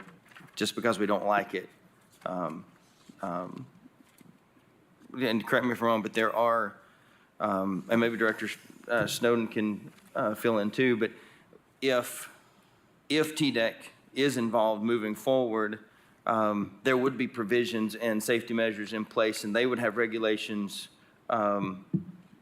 restricting the development on certain parcels of this property, correct? Yes, that's correct. We don't issue a grading permit until TDEC has provided their comments, so we would defer to them and any requirements they add as far as restrictions we would add to our grading permit also. Okay.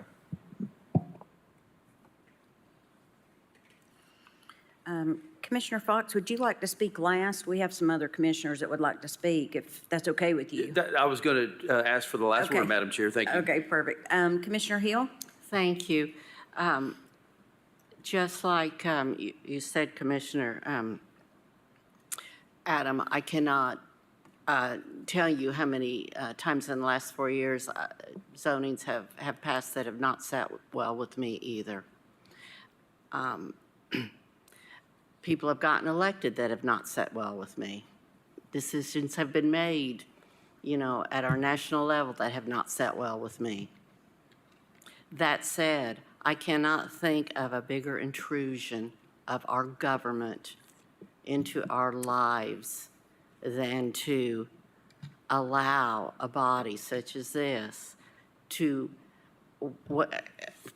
Commissioner Fox's point, he's not, we're not asking for the rezoning at this moment, but we are asking for someone else, a government entity, to consider the fact that your property may be rezoned. As a property owner, I don't want somebody knocking on my door and telling me that, oh, I know you didn't ask for this, and I know you didn't want this, but we might be changing the zoning on your property that you own. I think fundamentally, most of us were elected on the premise of less government in our lives, not more, and to allow or for a body to entertain this kind of control, I just think fundamentally, as your basic right as a property owner, I cannot think of a bigger violation than having that happen to you on your property that you own. Thank you, Commissioner Hill. Commissioner Lee? Thank you, Madam Chair. Mr. Sanders, could I ask you a question? Is he still here? Did you say there were some lawsuits filed already on this? Could you speak to that? There have been. I filed There have been. Have they been settled? handful of lawsuits challenging the initial rezonings. And so there's actually one of those that has a motion coming up on Friday. Mr. Sanders, will you make sure the mic is on, please, and step forward? I need to get myself a lapel mic when I come up here. There are some rezonings, several of them on these initial ones. One of them has a motion for summary judgment coming up on Friday. I think So there's nothing that's been Mr. already Forster settled? is in on that one. Okay. Okay, so it's not been settled? Anything has been not settled on the, No, these that, lawsuits? that one's ongoing since 22. Okay, thank you. And I just one more, if the commission moves forward with this and we're ultimately successful in getting these things sent back to where they were before the lawsuit was filed, then the lawsuit would, either be dismissed by us or dismissed by the county on a motion. So we're only asking here for what we've asked for in the lawsuit. Thank you. Seeing no other questions, Commissioner Fox? Thank you, Madam Chair. First of all, I want to respond to Mr. Mullins. I said that kind of my philosophy is that the county government should primarily serve. I didn't say only serve current users, but primarily, or current citizens, but primarily. And I would like to bring balance to that. And let's just look at the agenda today. What kind of balance took place with respect to the interests of current property owners in District 9 and developers, future, in other words, future citizens. There was no balance. Every motion or every project that I opposed got passed anyways, and it's always been that way, and that's why I got elected. So that's not a reasonable point. That's not a cogent point that, well, we got to think about the future and not just think about current people. Current citizens are never accommodated. Now, there has been 2 substantial changes since this was originally adopted. Number 1, there's been a lawsuit filed against the county of this parcel, and that fits 6.301A. The proposed amendment shall be necessary because of substantially changed or changing conditions in the area and zones affected. And also, of course, there's this TDEC letter. So there is a rational basis. Now, again, we're not voting on it today, but I just want I want the process to be started. Let's take some more time. Now, I did want to address this. I'm glad that this was mentioned.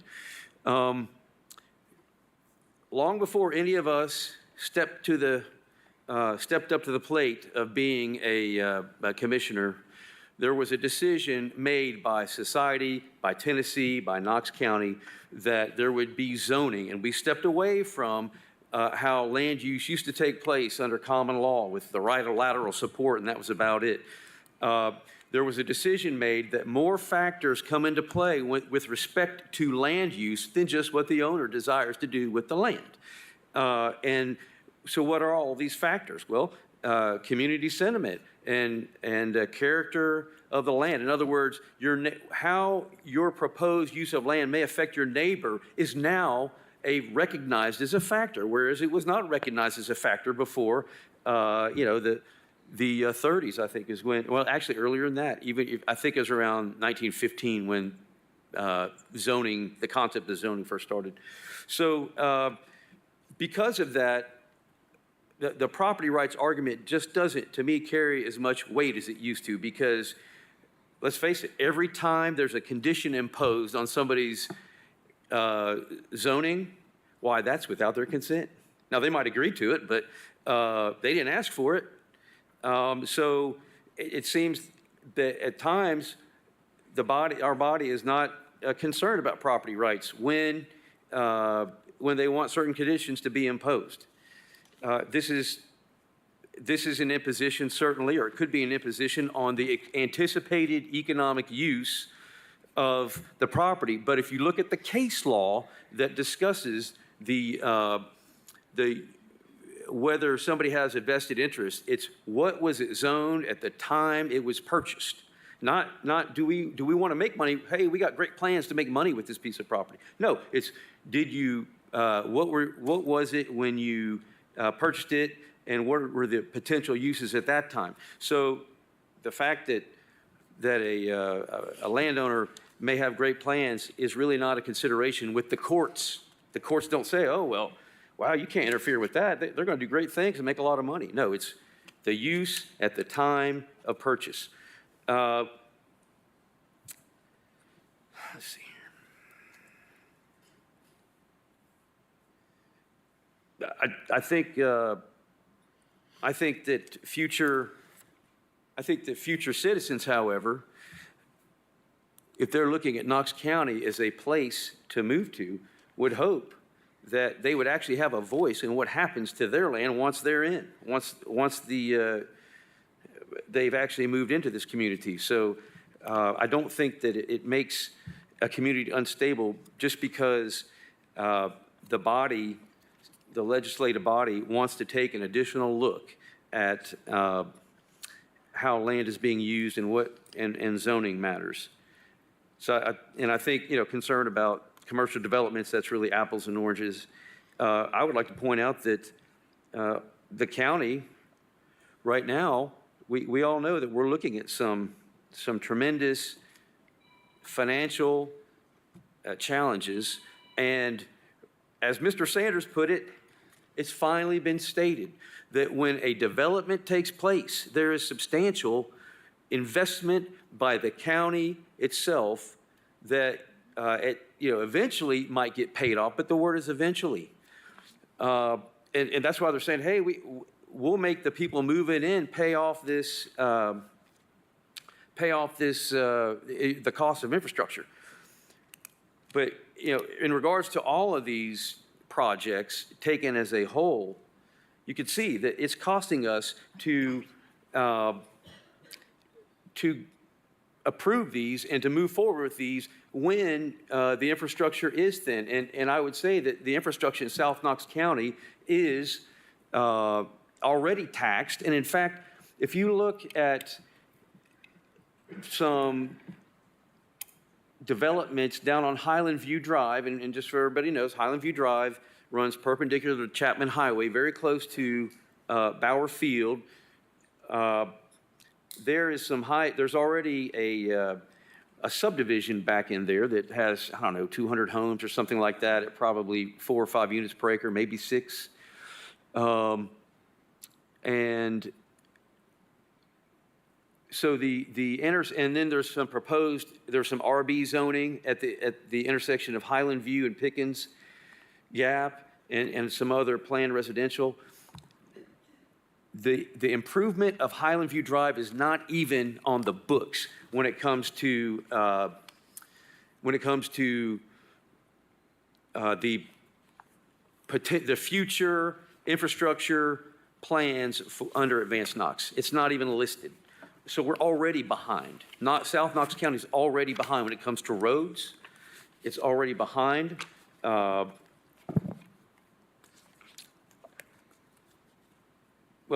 at least with roads and with schools. We haven't really discussed that. It's already behind with respect to schools.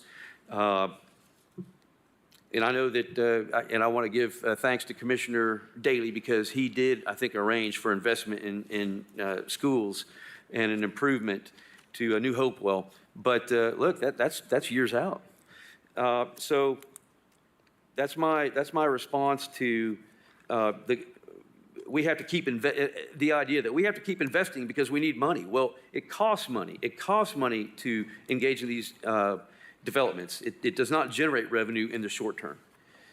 I'm not saying anything with this particular project. Nothing illegal was done. And I think the purpose of planning is so that you invest, when you have money, you invest in future infrastructure. Well,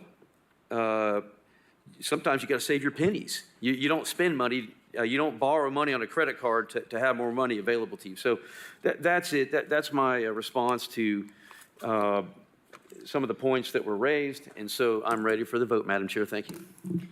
So let's just go back and give me your motion one more time, just so we can remind everybody. Yeah. My motion is that we adopt a resolution to send the zoning of 2814 Tipton Station Road back through the rezoning process for consideration by the Planning Commission. But the application has to be initiated by this body. Okay, thank you. So we've got a motion on the floor by Commissioner Fox and a second by Commissioner Lee. All in favor? Aye. I'm sorry. All in favor, aye. Aye. All opposed? No. Roll call, please. Commissioner Russell? Yes. Commissioner Hill? No. Commissioner Lee? Commissioner Thompson? No. Commissioner Fox? Yes. Commissioner Jay? No. Commissioner Frazier? Respectfully, no. Commissioner Rawls? No. Commissioner Durrett? No. Commissioner Oster? No. Commissioner Jackson? Nay.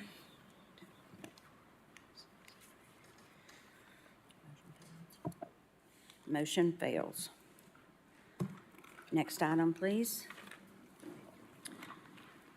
Item number 16, 24-10-2-RZ is to initiate an application for rezoning from planned residential to agricultural. Property is located at 8802 Sevierville Pike, parcel ID 138270, part of. Thank you. Commissioner Fox, would you like to speak to this or let opposition come up and speak? Just briefly, Madam Chair. Okay. There is a substantial change, once again, with respect to this property. This property was initially a part of a larger tract, and approximately half of this chunk was donated to Legacy Parks. So I believe that this property should go through the Planning Commission again, because there's been a tremendous change to the land use now, as a matter of fact, compared to the land use that was adopted and the zoning that was adopted when this project was initially approved back in 2022. So there's a substantial change, and I think it justifies a new look by the Planning Commission as to the land use for 8802 Sevierville Pike. Thank you. Our first person is Dawn Close.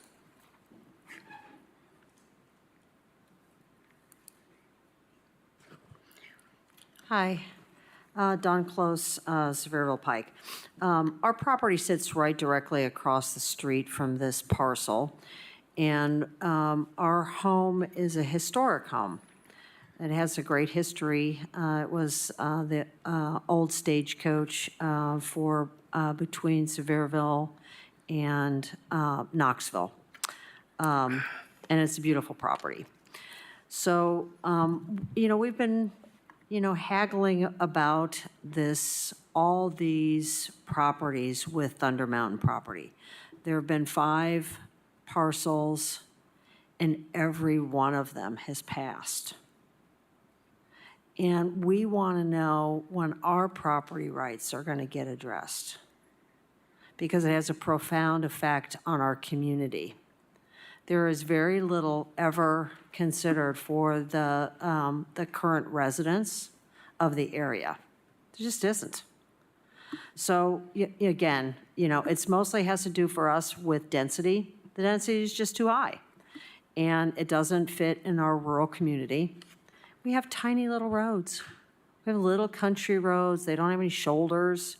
We're going to throw hundreds of people, every day on these roads with, thousands of trips a day. We just think it's just not a good use. It doesn't follow any of the tenets of the growth policy plans. It just doesn't. It doesn't meet the density. It doesn't meet the character. It doesn't have any infrastructure. The community is rock solid against it. We have a petition of over 1,300 people for a tiny little community that doesn't want any of this development at this density. We're okay. For us, property rights is kind of different than how you guys think of it. Property rights for me is when I buy a property and it has whatever the zoning is on it, that's the zoning I get. I'm entitled to ask for new zoning. But it seems to me, since we've been in this process for about 3 years, there hasn't been a single large development that has been voted down yet. It's 100%. Yes, more development. Yes, whatever the density is that the developer wants. Lots of consideration is given to the profitability of these projects. That's not germane. What's germane is what's appropriate for the community, what's appropriate for the neighborhood, not what's appropriate for this guy's property, is profit margin. That doesn't seem to me to be a legitimate reason. So, we respectfully want to have these properties reevaluated for a number of different reasons. I'm going to make probably a controversial statement here, but this property across the street, the ball field was used. The leasing of the ball field was used to get votes to approve that. It was being held over the commissioners' heads. There was pressure from the developer. Hey, if you don't give us the zoning we want, you don't get your lease for the ball field.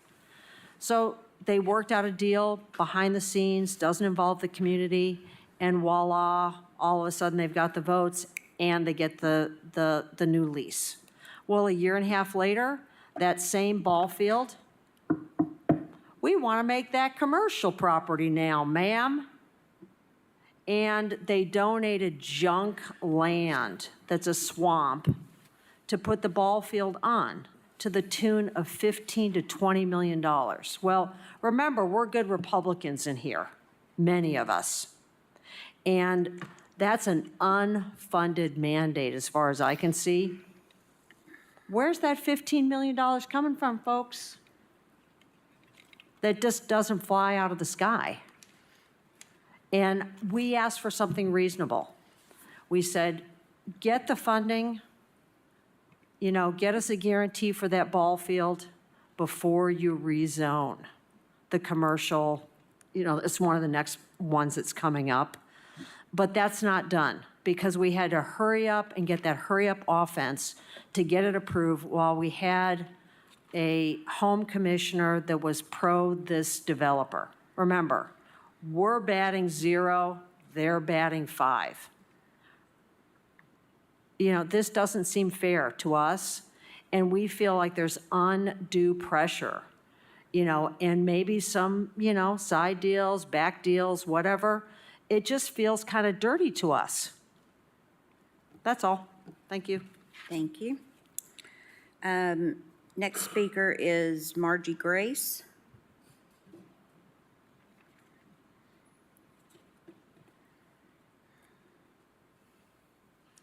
Hi, thanks for having me. Margie Grace, Sevierville Pike, across the street from 8802. Thank you. And I also am a member of and a representative of the Dry Hollow community, the 1,300 signatures that we have and 700 active members. Also, the Save Bauer Field group. I am here actually find myself agreeing with Commissioner Jay for the first time ever. It's about a big picture. It is about the big picture. This is about the big picture. We want our children to come home. Will there be a home to come to that's worth it? I agree with Commissioner Rawls' proposal. Absolutely, let's think about the whole county. Let's think about the roads and the schools and the hospitals and the ambulances and the quality of life for current and future residences. We take offense at the NIMBY accusation. How dare you? We have invested heavily, most of us as homeowners, that's our single biggest investment in our lives. That's the only thing we've got to hand our children. Our old bones are going to the ground and they're throwing dirt in our face. That's how it ends. Sorry for the spoiler. We have got to think about where we're headed. Let's think about the whole county. Let's think about it. In light of the words we just heard in this room a few moments ago, this very room, not even 15, 20, I don't know, half an hour ago, we heard. We learned our infrastructure is lagging our development. We've learned that the more we try to get property taxes online, the deeper in the hole we go. It's in that 500-page advanced Knox document, the fiscal impact of development, at what density makes sense. Inside of, the reason we do planning is because urban sprawl with ultra expensive, remote, non-existent infrastructure is not good planning. It is not good stewardship for our future. And I will tell you, the developers are not paying for the concomitant burden caused by the development. And the future residents are not paying for the services that are required for their own benefit, the mandatory services. When we call the cops, we like it if they can come. We like it if the ambulance doesn't have to do triage over the phone and go, well, we're going to make 3 stops and we'll get to you as quick as we can, ma'am. That is happening now.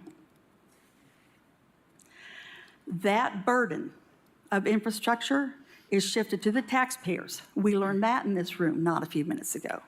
And how is it shifted to the existing homeowners and existing property owners who've already paid for the roads that are here now? It's shifted via bonds that are given by the IDB that are guaranteed by whom? That are due when? We are sitting on a ticking time bomb now of bonds that are due in the very short future. And our mayor will be gone by the time that particular cock-up blows up. Is it sound planning? Is it good governance? Is it good stewardship? To build housing so very remote from these incoming businesses that Mr. Rios has referred to, which we 100,000% support. We are for good, prosperous, healthy futures. I know we can get there. I know we can get there if we look for balance. I know we can get there. I know we can do it. I know we can do it. And you all should take it on.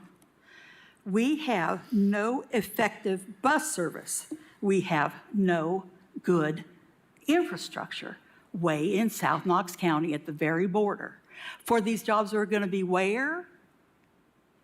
I do not believe that this is good housing for what you say is coming. I believe good housing happens nearby. 15-minute city, not a god-awful plan. What happened? What would happen if that ball field stayed where it is, where it's got $1.3 million worth of repairs? It gets stoplights so we can get in and out safely. And right next to that, bordering that, the single recreational property in our area, the single one that has public access, the single property, right around it were a few condos, smaller places, affordable, entry level, a little bit behind those, a little bit different, a little bit better. Instant mixed community, instant commercial there. You gonna put commercial there? That commercial rezoning is about something else. That's about those HUD grants that allows you on commercial to build super dense housing. If you could wrap it up, I'm So sorry. I'm gonna ask you, let's not let the short-sighted decisions of the past justify continued and ongoing short-sightedness. Do not sell us down the river. Thank you. Thank you. Mr. Forrester?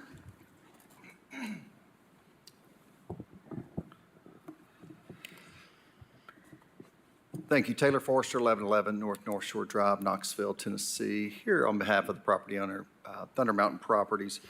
This property was rezoned May 31st, 2022.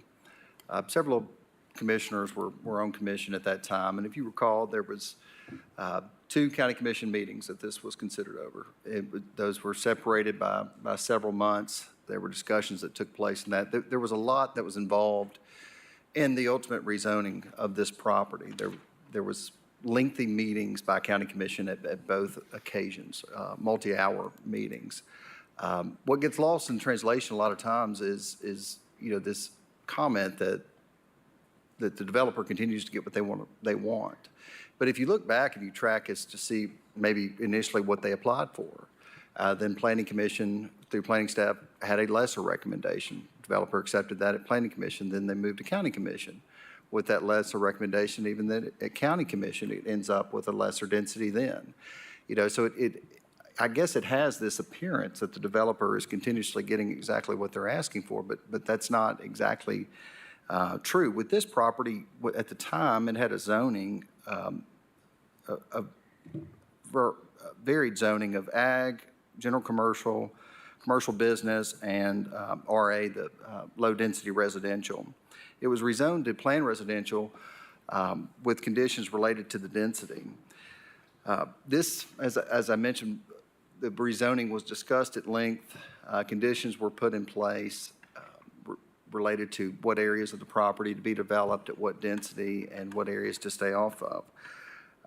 This proposed resolution is would result in a substantial downzoning that would have great consequences to my client's property, including the substantial investment that they've already made in reliance on that rezoning. This proposed resolution, as was discussed on the previous item, is unprecedented, and it's unprecedented for a reason. The reason is that it would establish a bad precedent for our legislative bodies and the residents of Knox County and the property owners of Knox County. You can't look at this as just a one-time act. This is something that, if approved, is going to be this slippery slope that will continue. You know, at what look-back period is it? Is it 30 days, 60 days, 3 months, 3 years? You know, as Commissioner Durrett mentioned on the previous one, you're going to have this, is referred to in litigation, race to the courthouse to choose the form. It's going to be a race to Planning Commission to establish some bare bones, not necessarily the best development plan for the property, the best development plan for Knox County, but it's something to create that vested right, just so they have an insurance policy that they can at least maintain that zoning and what was approved to at least do this development versus doing what my client is doing. You know, the initial rezoning happened 2 years ago. Since then, the other properties have been rezoned. And as discussed at those later rezoning minis, what they are doing is creating a master development plan for these properties. They're spending the time, they're spending the resources to create a thoughtful, meaningful development plan that's going to create a collaborative, cohesive development that's best for these properties, best for this area. Going through the studies of the design to see what works here, what's going to lay out from an infrastructure standpoint. Already have meetings set up next month with TDOT and Mr. Snowden's office to sit down and start discussing what are the parameters, what are the requirements associated with this global kind of traffic impact study that was discussed at County Commission.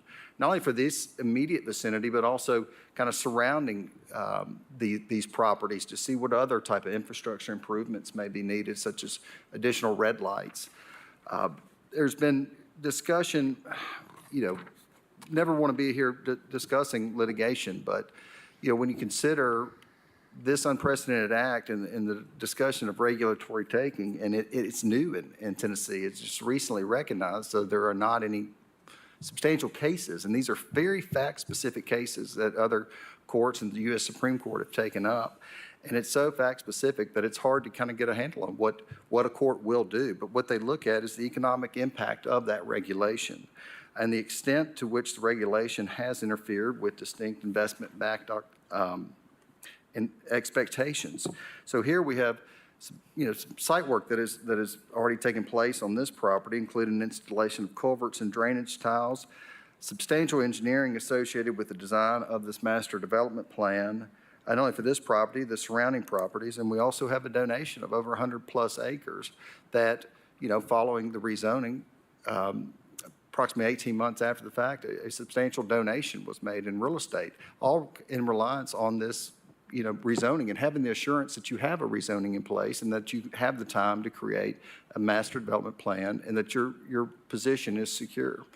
We ask that you deny this resolution and allow this zoning to be maintained and exist. Thank you. Thank you. Mr. Sanders? Just a couple of points.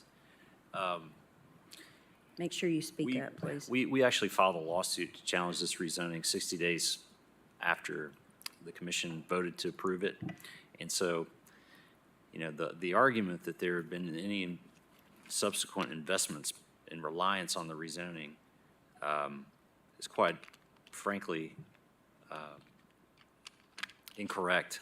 You can't rely on something like that that's in present litigation. So if they've made investments in this property based on the rezoning, it was always subject to challenge and could have been, and we argue will be reversed by a court. So, second, we've heard the argument tonight that this is somehow a slippery slope. The slippery slope is actually a logical fallacy. You should not make that kind of argument. You should make a determination based on facts and circumstances. But to argue that this is somehow a slippery slope, you can go up, down, sideways, back and forth with rezonings, and that can happen at any time. And I always advise my clients, you're in a in a situation where you have to be eternally vigilant. And it goes the same way the other way. You know, if you think that rezonings can be used for good, for bad, then you have to look at each one on their facts. And I don't think this one is something that, like I said earlier, I think all of these are an opportunity to right the wrong.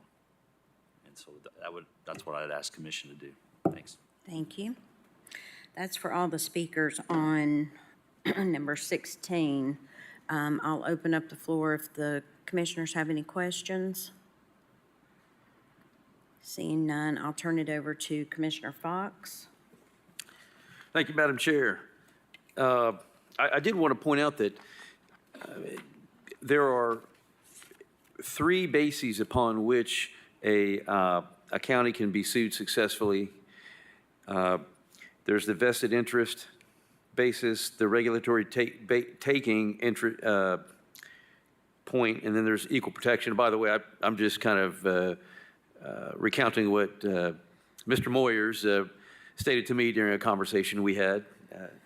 And I have, of course, looked at some of these cases that discuss regulatory takings and vested interest. I will point out that when it comes to vested interest, you have 3 years to do something with land.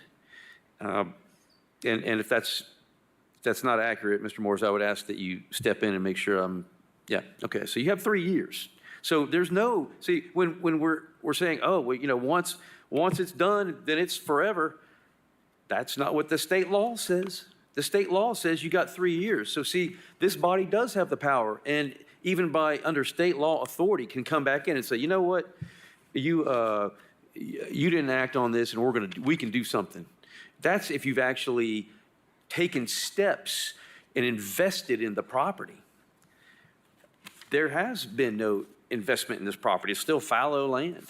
And a regulatory taking, of course, is just when the government agency does something. It somehow takes a piece of, takes a part of the property physically, or through a regulation makes a piece of property not be used to some extent. And equal protection, I would defer to Mr. Moyers on that one. Basically, if you treat 2 similar pieces of property differently, that's really not an issue here. So, but again, what I'm doing, or what I'm asking this body to do, is to send this back through the process. There has been a substantial change. It could be that the Planning Commission says, oh, you know what? Now we have all this parkland right abutted up to this land that we'd previously suggested should be used in a certain way with a certain density of housing. And now that we have all this parkland, that may not be an appropriate use of that land at this point. The Planning Commission ought to have an opportunity to speak to that. And that's what I'm asking this body to do, is to pass a resolution that would place an application with the Planning Commission to seek the rezoning of this property back to agricultural. Thank you. Okay, so is that your motion, Commissioner Fox? Yes, that we would pass a resolution that would submit an application to the Planning Commission for a rezoning of this property to agricultural. Okay, we have a motion on the floor by Commissioner Fox, a second by Commissioner Lee. Commissioner Thompson. One thing that stuck out in this question, because obviously, you know, there were 5 of us that weren't here when this was done. Thank you, Madam Chair. So I was about the ball field, and she made the comment that it was held over and used as a tool or a card, or if you will, to get the rezoning. Was the ball field and a donation of property ever in the discussion of the rezoning process?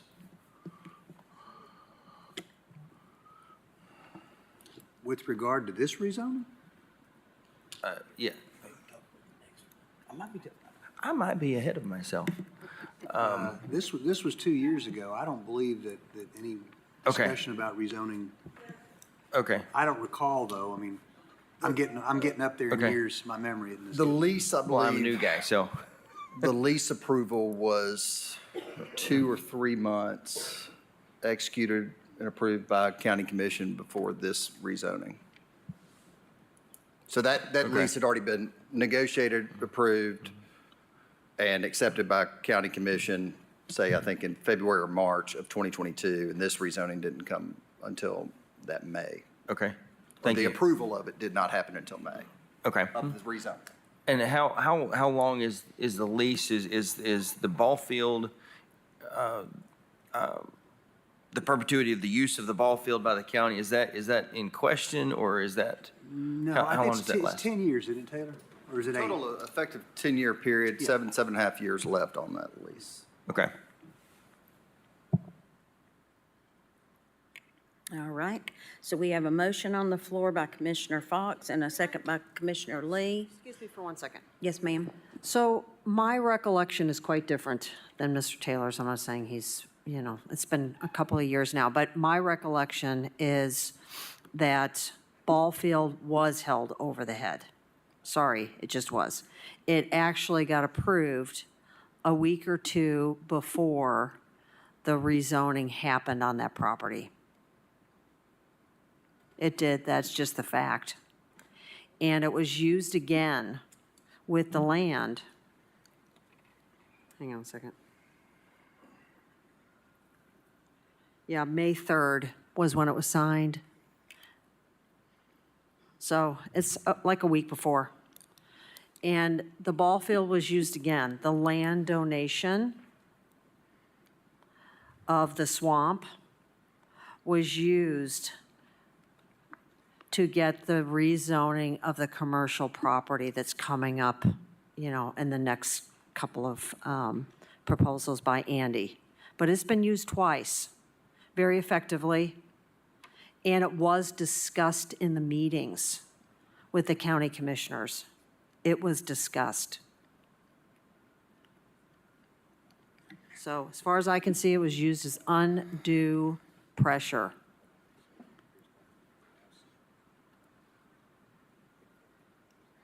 Okay.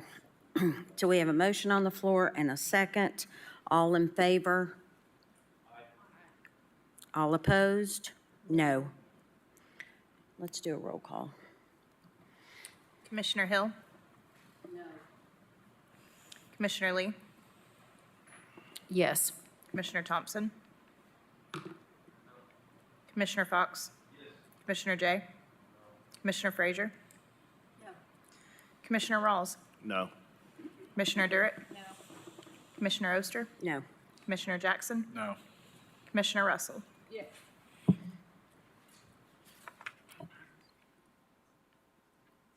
All right. Oh, it failed, yes. Yeah. The motion failed. Next item, please. Item number 17, 24-10-3-RZ is to initiate a plan amendment from CMU Corridor Mixed Use, HP Hillside Protection /CA General Business to TN Traditional Neighborhood, POS Parks and Open Space, TCMU Town Center Mixed Use, HP Hillside Protection /A Agricultural at 8744 Chapman Highway, parcel ID 138104, part of. Thank you. We have Ms. Close is first. Madam Chair, can I speak to this resolution I'm offering? Yeah. Okay. You can speak. Thank you, Madam Chair. This is a plan amendment. This is not a rezoning. So far, we've been talking about rezoning. This is a request for a plan amendment. And what I'm requesting that this land use be changed to is the land use that it had when this legislative body adopted Advanced Knox in April of 2024. And that's the land use that it had until August of 2024. 3 months later, what was the substantial change that led to that? And there's another issue with respect to this particular parcel. or the land use of this particular parcel. The planning staff in August of 2024 recommended against that, or actually in July 2024, when it was first considered by the commission, the planning staff recommended against it because it was not following the quarterly review cycle, which this legislative body agreed that's how land use would be considered when the applicant was a private citizen or a private entity. So the quarterly cycle was not going to come up with the Planning Commission until August 2024. And then if the Planning Commission approved it, it would be passed to this legislative body in September 2024. The Planning Commission disregarded an established procedure passed by this body just a couple months before and proceeded to hear this land use change out of cycle. Now, I'll tell you, the disregard of established protocols by government bodies is what causes a loss of confidence in government. That's what makes people think, what is going on? Why? Why did everybody just shake hands a couple months ago and say, this is how we're going to do things from now on? And then just a couple months later, they turn around and say, nah, we're going to do things the old way, the old-fashioned way. We're not going to follow rules. I remember that point was brought up a little earlier by Mr. Mullins. You got to follow your own rules. Okay, well, did this legislative body do that? No. And or did the Planning Commission do that? No. And so then something happened that was not according to established procedure, and I would like to undo that. And I want to place this back to the land use that it had before July of 2024, which was, again, the land use that was approved by this body in April 2024. And the way that would be accomplished is, and my motion is, to pass a resolution that would place an application with the Planning Commission for a change in the land use for this particular parcel. Thank you, Madam Chair. Thank you. So we got a motion on the floor. Do we have a second? All right, Commissioner Hill. Thank you. Just as a point of clarification for the new commissioners, the issue that Mr. Fox speaks to, Commissioner Fox speaks to, there was debate over that, and if I'm not mistaken, the commission decided to go ahead and hear that because the application process had occurred nearly a year before the new plans had been adopted. So this in fact was the reasoning why the body went ahead and made the decision on that. You can argue that was right or not, but that was in fact the reasoning. So it was not quite as arbitrary as it was presented. Mr. Thompson, would you mind to hold your question so we can let the opposition speak? And then, okay, I appreciate that because I kind of jumped ahead. Ms. Close, you're next. I'm sorry about that. Yeah, I'm a little lost myself. You know, this ball field is really important to the community. Ms. Close, can you hold on just one second? Sure. We've just had an emergency situation. I just want to ask a couple of questions to Mr. Forrester before I go. I'm sorry, I just learned my mother just passed away. I'm so But sorry. I just have a couple questions that I wanted to ask. So, on the lease, there are 7 years remaining on the lease, correct? Yes, sir.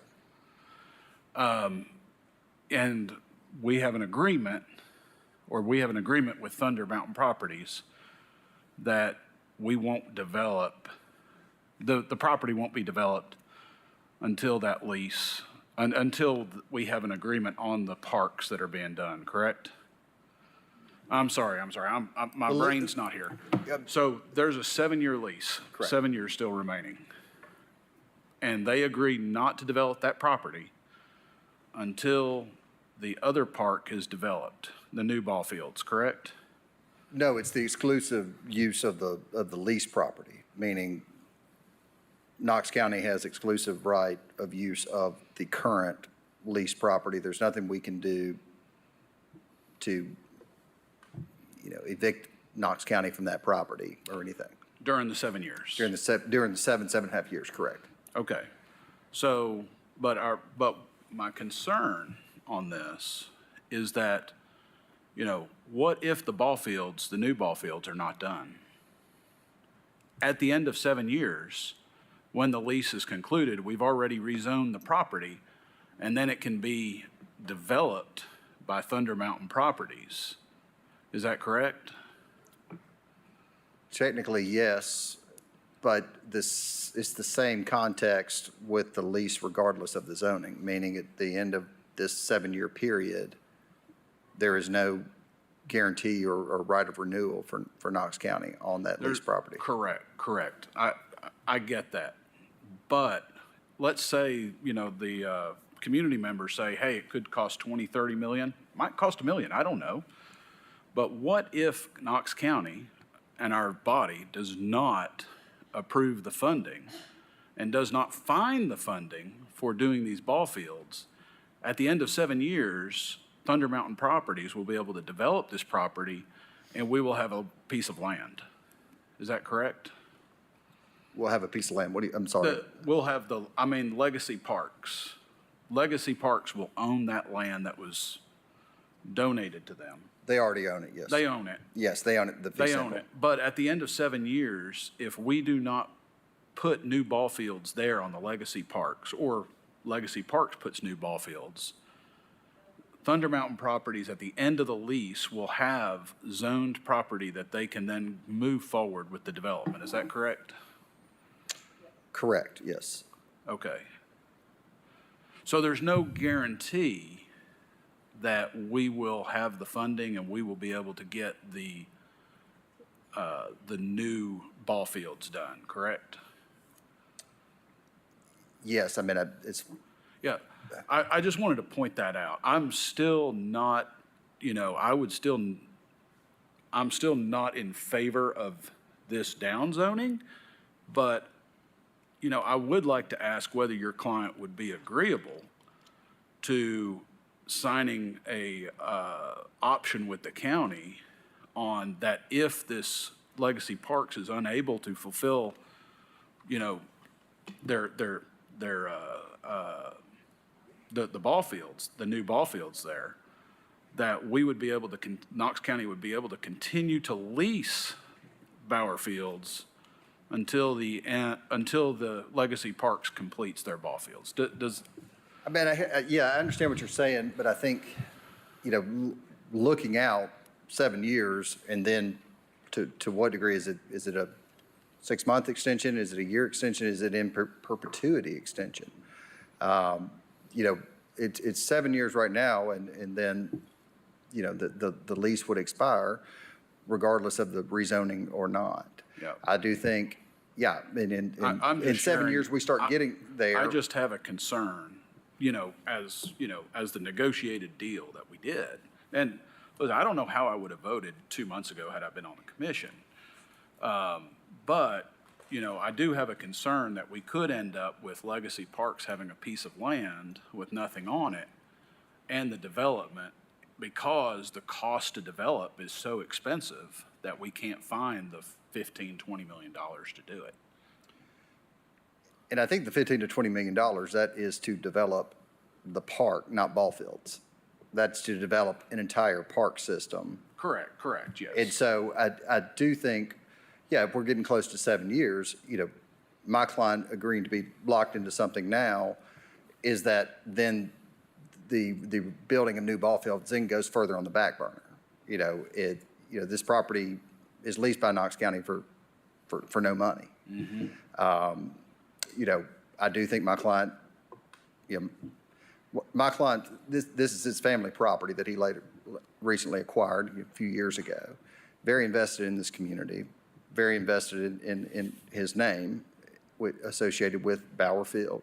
Oh. And has strong ties to the community. And I think, if it comes to a situation that meaningful discussions with Knox County, absolutely.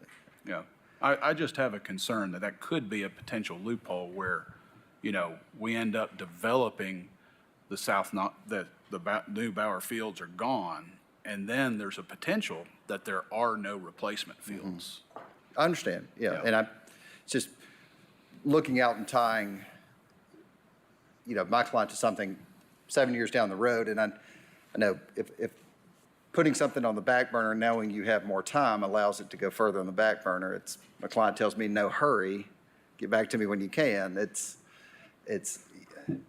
get it. I want to keep everybody I just kind moving of wanted to forward. share with commission that, I kind of feel like there's a potential loophole on this where, if they just wait 7 years, that they can develop the property and that there's, we may develop the new ball fields and we may not.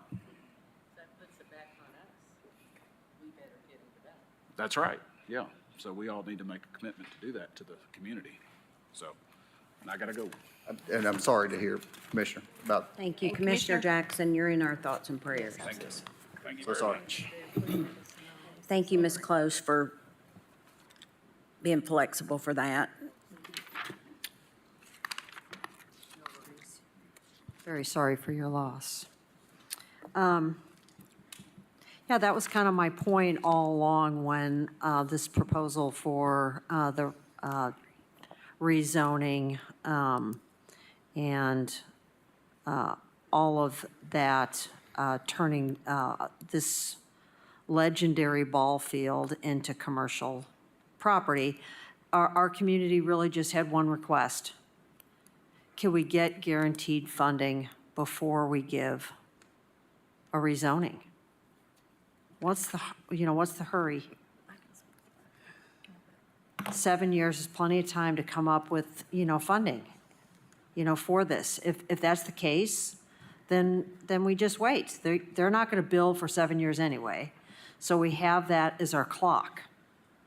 So that was really the only request of the community. You want the rezoning. We want a guarantee that the ball field is built.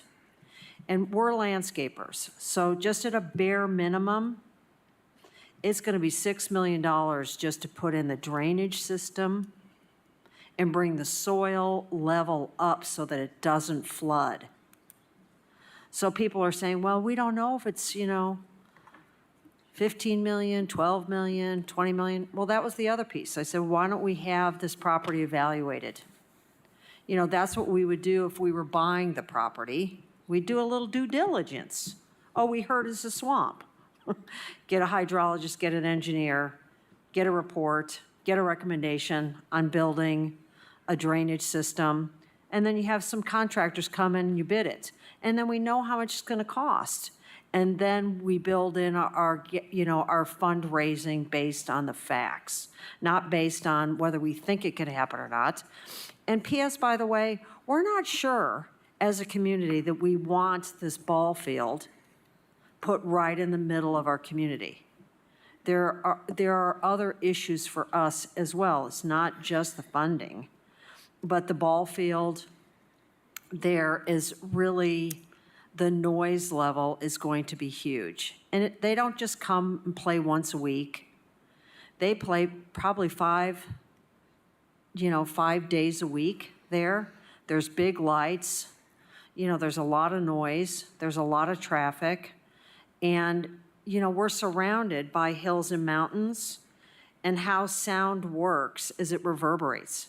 That was the other thing that we asked for, was we wanted to have a sound engineer come in and do an evaluation. Is this a suitable place to put a ball field? Adding insult to injury. We have all this development going on, and now we're going to slap a ball field down on you too. And all the noise and everything else that goes along with it. There's just a lot wrong here. And to be in the hurry up offense to get this passed before these other county commissioners are gone, I said, please, can we have a timeout? Can we just push this? Instead of it being voted on by the lame duck session, let's have it voted on by our new county commissioners. So our requests were not outlandish. they seem to be reasonable to me. Guarantee the funding before we give, the rezoning. Do some due diligence. Hire an engineer, hire a hydrologist, find out how much it's going to really cost to build the field. Do a sound engineer. Let's see, is this a suitable place to put this ball field? All of those were rejected because we've got to give the developers everything they want. Who did this really benefit by the hurry-up offense? Did it benefit the community? Could they have just put it, a month or two so that we could get some of these things done? I don't think that any of that was unreasonable. I think it's very reasonable to send this back. Let's have a review of this based on the growth plan. Again, we have over 1,300 people have signed our petition saying we don't want these changes. We're reasonable people. I don't think it's unreasonable to ask for, where's that 15 million going to come from? Is it coming from the taxpayers? I don't want to pay it. I don't think that that's a reasonable thing. It's an unfunded mandate that was voted to give to our community, an unfunded mandate. No ball field. And this is the other piece of it. You guys hold all the cards. There's no buyer for the ball field. Without rezoning, they can't turn around and do anything with that. They did 3 10-year leases. That's what's at play here, 3 10-year leases. What if you guys had said no to the rezoning? What are they going to do? They're going to turn around and sell it? They're going to turn around and say, we're just going to not have the ball field here anymore? They bought it as a ball field. Nobody's holding a gun to anyone's head. It has to be commercial, and it has to be done right now. We think it was a reasonable request to ask for a little bit more time. Let's have a few meetings with the community. What's wrong with that? This is a lot of stuff to ask us without, we come to these meetings, but no one really asks us what our opinion is. Never. Nobody's inviting us to any meetings. Thank you. Thank you. Margie Grace.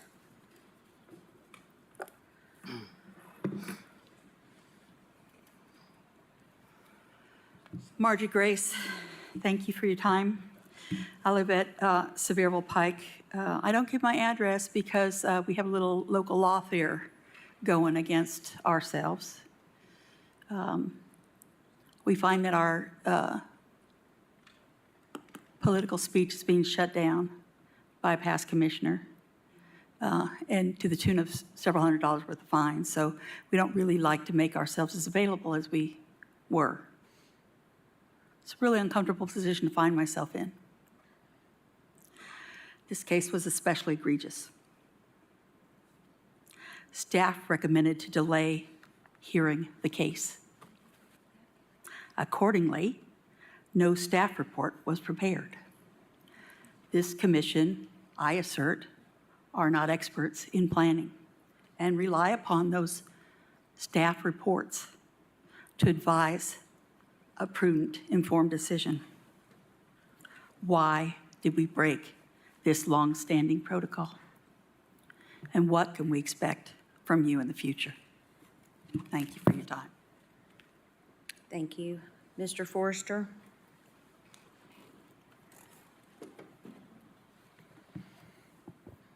Taylor Forrester, 1111 North Shore Drive, Knoxville, Tennessee, 37919. Here on behalf of the property owner. Similar to the last, asking that you deny the resolution. This plan amendment was approved by County Commission on August 19th, 2024. The meeting, lengthy discussion for proponents in favor of the amendment request and those in opposition to the amendment request. Very, very lengthy discussion that went on, I believe, for over an hour. There was a motion to approve the amendment of the land use classification, and that was ultimately approved. Again, this occurred approximately 60 days ago. Commissioner Hill is correct. While this was discussed and decided to be heard at that county commission meeting, it was because this application had been filed well before the adoption of the new comprehensive land use plan, well before it was determined that plan amendments would be heard quarterly, and further, well before it was later then determined what those quarterly meetings were, when those quarterly meetings were to occur at the Planning Commission. Again, the application had been pending for quite some time, all prior to that. Again, same position, same arguments on this is, the precedent that gets established when you have a new election and new commissioners coming on, and different districts have different interests and wanting to send something back to have it looked at again. I believe Commissioner Hill, you brought this up on the first resolution related to this that dealt with not initiating the process as the property owner, and this process being initiated on you. The unprecedented nature of that. It's one thing when you initiate the process and you put your property out there to be rezoned. You may not get what you want. You may get the rezoning you want, or you may end up worse off than when you started, but you're the one that initiated the process. You're the one that brought it to the table.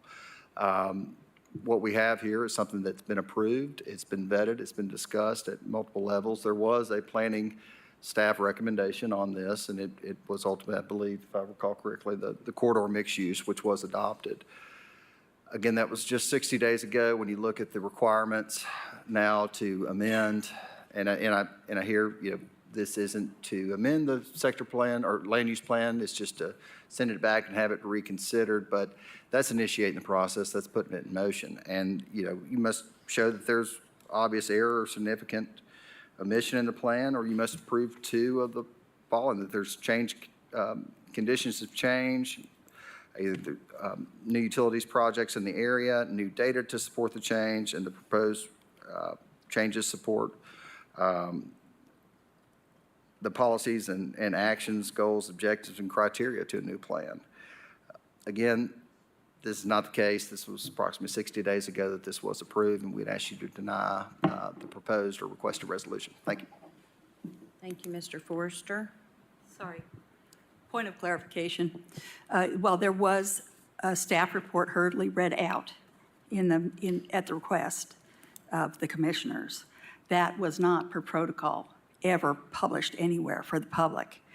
We, your constituents, who have lost faith in you and lost faith in the process, really unto losing our own, what we know our citizenship and our sort of God-given sort of, the decent way to live, appropriate interaction between our elected officials who serve at our pleasure, really. Technically, there was a staff report prepared. It was heard for the first time by the public in the moment of. You guys, it's wrong what you're doing. It's wrong what you've been doing. You're not looking big picture, and you're not giving a damn about the people who put you in those seats. Thank you. Thank you. Commissioner Fox, do you want Commissioner Hill to go? Yes, Madam Okay. Chair. Commissioner Hill? Thank you. Again, just for a point of clarification for the new commissioners that were not here in August, some of the things that have been said have made it sound like the votes that were made were very arbitrary and not well thought through. This could not be further from the truth. There was probably more talk and deliberation, and there were, in fact, meetings that occurred, and the things with the ballpark. I know Commissioner Frazier spoke at length about all of these issues. So I just want to be sure that the new commission understands that everything that has been said is not the first time we've heard it. It has been spoken, it has been deliberated, and it has been voted on. Thank you. Thank you, Commissioner Hill. Commissioner Fox? Thank you, Madam Chair. I think I have 4 points. First of all, we have a substantial change here. There's been a lawsuit that was filed since that decision was made in August.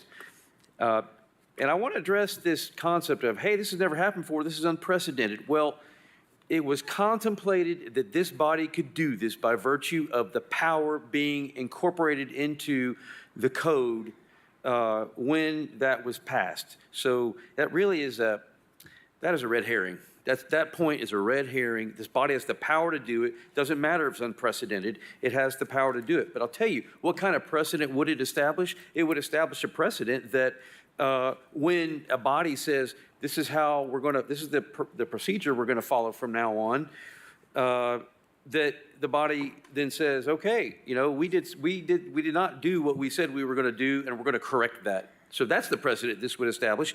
That's a good precedent, that we're going to do things the correct way, and we made a mistake. Now, I want to put on my CLE hat just briefly, the CLE teacher hat briefly, and explain the difference between a law and the difference between a substantive law and a procedural law that may change things. This happens like with appeals in court and so forth. When there's a procedural law, a change in a procedure, that applies to whatever's pending at the time immediately. It does not relate back, the item appearing before a judge, for instance, does not relate back to what the law was before the procedural law changed. Okay, when it comes to substantive law, that's a different story. So that's why, with respect to item 14, when the Planning Commission said, well, we did all this because he applied under the old law, the land use law before Advanced Knox, well, that made sense because they're talking about substantive law. You know, what was the land use substantive law at the time he originally applied? And we're gonna give him a grandfather. We're gonna grandfather what he did. But that's not how it's supposed to work with procedural law. With procedural law, it is applied immediately. And so therefore, now, Mr. Moyers, I'd love to hear your input on this, but maybe it's different when it comes to a legislative body acting versus a court. But that's why when it says on page 73 that Advanced Knox has a quarterly review cycle, that should have been imposed immediately because that's procedure. That's how the cases flow through the system. See, that's the difference between procedure and substance. Does that apply to this situation as well?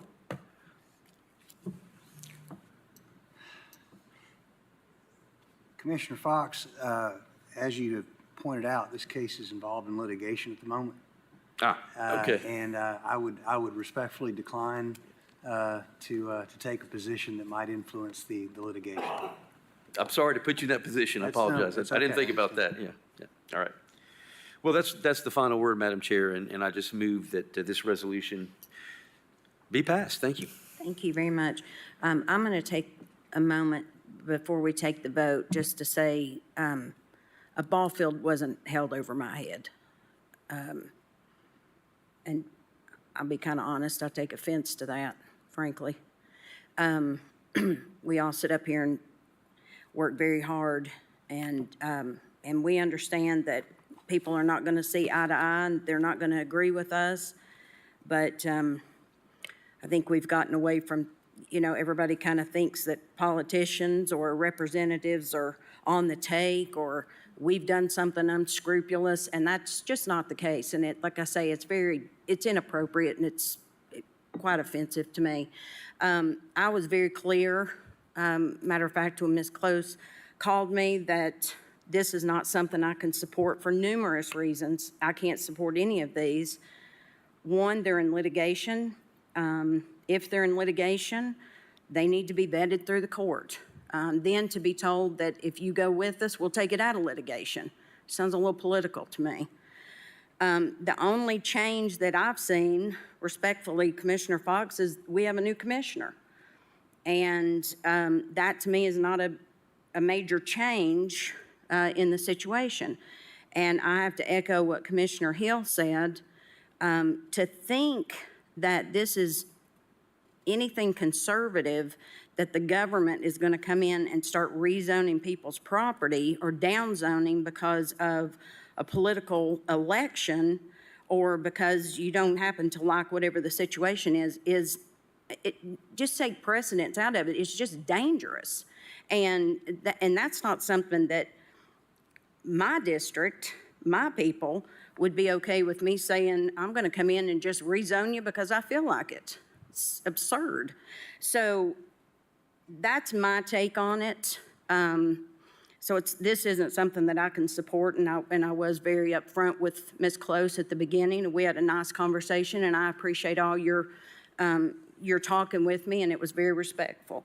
So we have a motion on the floor, and we have a second. So all in favor, aye. All opposed, no. And we'll probably need to do another roll call vote. Commissioner Lee? Aye. Commissioner Thompson? No. Commissioner Fox? Aye. Commissioner Jay? Commissioner Frazier? No. Commissioner Rawls? No. Commissioner Durrett? Commissioner Oster? No. Commissioner Jackson is absent. Commissioner Russell? Commissioner Hill?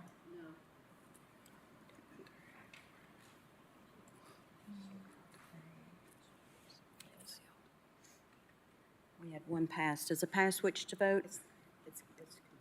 Oh, it's Commissioner Jackson. I'm sorry. So the motion failed. Next item, please. Item number 18, 24-10-4-RZ is to initiate an application for rezoning from CA General Business to A Agricultural. Property is located at 8744 Chapman Highway, parcel ID 138104, part of. Thank you. Mr. Fox, do you want to speak to this before the opposition comes to speak? Yes, Madam Chair. I'd like to ask Director Brooks, this the previous denial of my resolution may place this proposed rezoning out of kilter with the current land use. And so, Director Brooks, do you have an opinion on that?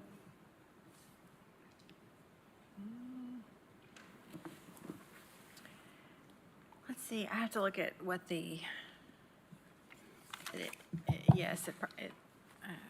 what the current one, I'm sorry, it is way past my bedtime.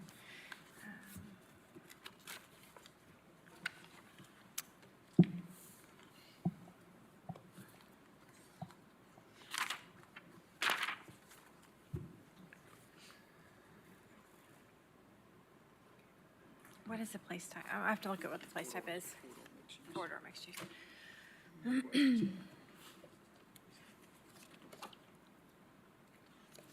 Ag is not considered a zone in the corridor mixed use place type. Right, in other words, that It's not zone permitted. is not a related use to, That's correct. okay, so,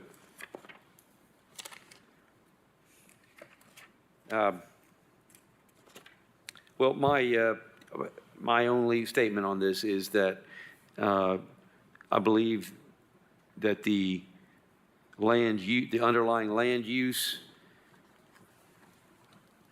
that was approved out of this quarterly review cycle, and that's what this zoning is based upon, and therefore if the quarterly, because it's my position or that the land use was inappropriate, the current land use is inappropriate, that the rezoning should be restored to what existed, say, in June of 2024. So therefore, I'm asking for a resolution to place a application with the Planning Commission to have this property, this parcel rezoned back to agricultural. All right, we have a motion on the floor by Commissioner Fox. Do we have a second? Second by Commissioner Lee.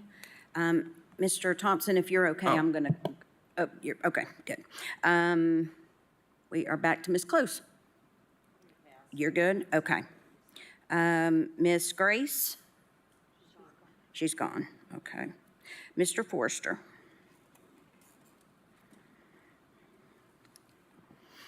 Just briefly, in response, the prior land use classification would have not been related either to the requested rezoning to agricultural, I believe. So you have the town center mixed use. It's not a directly related or partially related.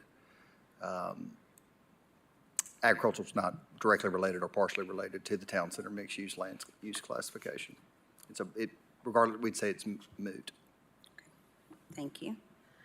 Okay, so that was all the opposition I have for that. So do we have any questions? Commissioner Thompson? No, thank you, Madam Chair. Just for a point of clarification, so the existing place type, since the previous resolution did not pass, the place type is that town center mixed use. And so the current zoning is CA, but agriculture is not at all related to it, correct? And so that's what we're asking for in this resolution. Actually, now I'm just reminded, and it was Mr. Mullins that informed me of this, but I think Mr. Moores may agree that basically, regardless of what zoning applies, I think agriculture is always considered a legal zoning. Is that correct, Mr. Moyers? I would defer to Director Brooks. I think she just said that under the place type that we have now, that agriculture would not be an allowable use, but I don't know. I think the case law, Mr. Mullins stated to me at a community meeting that the case law holds that you cannot legally be denied agricultural. Well, I think what he's, Use. I would have to talk to him about that. I know that we have some statutes regarding right to farm and things like that, that prevent you from preventing people from engaging in agriculture by use of zoning. But I don't know that that means that the A zone is allowable in every place type. I think that's the distinction. But without talking to Ben, I'm not sure if that's what he was referring to or not. Okay, thank you, Mr. Moyers.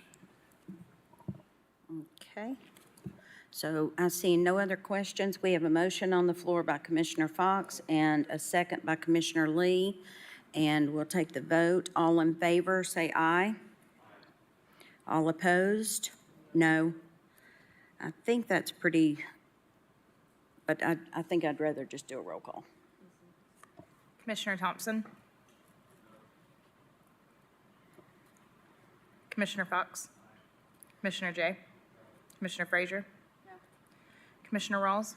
No. Commissioner Durrett? No. Commissioner Oster? No. Commissioner Jackson is out. Commissioner Russell?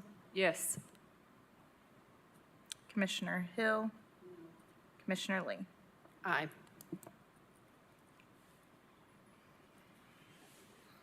That motion fails. Next item, please.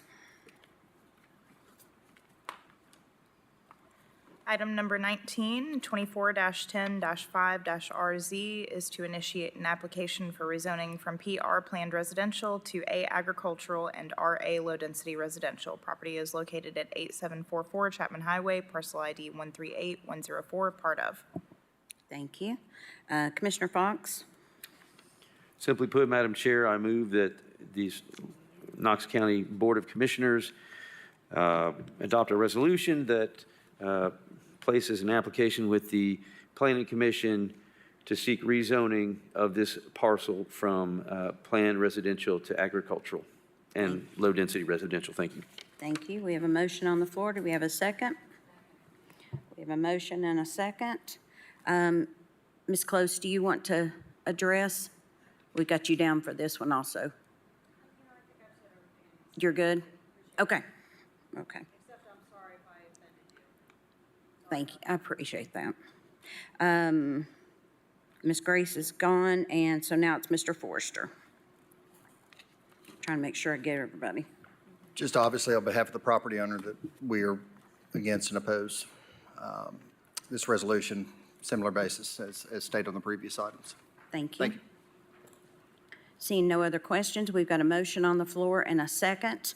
All in favor? Aye. I'm sorry. Let me start again. I'm getting a little confused. All in favor, say aye.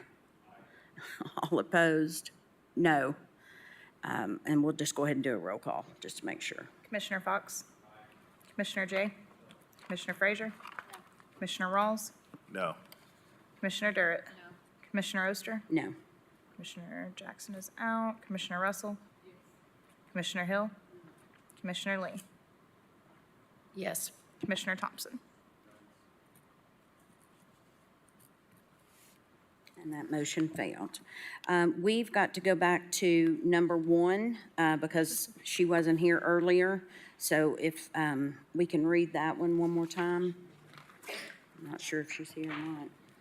Item number 1 was Resolution 9-D-24-RZ, which is a request of Avera Lynn McDaniel for rezoning from A agricultural to RA low-density residential. Property is located at 7509 Nichols Road, parcel ID 125016, and this is in the 9th Commission District. Thank you. And is the applicant here? That is for Ms. McDaniel? Okay, so this is in your district, Commissioner Fox. Would you like to postpone this for I a would, month? Madam Chair. Thank you. Yes. Okay, perfect. So we've got a motion on the floor to postpone for a month. Do we have a second? I'll second. We got a motion and a second. All in favor? Aye. All opposed? The ayes have it. Next item, please. We're almost there, guys. Just hold on.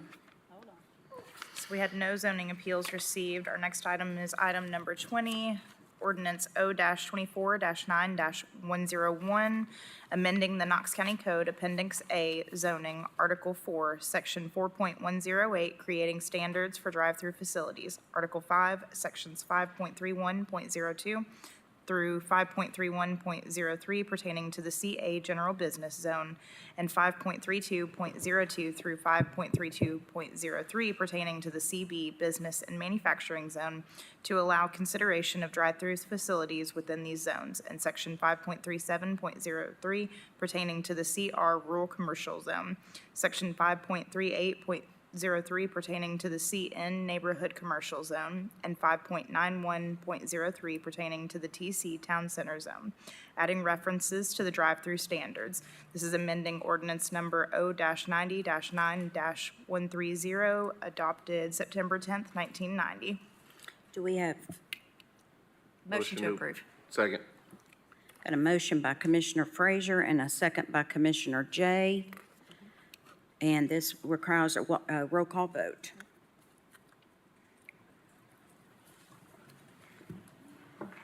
Commissioner Jay? Aye. Commissioner Frazier? Aye. Commissioner Rawls?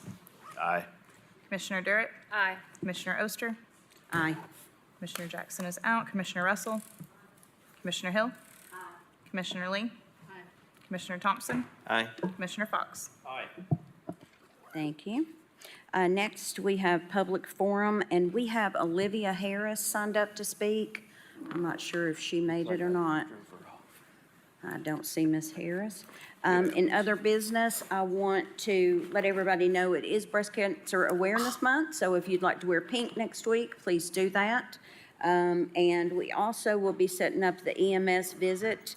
That is for November 21st from 1 to 2. So if you'll put that on your calendar, and Drew will send out a reminder email.